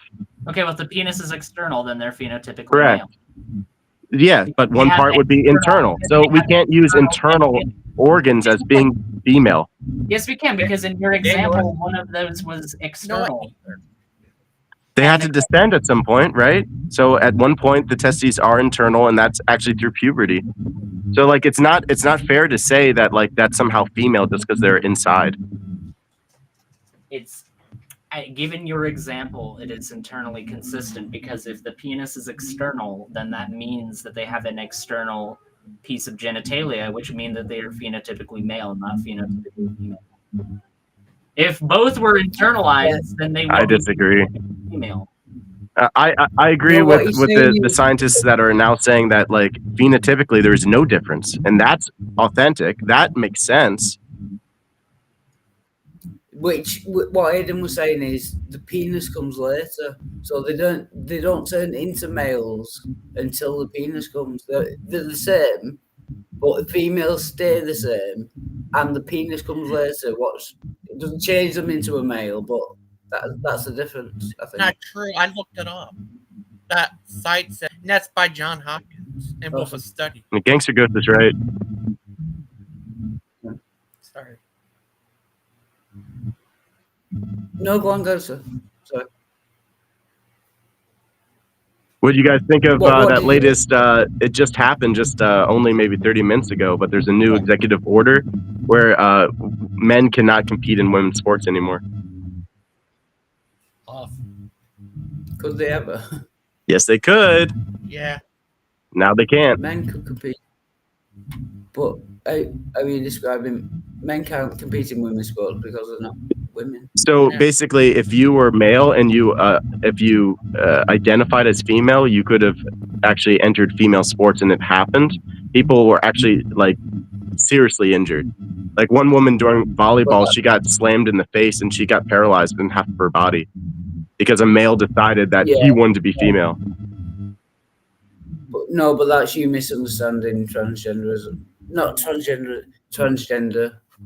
That's you still calling the female a male.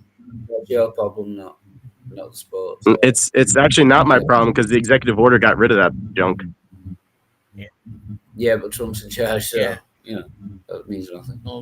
Well, it's the law of the land now, so maybe it doesn't affect you over there in the UK, but it affects us here. It's banned in the No, UK. I'm just saying. Oh, there you go. How about that, Wildheart? Yeah, no, it might. Sorry. It might be the law of the land that doesn't make it, right. Not allowed transgenderism. Yeah, it's just you refusing to call a transgender woman a woman. You're calling them men. They are. So. Yeah, because I refuse to submit to a fantasy that is godless. Let's get off this topic. I just came back from. It's all my fault. I lit this particular dumpster fire and got the fire started because I mentioned did Adam have nipples in the Garden of Eden, and it just went from there. Yeah. No, that was good. No, I claim responsibility for this dumpster fire. Starts the dumpster fire and runs away. I'm gonna head out and play my game though, guys. I really do hope that Take care, Aiden. God be with you. I really do hope that I don't come back 20 minutes from now and tune in and see that we're back on this topic. So let's try and move on to a different one, please. Actually, I really hope you don't return in 20 minutes. I love you too, Wildheart. I know. Don't leave me, Aiden. Please. Don't hurt me. Don't hurt me. Don't no more. What is love? How do I? What is love? I might have missed Terry, but if she's still on, bye Terry. We'll talk to you again soon. Well, how are you been? Oh yeah. Daniel. Yeah. Been doing good. I took a bit of a nap after doing a bunch of meetings, and I'm gonna see if I can take my dad to this healing service. So I won't be on here long. I saw that this was happening because while I was taking my nap, I actually I have you on my TV, and I was listening in. And I was just like, I gotta come on here because like I got your back anytime, Gangster Ghost, when it comes to this stuff, man. I'm glad you stick up for it. Oh, thank you. Wildheart, I saw you on Zara B. Oh, did you see him on the post? Yeah, you were like pouring like food over yourself and stuff. It's weird. Yeah, mac and cheese. Yeah, that was weird, man. I gotta tell you, that was weird. I saw that for a little bit and I had to tune off. I was like, what is Wildheart doing? You haven't been drinking, have you? Yeah, I'm going to detox tomorrow. This is my last day drinking. Okay. Well, I'm glad you're going to detox, Wildheart, and I really hope it helps this time. But the nipples thing had nothing to do with the drinking. Zara's a scouser, and we just had a laugh. Yeah. I knew what I was doing. She wasn't manipulating me or anything. I just think it's funny. Yeah, that's it. Yeah. But I and you're probably going to not like this, or maybe I don't know. It might go out one ear and out the other. But like for me, to quit drinking, I had to like God was basically what I was missing. So I had a God-shaped hole in my heart that I tried to fill with alcohol, I know it sounds so cheesy. Yeah. I know because you probably heard it before, but I'm telling you, man, Yeah, go well, to a church maybe. yeah. Consider it. I've been to church. Yeah, we're not going to be. Maybe Orthodox. Try Orthodox. Have you tried that yet? No, my heart pumps blood. I don't have a God-shaped hole in it. It's nonsense. Well, we all want a love that never ends, don't we? No, You don't want a love that never ends? No, I don't want to live forever. No, not living forever. Just a love that never ends. A love that never ends. Yeah. Again, just a clash of worldviews. I don't think everything's going to end. The heat death of the. What about? Yeah. Like somebody that's always there for you, like always. While I'm alive or while they're alive, because one of us has to go first.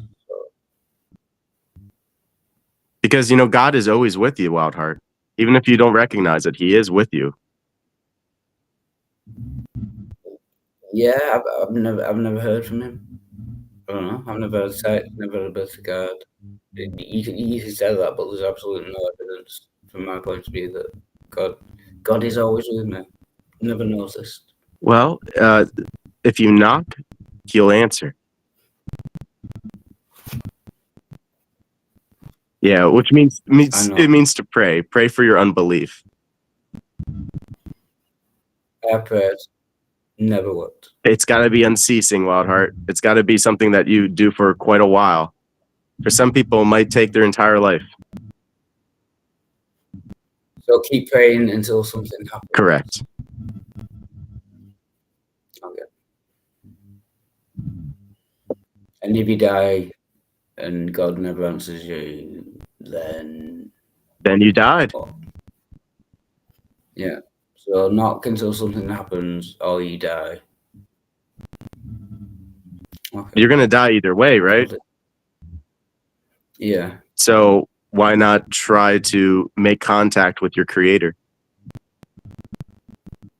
Because I don't believe I have a creator, and I have had no evidence whatsoever that there is a creator. It's like, why not pray to magic pixies? I have no reason to. I have no evidence that they exist. I could pray to anything. Do you? I could pray to it. I pray to God and Jesus, yeah, a lot. They never get back to me. I've never had a response. So you say you do this a lot. Like how often? Not now, but in the past. I have prayed a lot and never had a response. All right, but you're in a different place now in life than you used to be. Yeah, but how often should you try something and it never, ever, ever worked? Like thousands of times, millions of times? 7 times 70, man. I've done it more than that. If you never get a response, at what point should you stop trying? You don't? So just pray till God gets in touch with you, or you die. Can you see the problem though? Well, the alternative is to distract yourself and slowly kill yourself. Right, so why should I not pray to magic pixies? Just continue praying to them day after day, and either you'll get a response, which I haven't, or you'll die. Why should I?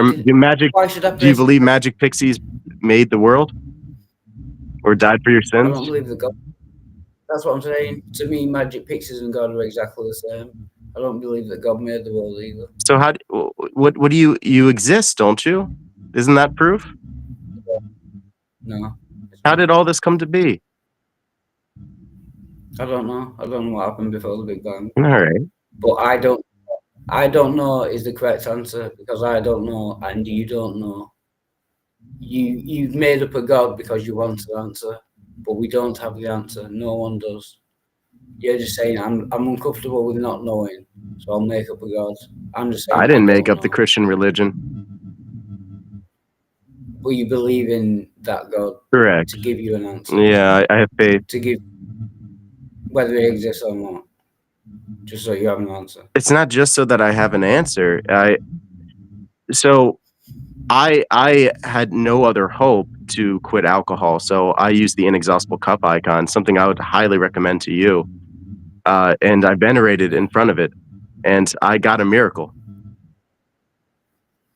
So I'm very pleased Yeah. with my relationship with God, and I know He loves you just as much, if not more. Yeah, I don't want to affect your sobriety in that, so I'll stop talking. Well, Wildheart, you only have so much time. You can only quit alcohol so many times before it kills you. No, it is going to kill me. It said I have the doctor said I have probably 6 months if I carry on drinking, and I carried on drinking. So, Yeah. Yeah.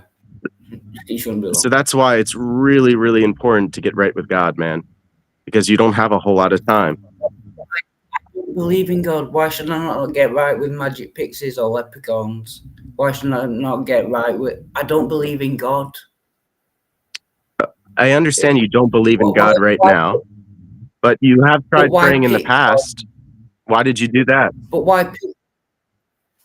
Because I thought there's a chance and it might be worth it. But I prayed and read the Bible and been on YouTube discussing this for 20 years. Nothing.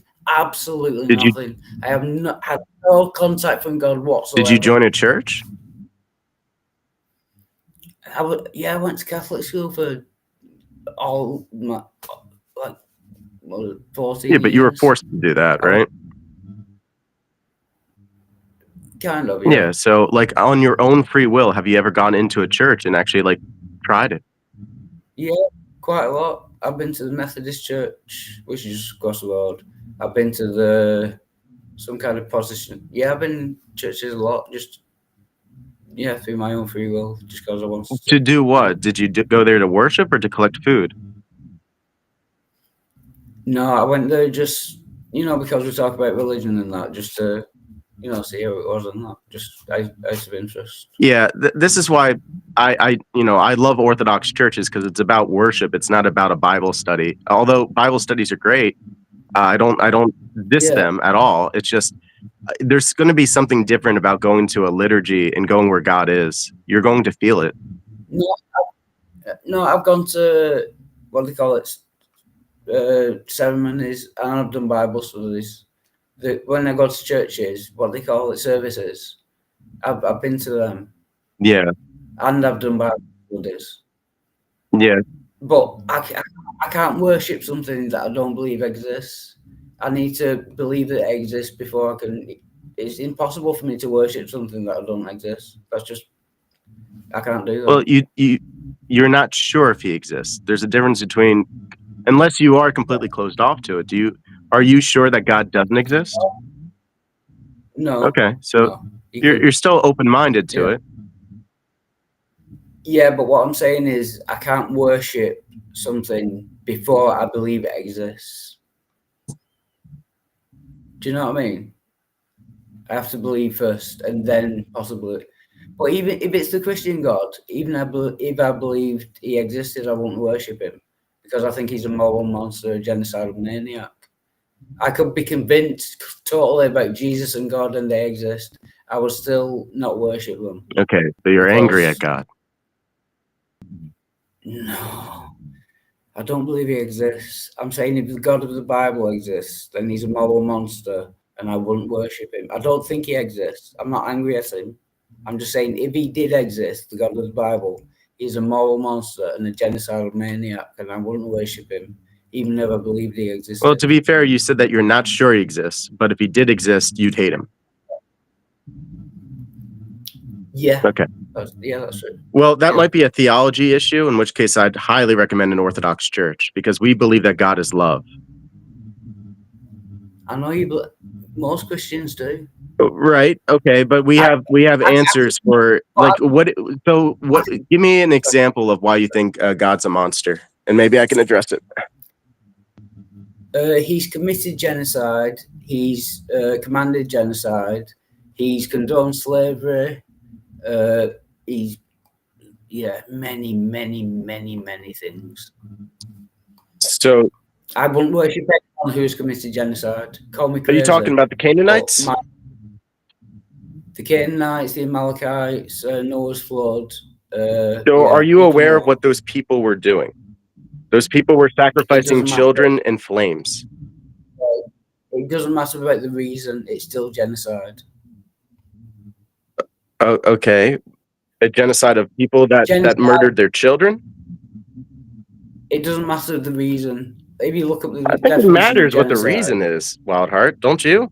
Wait, no, it's still genocide, no matter what the reason. Genocide is killing a population or tribe or part of it based on, it doesn't matter the reason. There's no good genocide. God has committed and commanded genocide. I will never worship. So to someone who God, all committed human beings are the same, right? For God, there aren't like different tribes. Okay, so for the Canaanites, they were doing something very awful, and so God said, "You want land? You want a king? This will be your land. Don't take their customs." Of course, the Jews Sorry, Daniel. unfortunately did take their customs, and that's why they were punished. Daniel, did you just say that to God there are no tribes? Tribe of Israel. Have you read the Bible? Yeah. The tribe of Israel. He's saying that God doesn't recognize tribes. He has no partiality. The tribe- So that's why the Gentiles and the Jews are grafted in. The reason why the Jews were chosen is because they were an orphan people. They had nobody. They had no gods. Wildheart, are you seriously telling me So they were humble. that it's okay for that group to have a genocidal position on things, but not for God? Are you serious? It's okay for the Amalekites to burn all their children, but if God does something in retaliation, he's genocidal? I never. That's kind of what you said. That's kind of what you said, Lionheart. I didn't. That's kind of what you said. Yeah, I think that's what you said. If I misspoke or you misunderstood, if I can clarify, if the Amalekites committed genocide, that would be. Dustin, that is not. Dustin, Oh, that shut is up, not dude. what That is Wildheart exactly said. what he said. He said that God's genocidal for killing people who killed babies. Are you kidding me? No, he said genocide is not acceptable. Except for the any Amalekites, reason. right? No, It was not all right for them to do it. It was not right for God to do it in that context. You're such a douchebag. Just stop talking to me. I'm talking to Lionheart. You're not going to defend him by putting words in his mouth. No, he's right. It's exactly what I said. I don't think that's the He's case. right, I don't believe you. I don't believe a word you say. They call me Shut up. Shut up. Just shut up. All right, guys, I'm out of here. Daniel, no, don't go, don't go. Yes. Yeah, I'm That not gonna talk to you. very old tea and crumpets, I say. Dustin, stop. Dustin, stop. Dustin, making fun Oh, of what? British people is my Dustin, job. self-control. Dustin, making fun of British people is my job. Aiden. Okay. You're literally beneath my contempt. You are not worth talking to. I feel the same way, Lionheart. That Lionheart. It's Wildheart, actually. So you can't read either. It's Wild. That's why he's calling you Lionheart, because he's trying to say that you're lying. Can you guys hear me? Yeah. Is my mic absolutely like Yes, sir. atrociously loud? Perfect. Awesome. Thank you. All right, I'll try. I don't mic's loud enough, Aiden. I'm actually not trying to make it loud. I'm literally just on my headset right now. I'm not trying to make it loud. I do No, please don't. But- Please don't make it too loud. I'm joking. No, I'm not being trying serious. to. It's not intentional on my part. I'm not like turning anything up. This is just how my other mic is. I'm sorry. All right. But Maybe you I can wanted to- maybe you can broker a truce here between these two. Well, Daniel said that he wanted to know why Wildheart wanted to. Sorry, Dustin said so many times that I got it mixed up. Why he wanted to know why God was a monster, and I don't go so far as saying monster, but I do think that something fundamentally wrong with holding all of humanity. You give this group of humans free will, and then you tell them that unless they do exactly what That's a great point. Yeah. Yeah. I give you free will, but if you don't do exactly what I say, then I'm going to torture you forever. Aiden, come back. That was a great point. Yeah. I'll give you free will, but do what I say, or else. Yeah. That's actually a really good point. So could it just be a situation where, by nature of having your free will, right, there are going to be consequences to that, and so the instructions that's given, right, are for the purposes that, in spite of having free will, right, it should allow us to at least minimum live peacefully. By living peacefully, right, you would basically that would allow for a peaceful society. What's wrong with that? So he gave us free will in order to have a peaceful society. Yeah. I mean, you know the history of Everybody. the human race. We've been at war with each other for the entirety of the human race. Guys, I It didn't think look out well. Gigi's trying to say something. He might have to go. Yeah. You're right, Oh, Gigi. sorry, Gigi. Sorry, I had to shut this jump. All right, Oh, later. thanks. Cheers, Gigi. Thanks for having us on. You're welcome. Yeah, I apologize about going too far. That's all right. But thank you for It was